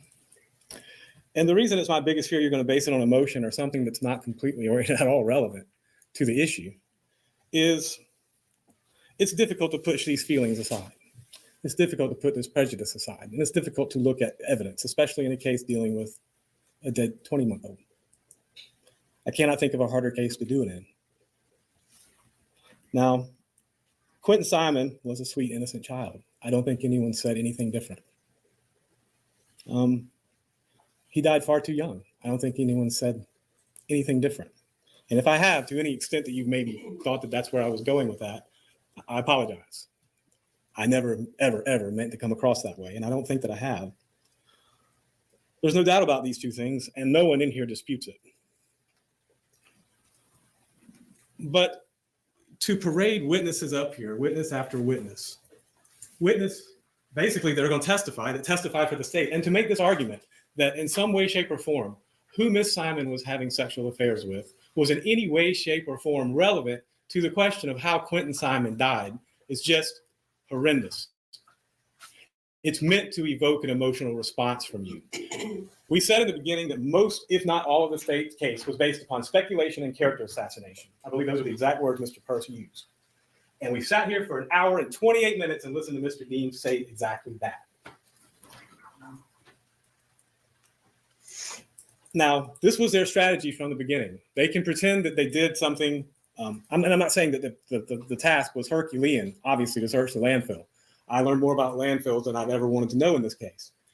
But the state made a misstatement in its closing. I asked Mr. Johnson on cross. There were 1,500 loads of trash in that landfill from all over Chatham County and surrounding counties. They pretend like there wasn't other places this could have come from. And the reason why is because they have to. I asked Mr. Youngkin a lot of questions. Mr. Youngkin, quite frankly, the state has to believe Mr. Youngkin's testimony. Their whole theory of the case depends on it. Because of Mr. Youngkin's statement that he saw Quinton Simon at 3 a.m. They did do a lot of what you could consider character assassination, but again, I don't feel that's what it was. I feel like they were just pointing out what had, the transpiring of events at the time that it happened. You know what I mean? I don't think that they were necessarily trying to assassinate her character. Saw Quinton Simon at 5:30 a.m. and then texted the babysitter, and Quinton was fine. Their entire theory of the case falls apart. They have to believe Mr. Youngkin. Mr. Youngkin is the best example of a sock puppet witness we had. He had every reason to get up there and say exactly what they wanted him to say. And we heard very early on, he told them that he was trying to save his own butt. And that's fine. I get it. He went so far as to wire a hotel room with video and audio and to tap his own phone to try and incriminate Ms. Simon for the police. Okay? That's Mr. Youngkin. Now, the state's strategy and the way it's presented this case has been basically to tell you, and I don't think I'm stating anything out of place here, that Ms. Simon was a slut, a party girl, someone who lies, a horrible mother, someone who didn't act appropriately as a mother. All of these things could be true more or less to some extent, but none of these things have anything to do with the central Definitely question. clicking that pin. And they still haven't answered that question with evidence, not speculation, okay? The central question in this case is how did Quinton Simon die? Where did Quinton Simon die? And hold on now. The sunlight's shining on my thing. Now, it's hard for me to see. Hold on. It's I not just wanted about the to state that Anna makes a good point. That they have to defend their client no matter what. And a lot of these people are appointed by the state. And he's doing a wonderful job in defending her and showing reasonable doubt. I mean, you could question it. I don't think that Danny has done this, but it doesn't really, all he has to prove is reasonable doubt, and he's doing a good job. But yeah, you can't pick your cases. So like, especially if you're working for the state, you're not able to pick your own cases. But like I said, regardless, he's doing a great job of defending her. Look at evidence, especially in a case dealing with a dead 20-month-old. I can't skip it ahead a little bit. He died far too young. I don't think anyone said anything different. And if I have, to any extent that you Chatham County and surrounding counties, they pretend like there wasn't other places this could have come from. And the reason why is because they have to. I asked Mr. Youngkin a lot of questions. Mr. Youngkin, quite frankly, the state has to believe Mr. Youngkin's testimony. Their whole theory of the case depends on it. Because of Mr. Youngkin's statement that he saw Quinton Simon at 3 a.m., saw Quinton Simon at 5:30 a.m., and then texted the babysitter, and Quinton was fine, their entire theory of the case falls apart. They have to believe Mr. Youngkin. Mr. Youngkin is the best example of a sock puppet witness we have. He had every reason to get up there and say exactly what they wanted him to say. And we heard very early on, he told them that he was trying to save his own butt. And that's fine. I get it. He went so far as to wire a hotel room with video and audio and to tap his own phone to try and incriminate Ms. Simon for the police. Okay? That's Mr. Youngkin. Now, the state strategy and the way it's presented this case has been basically to tell you, and I don't think I'm stating anything out of place here, that Ms. Simon was a slut, a party girl, someone who lies, a horrible mother, someone who didn't act appropriately as a mother. All of these things could be true more or less to some extent, but none of these things have anything to do with the central question in this case.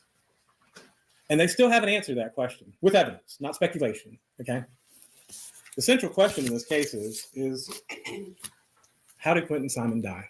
Where did Quinton Simon die? And in what manner did Quinton Simon die? They charged Ms. Simon with murder, okay? That's a hell of a thing. And it's supposed to be a tall order. So I'm sorry if the burden of proof seems a little lax or inconvenient to the state, but in this particular case, they made the allegations. And here's the thing. Mr. Dean was explaining this because they really don't have any idea about any of these things. They just have their best guess. The state whole evidence with regard to counts 1, 2, and 3 comes down to their wild ass guess. That's it. Because any part of their theory and speculation that changes, it falls apart.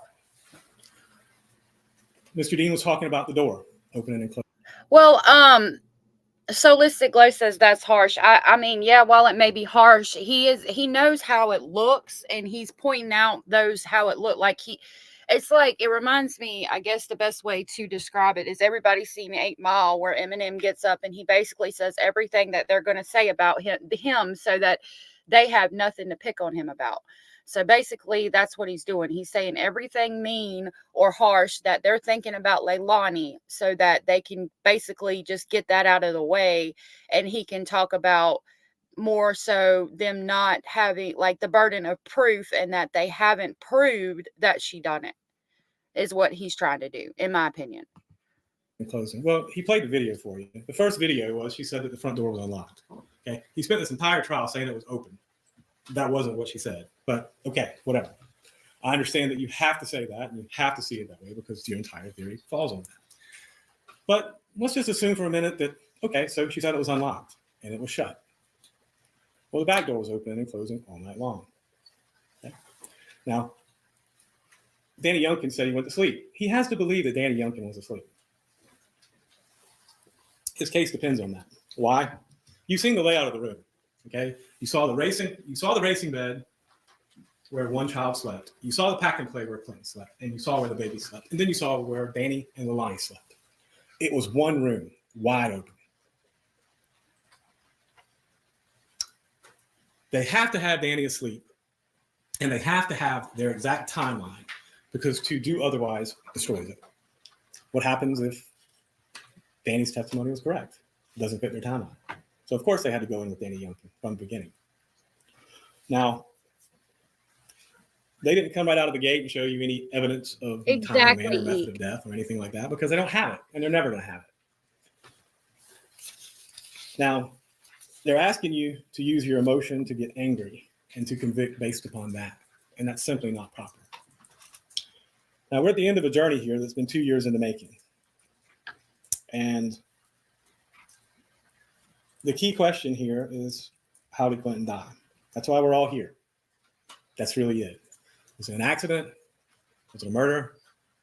What was it? If you're rash free and you know it, get some sleep. If Hold on just a minute.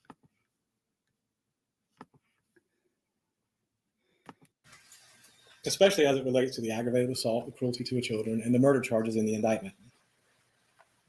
What happened to him? What is proven beyond and to the exclusion of every other reasonable doubt? Not just some, but every single one. That's the burden of proof, and they've never answered those questions. In fact, there was a great deal of things you're probably looking for and never really got. For most of this, they were trying to say that October 4th. And that's a great point, Nolly. Thank you. And I don't know if I've said hi to you this morning, but if I haven't, hi, welcome, and thank you for being here.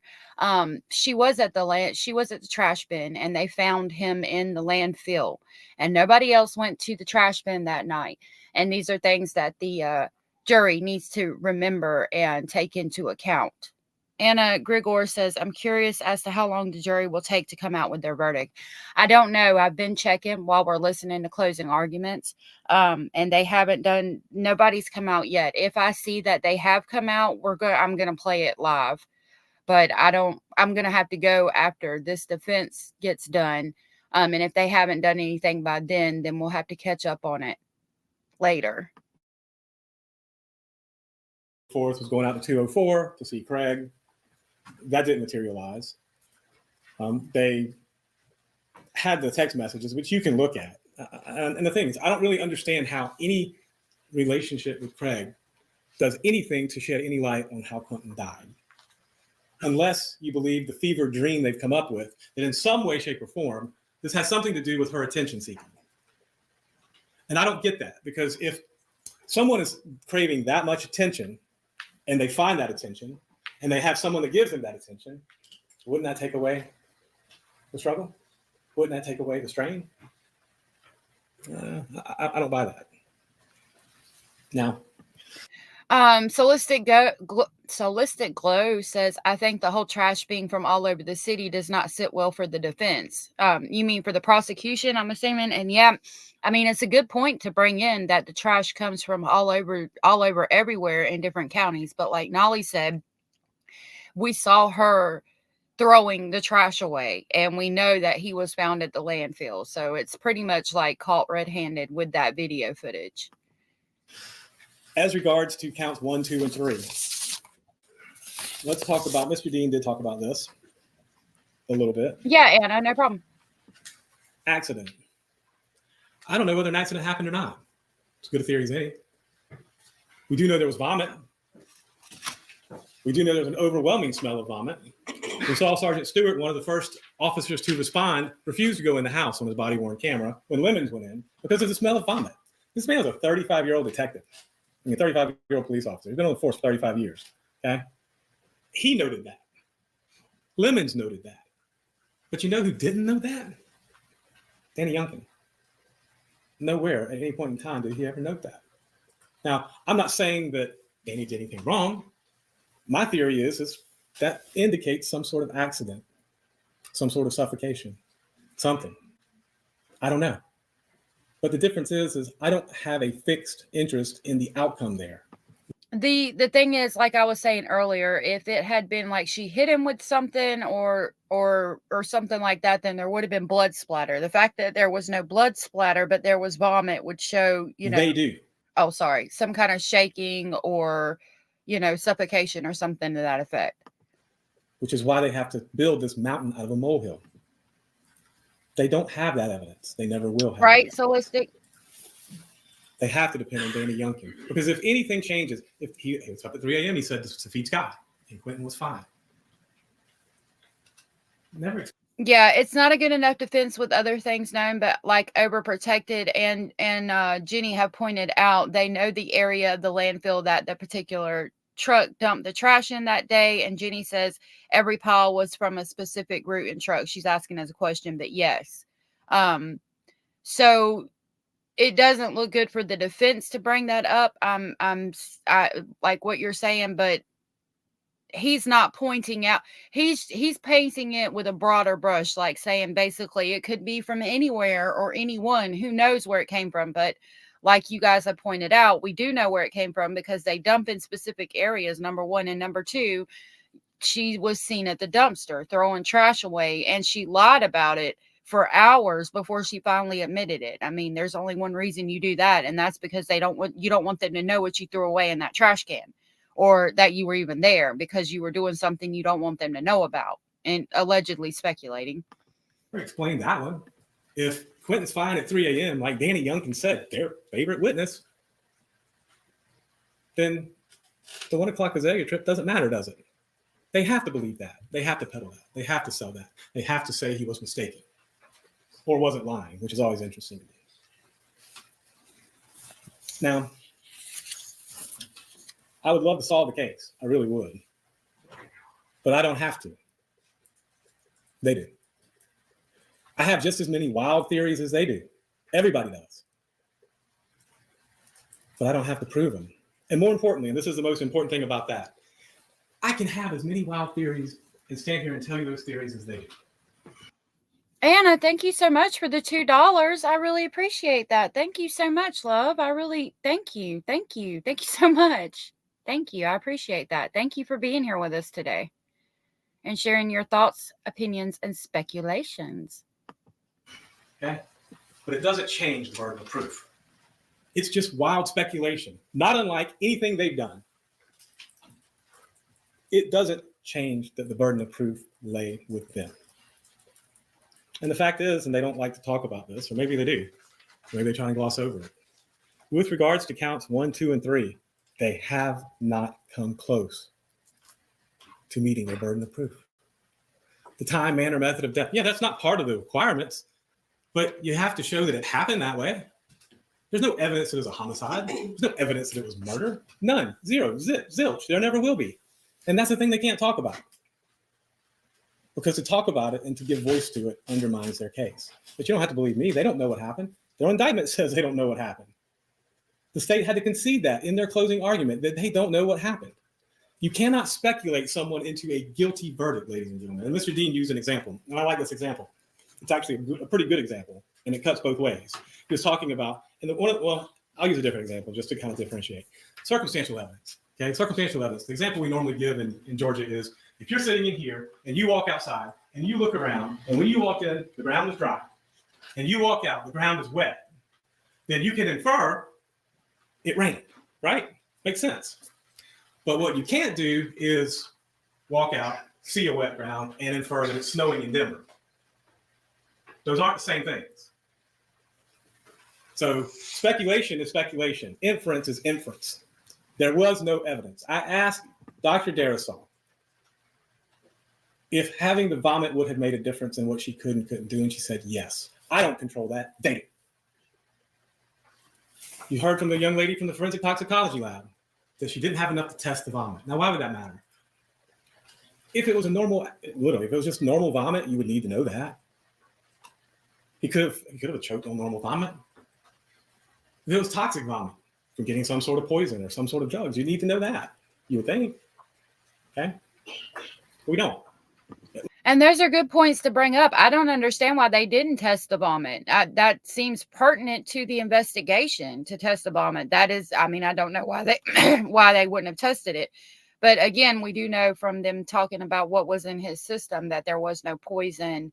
He didn't die from natural causes. It wasn't SIDS. He didn't get a hold of anybody's rugs. So, again, it's kind of defeating the purpose of his point right here. Like, it's not toxic vomit because we know that he didn't get a hold of anything poison. But it's a good thing to point it out that they didn't test it, because that was my question too. Why didn't you test the vomit? At least she said there wasn't enough to test, and I have no reason to doubt her. But that's a lack of evidence. It doesn't cut either way. And here's the thing, ladies and gentlemen, about the burden of proof and circumstantial evidence. When there's a tie in the evidence like that, the tie goes to the defendant every single time. It doesn't go to the state, it goes to the defendant.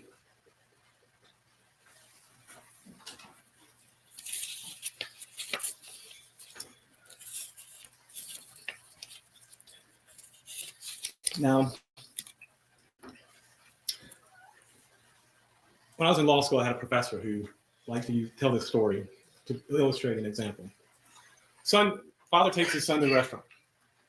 They're sitting in the restaurant. He says, "Here, son, draw a picture of a horse." So he draws a head, a neck, a back, 4 legs, and a tail. It's like, "How many legs does that horse have, son?" He goes, 4.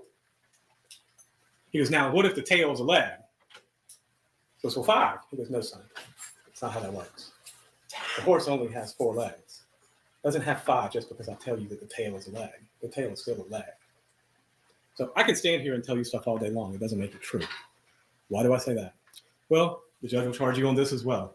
The questions from the lawyers are not evidence.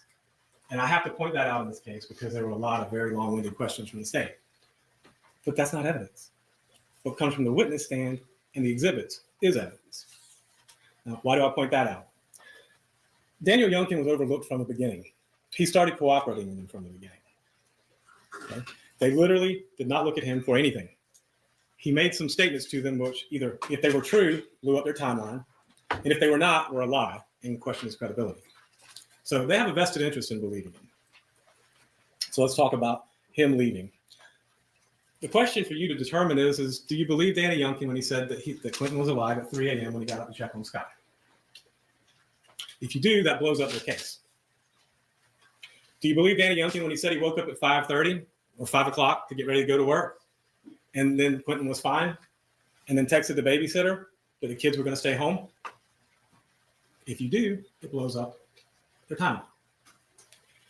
Do you believe his statements from the witness stand that was all bull, that he was fed up with her, and whatever excuse he gave from the witness stand, quite frankly? Because if you do, then it means he was lying before. Welcome back, I would Anders. ask you to think about one of the witnesses who did testify. Paul Simon was personally one of my favorite witnesses. But he testified exactly different than what Mr. Dean wants you to believe. He knew Danny.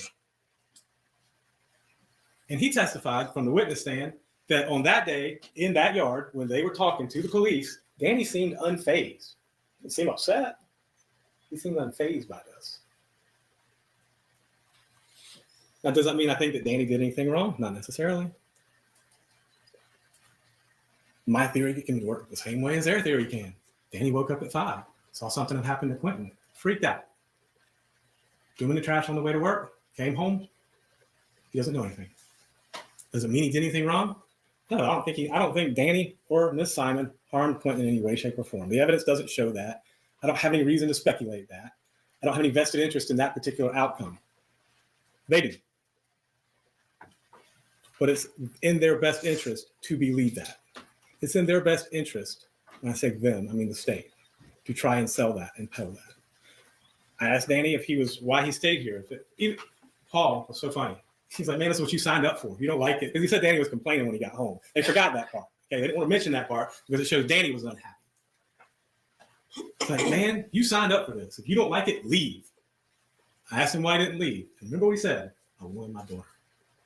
Well, you know what? Between October 5th and October 9th or 12th or whatever the hell it was, he left Savannah. He didn't get his daughter because I asked him that question too.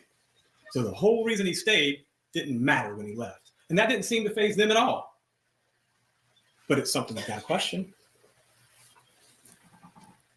Ladies and gentlemen, emotional decisions are almost always bad decisions. Okay? You have facts on your side, argue the facts. You have the law on your side, you argue the law. And whenever you don't have either on your side, at least with regards to the first 3 counts of this indictment, you depend on emotion. And that's what they've done. I don't mean to come across sounding harsh or cynical or pessimistic. And I don't mean to imply that the feelings that you and the officers and the search team and probably millions of other people have felt about Quinton Simon are not real. They are. Yeah, Anna, I agree. I just mean to point out that 100%. they're not evidence. And that's what we're here for. He has proven his case. I mean, he's given us a good closing argument.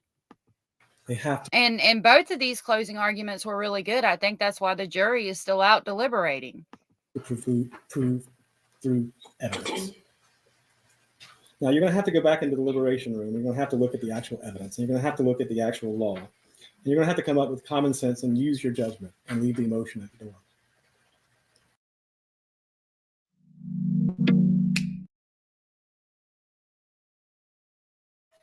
I just checked again, and there's nothing so far on the verdict yet. It's a court of law. It's about cold hard facts, not emotions, not feelings, not speculations, not mine, not theirs. I can't speak for you, but I've made emotional decisions in my life, and I can tell you to about a 99% accuracy that most of those emotional decisions were wrong. Not all of them, just most of them. So you're going to have to go back there, and you're going to have to deliberate on each and every count of this indictment. And you're going to have to make decisions about each and every witness that testified. And then you're going to have to come up with a verdict. Now, the reason why I say that is there is another alternative solution. I'm not surprised when a 21 and 28-year-old couple who have a child together, who are doing drugs together, lie about doing drugs together. Doesn't surprise me. It also doesn't have an inference of committing murder. Okay? That's what we're here for. That is the elephant in the room.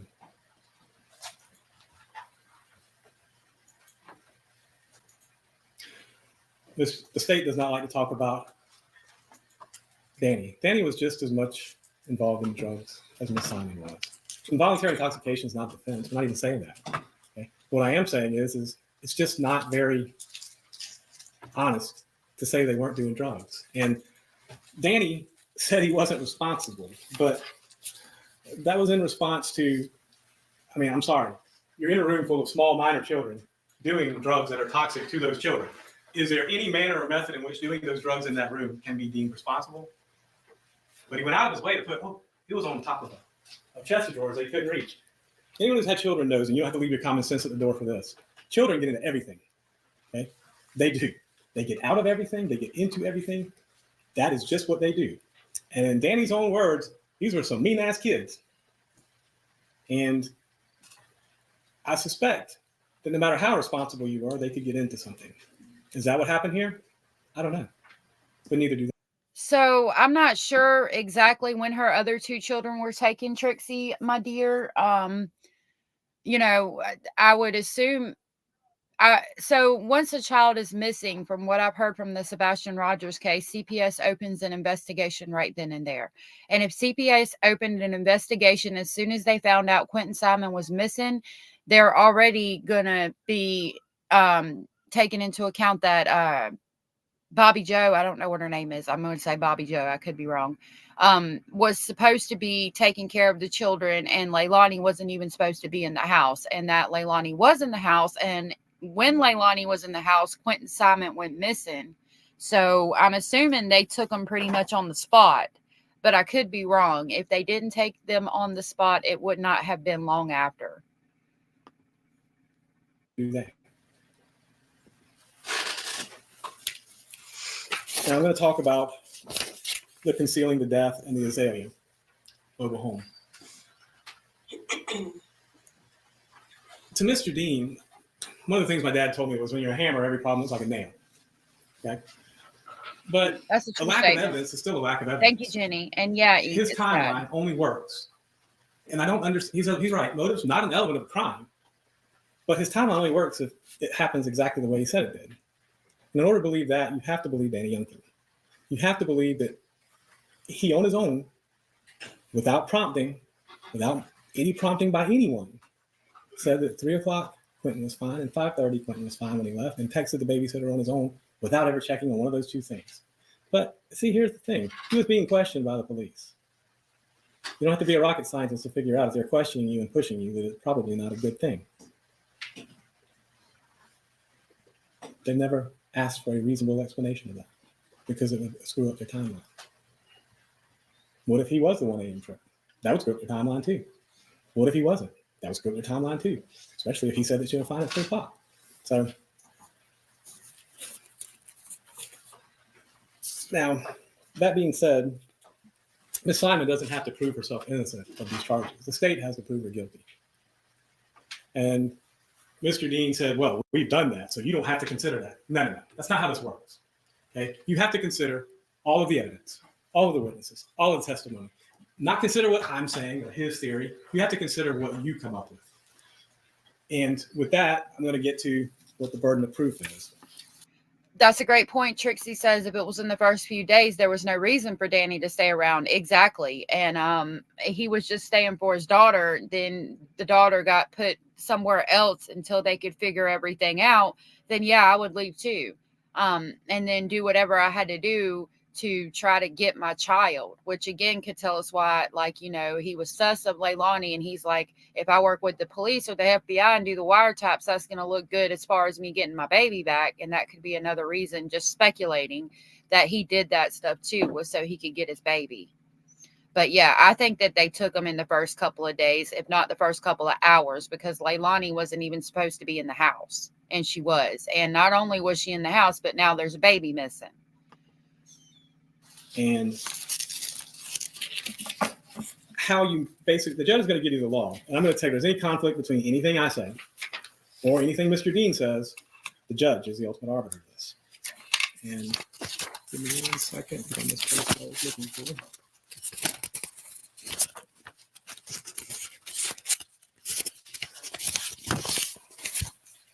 So count 1 is malice murder. In order to be malice murder, there has to be malice aforethought. Ms. Simon had to unlawfully cause the death of Quinton Simon, a human being. If you believe beyond a reasonable doubt that the state has proven that she did that, the only verdict you can return is a guilty verdict. But if you think there's no trace of that evidence whatsoever, your verdict has to be not guilty. If there's any evidence at all, even the smallest measure amount of evidence, a scintilla of evidence, your verdict has to be not guilty. That's not beyond a reasonable doubt. If you think that there's reasonable suspicion to think she may have did it, the only verdict you can return is not guilty. Because it has to be beyond a reasonable doubt. If you think that the greater weight of the evidence is in the state's favor versus the defendant's favor slightly, that's what we call a preponderance, then your only verdict you can return is not guilty, because the standard is beyond a reasonable doubt. If you have a firm belief that everything that Mr. Dean and the state is putting forth is true, but you have a reasonable doubt as to what actually happened, for which you can state a reason as a fair, impartial juror, the only verdict you can return then is not guilty. The only way you can get to guilty is if you're convinced beyond a reasonable doubt. That's a high burden of proof. And I present to you, ladies and gentlemen, as to count 1, there is no way to get there. As to count 2, and I'm being specific on this. Yeah, they don't have to tell you what the offensive weapon was, but they have to prove beyond a reasonable doubt that it happened the way they said. There's zero evidence of that. Count 3. Count 3 is the count that has to do with cruelty to a child, I believe. Now, their theory is that Miss Simon went into a room with 2 other sleeping children and Mr. Youngkin and did something to Quinton Simon without anyone hearing it or waking up, and then left to dump his body.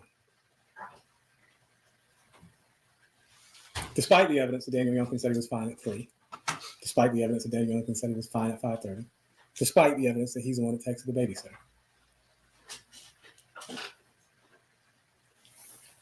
So let's turn to the concealing a death count. Again, the standard of burden of proof is the same for all of these counts. So I'm not going to be repetitive and do it for each one because I don't get paid by the word. So there's no reason. You can understand and assume that the standard stays the same. Concealing the death of another.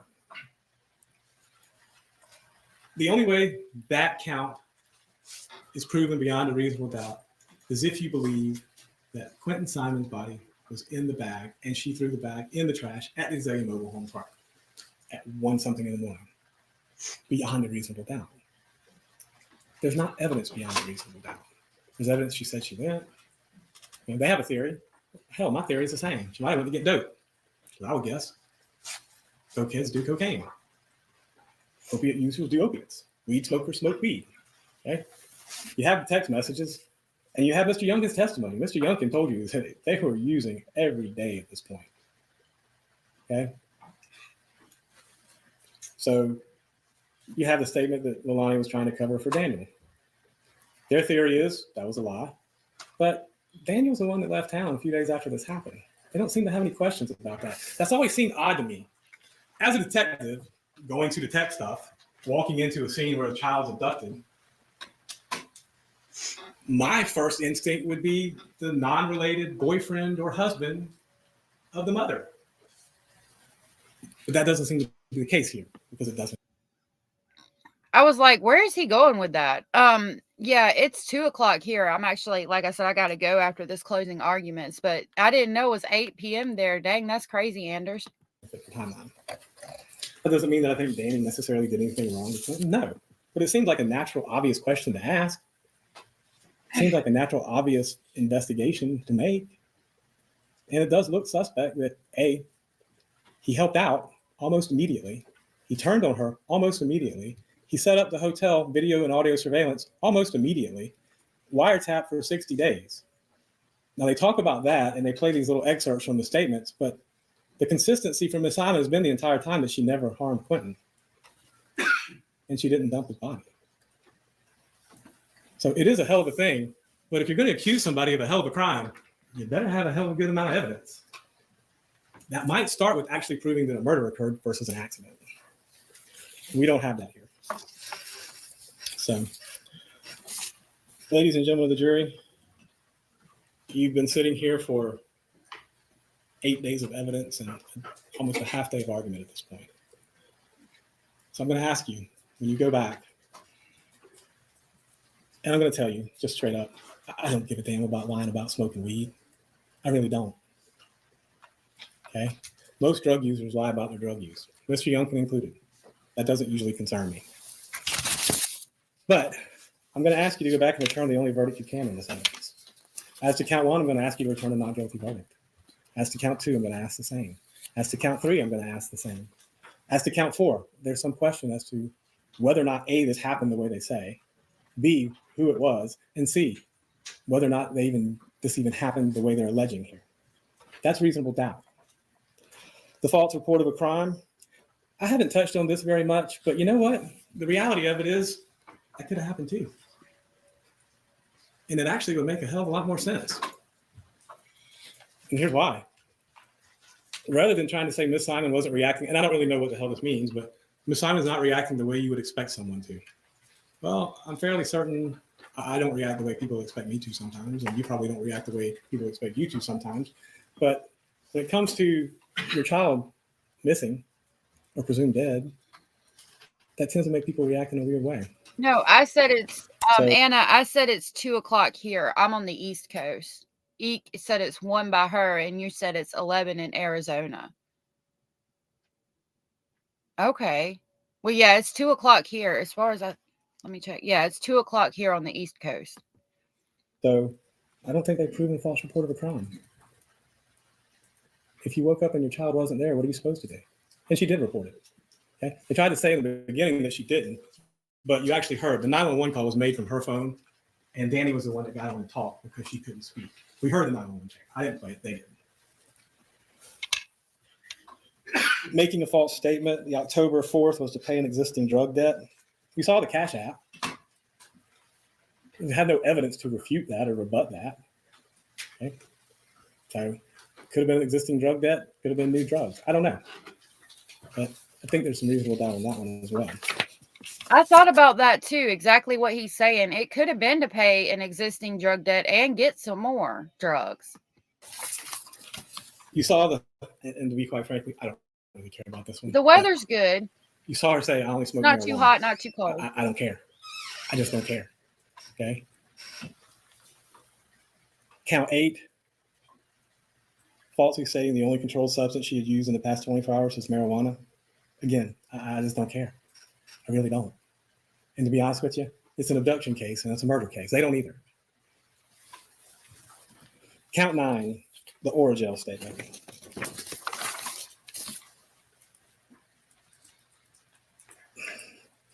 The Origel statement's bothersome. But I will ask you this, and it's not to make an excuse, but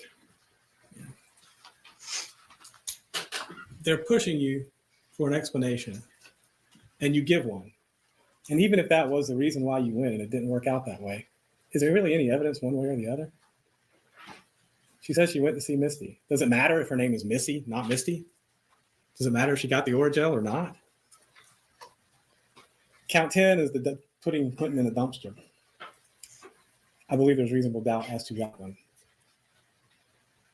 Count 11, making a false statement. Again, meeting, this was October 8th. These are repetitive and redundant. This was on October 8th. The prior was, I believe, October 5th. Count 12 is use controlled substances. Again, I'm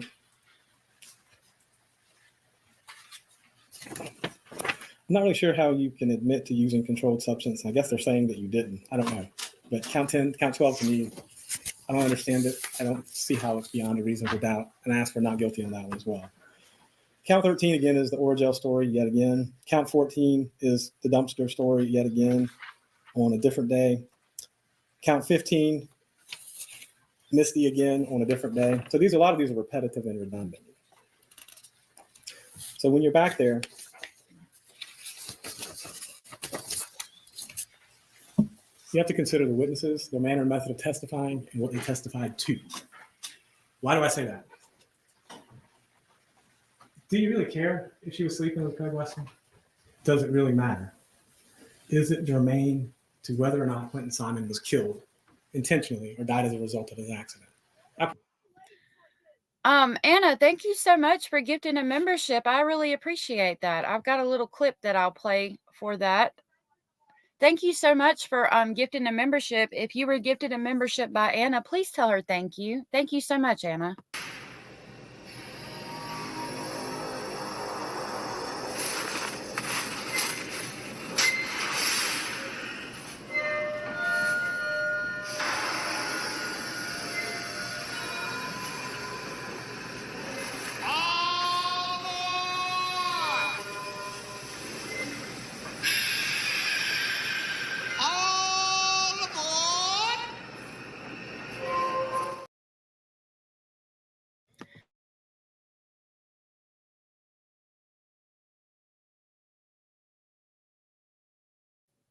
I was muted. Thank you so much, Anna, for that. I think I'm going to make a different clip, but for right now, that's what we got. Thank you for gifting that. If you were gifted a membership by Anna, please tell her thank you.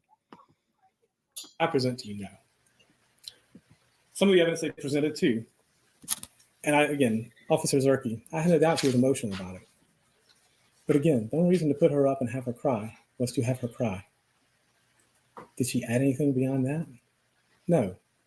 It was to play on your emotion. And it doesn't matter how much, how often, how long they played on that emotion. It doesn't change the fact that they haven't produced any evidence. They haven't met their burden. They haven't proved that Miss Simon killed her son. Give me 1 second.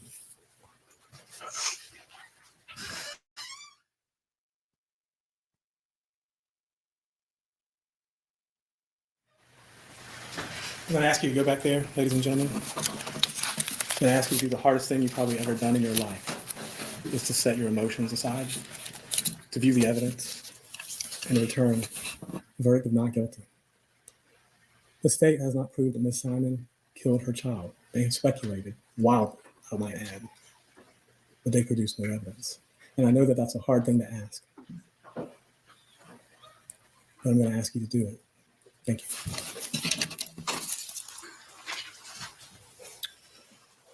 All right. Thank you, Mr. Hilliard. Turning to the state, Thank you, Ms. Anna. Parker. I love to see y'all here. I'm going to check one more time before I go to see if they've come back or anything. And just so the jury knows, Parker is part of the prosecution team, is doing the conclusion of the closing arguments. Oh, what I wait. anticipate after that is that we will break. I will give you an opportunity to go to lunch. I will bring you back and I will charge you at that time with the jury instructions. Okay. Just one moment to get set up. Yeah, please give us a thumbs up. I'm trying to see. Oh, hi, Nolly. Yeah, exactly. Exactly. It's been 2 years. They would have found the murderer by now if someone else had done it. Exactly. I'm right there with you. I'm trying to see if they're going to say something else. Hold on. On October 5th of 2022. Okay, let's in the listen to dark of the this night, and then I'll have while to the rest go. of her family slept, Leilani Simon did something incredibly evil. She murdered her own 1-year-old baby and then put his body in a dumpster where just a few hours later, his body would be destroyed by heavy machinery. And we have proven that beyond a reasonable doubt. During the course of our murder trial, we spent a lot of time talking about the defendant and what the defendant did, because it is our burden to prove beyond a reasonable doubt what the defendant did. But because of that, we don't spend a lot of time talking about the victim, Quinton Simon, in this case. One of the elements that we have to prove in murder is that the defendant murdered a human being. And Quinton Simon was a human being. Thank you for hitting the thumbs up. I'm going to go ahead and give a trigger warning because I think this is about to be kind of emotional. So I'm going to go ahead and throw that up real quick while we listen to this last little bit. A real live little boy. Anders, I'm not sure. liked I to think play. so. He was funny. He was affectionate. He was a good eater. He loved cheese. He liked to camp out on the floor at the McCartney's house and watch cartoons. He was a real live boy, a human being, and he shouldn't be thought of as an abstract in this case. He should be thought of as a person. He should be thought of as the little boy who loved Danny.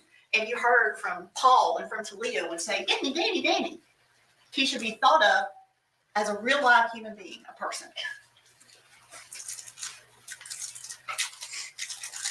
A real live human being, a person whose mother put his body in a dumpster. And we have proven that beyond a reasonable doubt.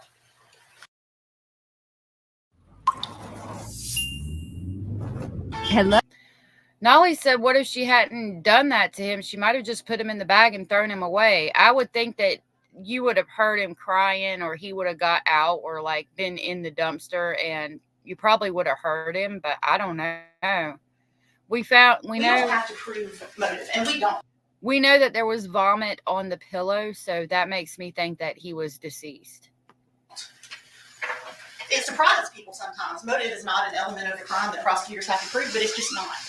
But in this case, we know what the motive is, and it's important to understand that motive, to understand why a mother could do something so awful as kill her own child. Because it is. It's something so evil that it's almost unspeakable, incomprehensible that a mother could kill her own 1-year-old baby. So we have to think about the state of mind that this woman was in at that time. She was deeply, deeply unhappy with her life. She had 3 really small children. She had a 3-year-old, a 20-month-old, and an infant. In the best of circumstances, if you had family support, if you had your own place to live, if you had plenty of money, even in great circumstances, having to take care of a 3-year-old, a 20-month-old, and an infant would be so hard and so stressful. But to add on to that stress, she didn't have those other things. Her relationship with her mother was not good. Her mother was gone a lot, so that was not. This makes me upset because I came into a situation where there was a 5-year-old, a 3-year-old, a 2-year-old, and a 2-month-old infant. None of them being my children. They are all my bonus children, and I stayed and have been here for 7 years. I don't want to hear it. I don't want to hear that. That pisses me off. It does not matter. If you are needed and them children need somebody in your life, you need to be that person regardless. And just because you have young children, they're here. They're on this earth. They didn't ask to be here. Deal with it. I don't know what to tell you. That shit pisses me off. Her relationship with Danny was falling apart. Danny was getting fed up with her. Their relationship was falling apart. They didn't have any money. She was drug addicted. She and Danny were living in her mother's house in one room with these 3 children. And when we talk about her relationship with Craig, or the fact that she had 3 children with 3 different fathers, we're not trying to call her a slut. Nobody is trying to slut shame the defendant. We wouldn't do that. This is 2024. That's not what this is about. When we talk about those things, what we're trying to show you is that this woman's self-esteem came from men.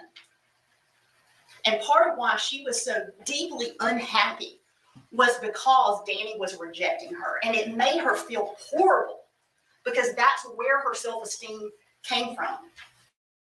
And that's why at 22 years old, she already had 3 children with 3 different fathers, because men were so important to how she saw herself and how she felt about herself. And that's what was part of why she felt so awful that night. You saw the suicide video that she did, where she talked about how unhappy she was. She even said to her children, I can't love you because I can't love myself. It doesn't seem she ever intended to kill herself. It was something she was going to send to Danny, probably for attention, for him to feel sorry for her, because she was manipulative of Danny, very manipulative of Danny.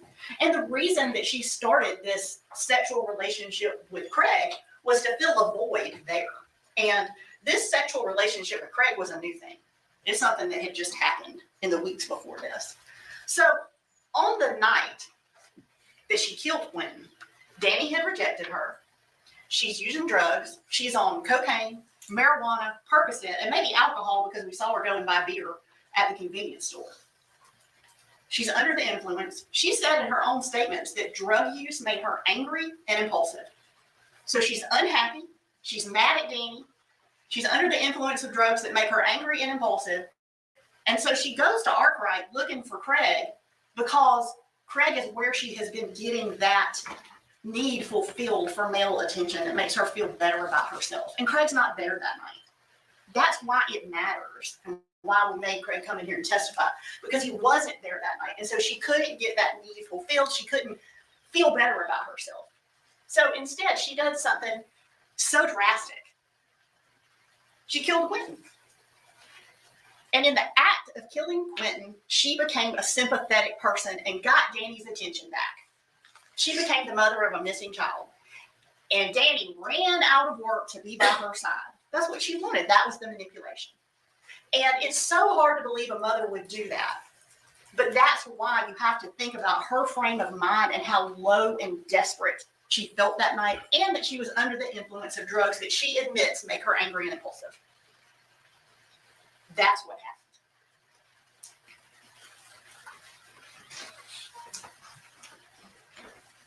happened.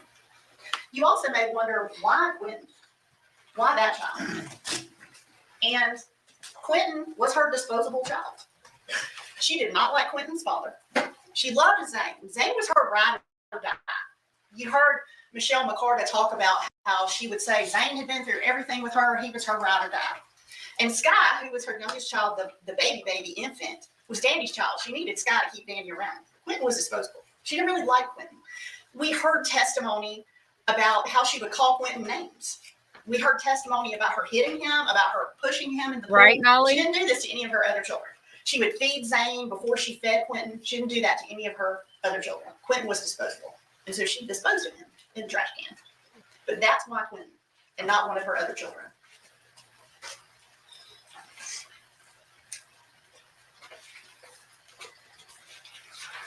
Her plan did not last. Her story came apart really, really fast, because the police, when a child is missing, it is all hands on deck, and they're going to start using every resource they can to find this child and see what's going on in this household. And it was within a very short period of time that they discovered her vehicle on those slot cameras leaving home during the night when she said she had been at home.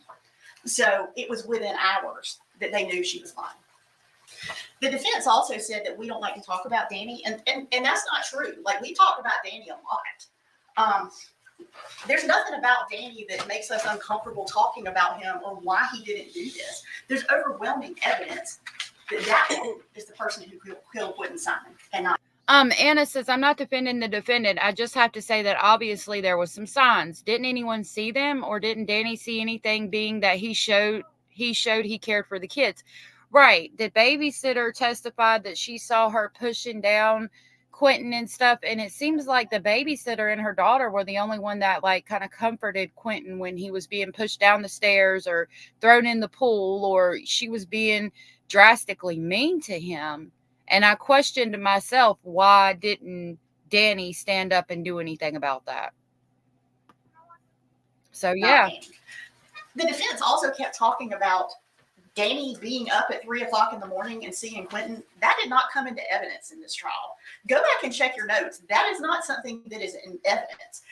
The only mistake Danny made was in the morning when he left at 5:20 in the morning, he originally said he saw Quinton. And he talked about that. He just assumed it because he woke up in the dark, got ready for work, quietly left the house. He just assumed Quinton was there then. He did not go over to the packing plate and look in and say, hey, Quinton, you there? He didn't do that. And so because he had not seen anything weird when he left home, he just assumed that Quinton was there and it was fine. And when pressed and questioning, he explained that he had not actually gone over to the packing plate and looked and made sure that Quinton was there. That is the only inconsistency in his statement, and it is very understandable. The defense has started trying to suggest that Danny could have done this, but Danny is not the one that was at the dumpster in the middle of the night throwing a bag of trash in, a dumpster that later went to an area of the landfill where Quinton's body was found. It was not Danny's phone that was at the dump. It was not Danny's car driving to the dump. It was her. She drove to the dump, and she admitted that she was there. Mr. Dean spent a lot of time making it clear about where this trash went to the landfill. The landfill is huge. And Quinton's body was found in the specific part of the landfill where the dumpster she was throwing his body into put its trash. Otherwise, he never would have been found, which is what she wanted. She didn't want him to be found because then forevermore she could be the mother of a missing child and sympathetic.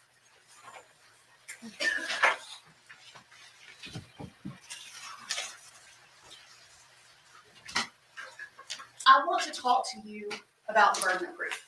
Mr. Hilliard said the state hates the burden of proof. We don't.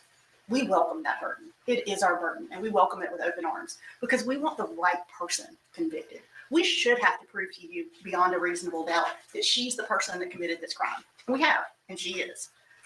We don't hate reasonable doubt at all. Mr. Dean talked about reasonable doubt. I'm happy to talk about reasonable doubt and burden of proof. Reasonable doubt does not mean, as the defense suggested, that we have to prove beyond a reasonable doubt every fact that we put up before you. What we have to prove beyond a reasonable doubt is the elements of the crimes, and we have done that. It means a doubt with a reason, not just any doubt, but a doubt using your common sense. So you go back in that jury room when we're done, and using your common sense, you ask yourselves, did that woman murder Quinton Simon? And the answer to that is absolutely yes, she did. Absolutely. And all of the evidence points to her. All of it.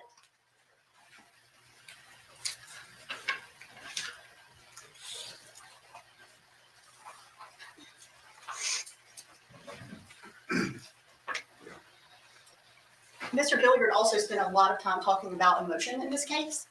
And yes, this is an emotional case. Murder cases, by definition, have emotion in them because a human being has died. And the murder of a really small child, there's no way you can escape emotion. There's going to be emotion.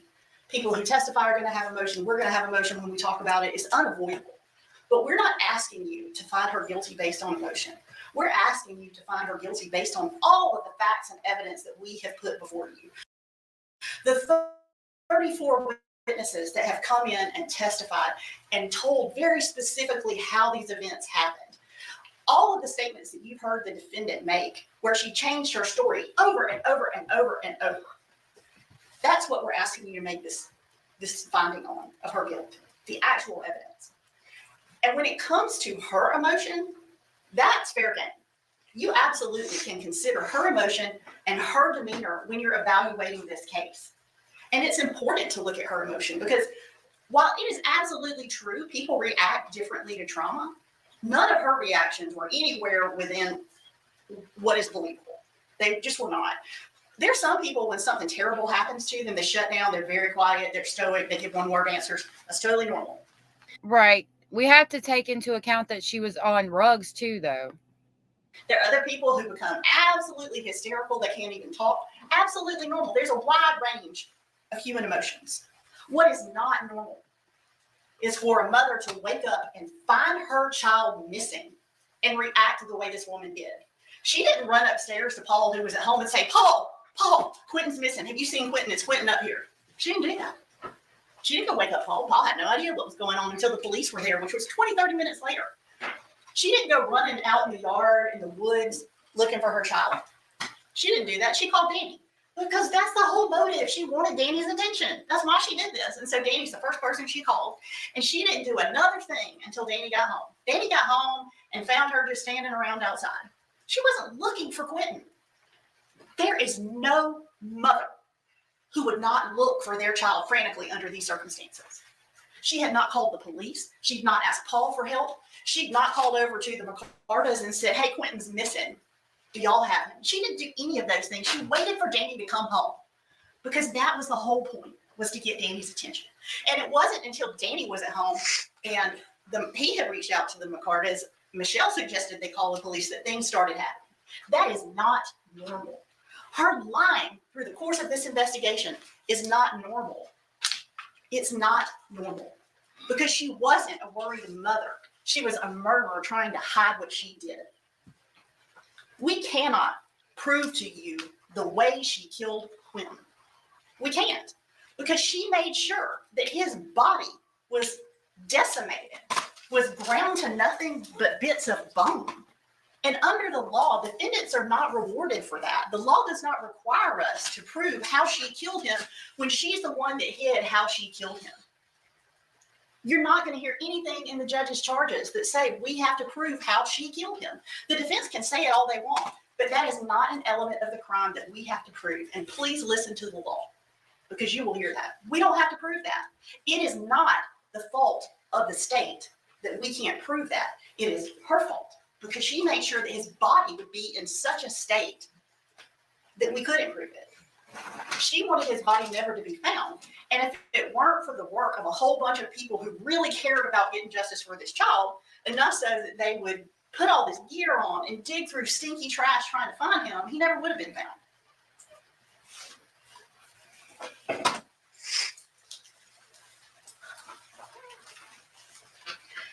That's also part of how we know that this is not an accident. Her behavior and her statements. If something had happened to Quinton and she had found him injured, not responsive in his pack and play or something like that, she would have called for help. She would have woken up Paul. If Danny was still there, she would ask Danny for help. No, you're She good, would have Keith. called an Exactly. ambulance. Scooby-Doo reference. That would be normal. There is zero evidence in this case that this child had some accidental drug overdose. There's just not. He did not have access to any drugs. Everybody has said he couldn't get out of his pack and play. So once he was in there, he was in there for the night. He wasn't roaming around, climbing on shelves, trying to touch stuff. And they didn't just leave drugs lying around because they were expensive. And pretty much they used them right after they bought them. Also, we tested his brain matter. There was no indication of any drugs in his brain. This is just not an accident. We went above and beyond to rule out every other possibility for this child to death. Medical, accident, SIDS, it's none of those things. It's that his mother murdered him.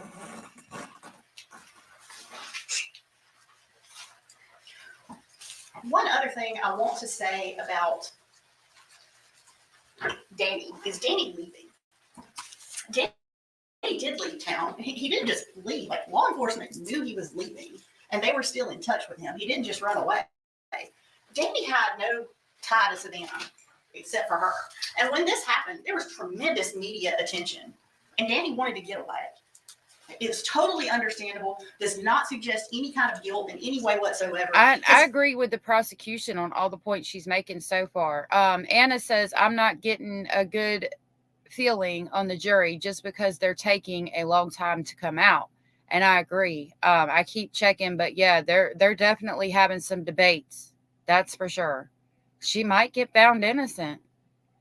But they could know that she's guilty and then be trying to figure out like what exactly they're going to charge her with, what exactly they have no reasonable doubts on, like, because they have to figure out each separate charge.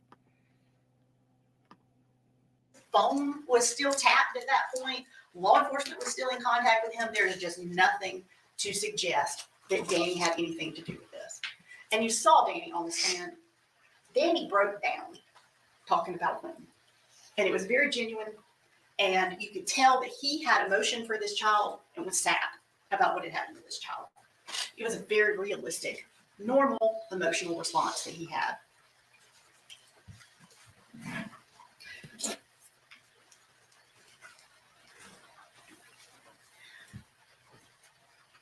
A child's mother should be the one person in the world that they can count on to keep them safe.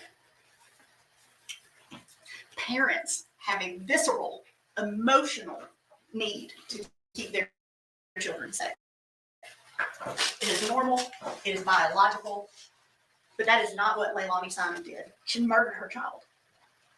She put his body in a dumpster where he would be taken to a landfill and his little precious body would be ripped to bits by heavy machinery to cover up what she did. Leilani Simon is not a mother, she is a monster. And I do not use that word lightly. But what this woman did in this case is horrific, and she is absolutely a monster.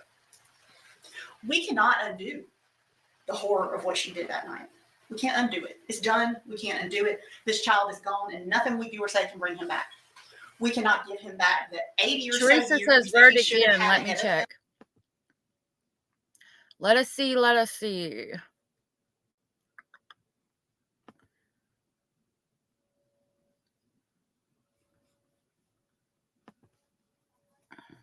Do.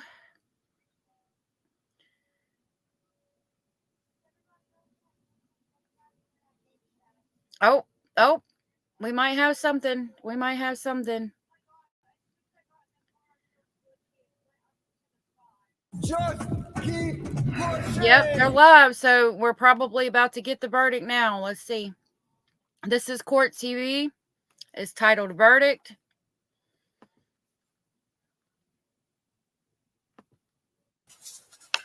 All right, here we go. Jury room is clear, Your Honor. All right, thank you, Deputy Smith.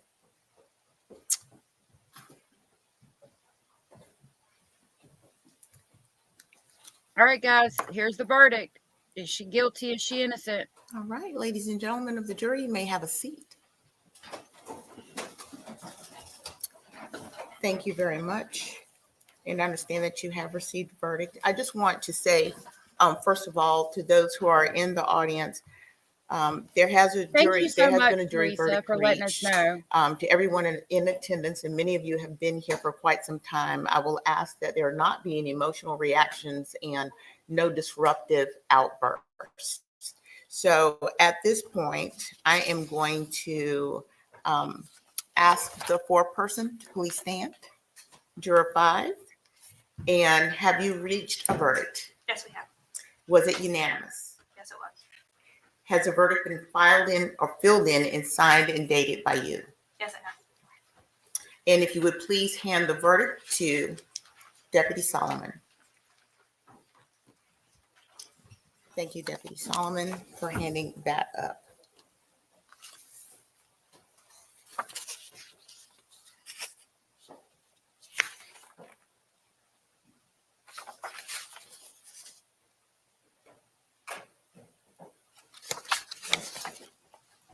And there's no doubt.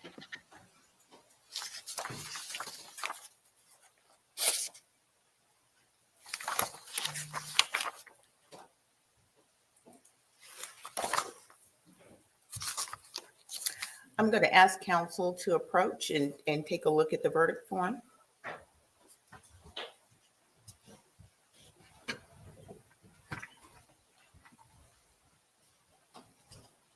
Me too.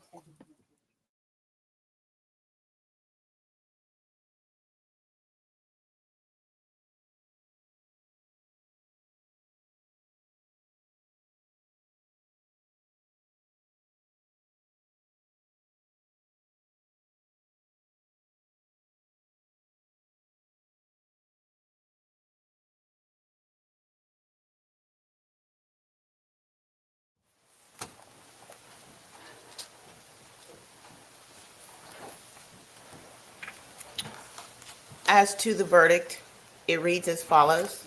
We, the jury, find as follows: malice murder. We find the defendant guilty. Count 2, felony murder. We find the defendant guilty. Yes. Count 3, felony murder. We find the defendant guilty. Count 4, concealing the death of another. We find the defendant guilty. Count 5, false report of a crime. I'm We gonna find the defendant guilty. Count 6, making a false statement. We find the defendant guilty. Count 7, making a false statement. We find the defendant guilty. Count 8, making a false statement. We find the defendant guilty. Count 9, making a false statement, we find the defendant guilty. Count 10, making a false statement, we find the defendant guilty. Count 11, making a false statement, we find the defendant guilty. Count Every charge. 12, making a false statement, we find the defendant guilty. Count 13, making a false statement, we find the defendant guilty. Count 14, making a false statement, we find the defendant guilty. Yeah. Count 15, making a false statement, we find the defendant guilty. Count 16, making a false statement, we find the defendant guilty. Count 17, making a false statement, we find the defendant guilty. Count 18, making a false statement, we find the defendant guilty. And count 19, making a false statement, we find the defendant guilty. Okay. Oh, guilt on And, all counts. Is there anything further from the state?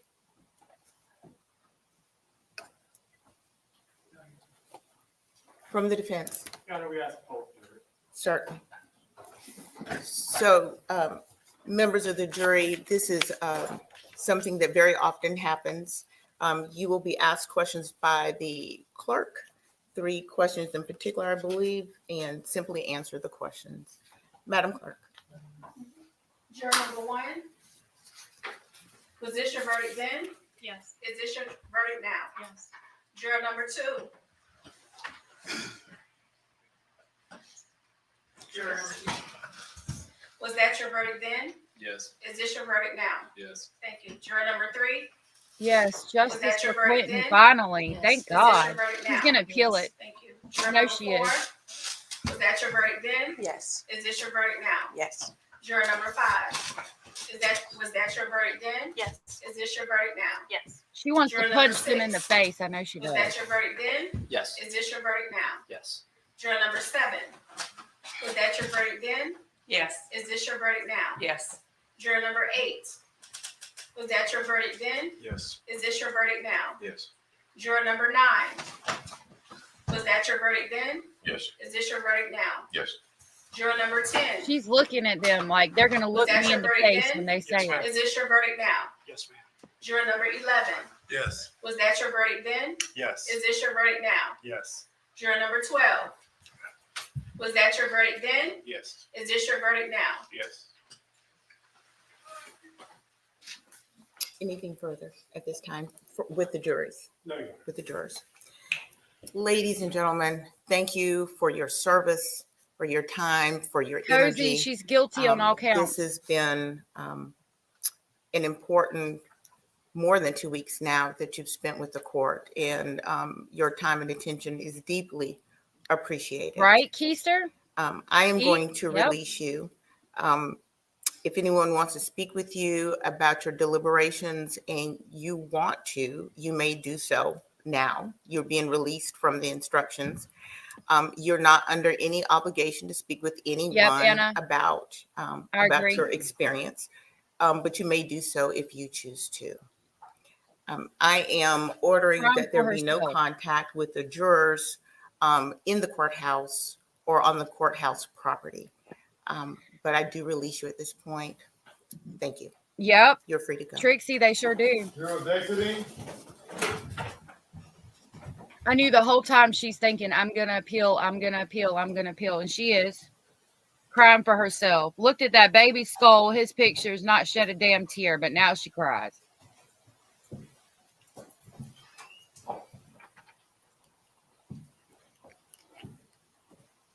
Now you scared? How'd that baby feel? I'm sad for her other kids too. I hope one day they'll understand.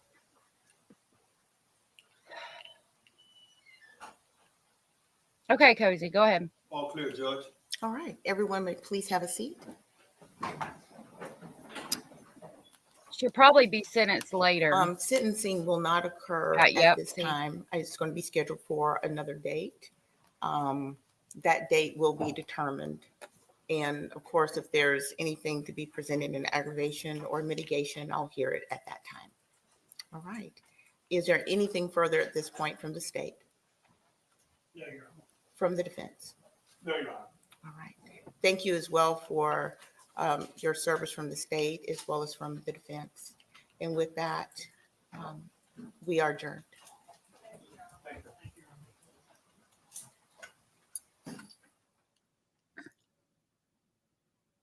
There's some emotion in that now. Now you scared?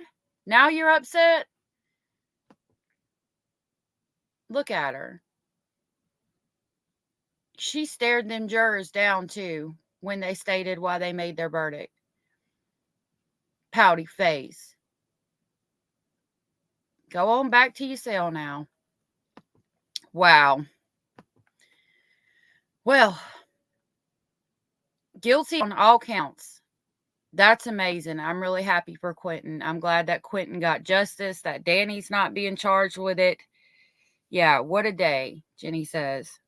I haven't seen any mitigating circumstances either, Anders. What a day. What a day. Well, I'm glad we got the verdict in. It is 2:42 here, and I have got to go. I got to go do some schoolwork with the kids and get some other things done. I will not be live tonight because I've been on here for so long this morning, but we will be live again in the morning at 10 a.m., and we will either watch the Sarah Boone videos or go over more Delphi with that woman that y'all were telling me about. I can't remember her name, but I subscribe to her channel so we can talk about that lady. Thank you, Anna, and everybody else for being here. I really appreciate you guys hanging out with me this morning while we watched the verdict and went over the case. And Keister, I love your face. And I hope everybody has a great day. Thank you, Eek, Anders, Cozy, Trixie, all of my lovely family members that were here with us today. I hope you all have the best day ever, and I will hopefully see all your lovely faces in the morning. Have the best day ever. I'll see you in the morning. Bye.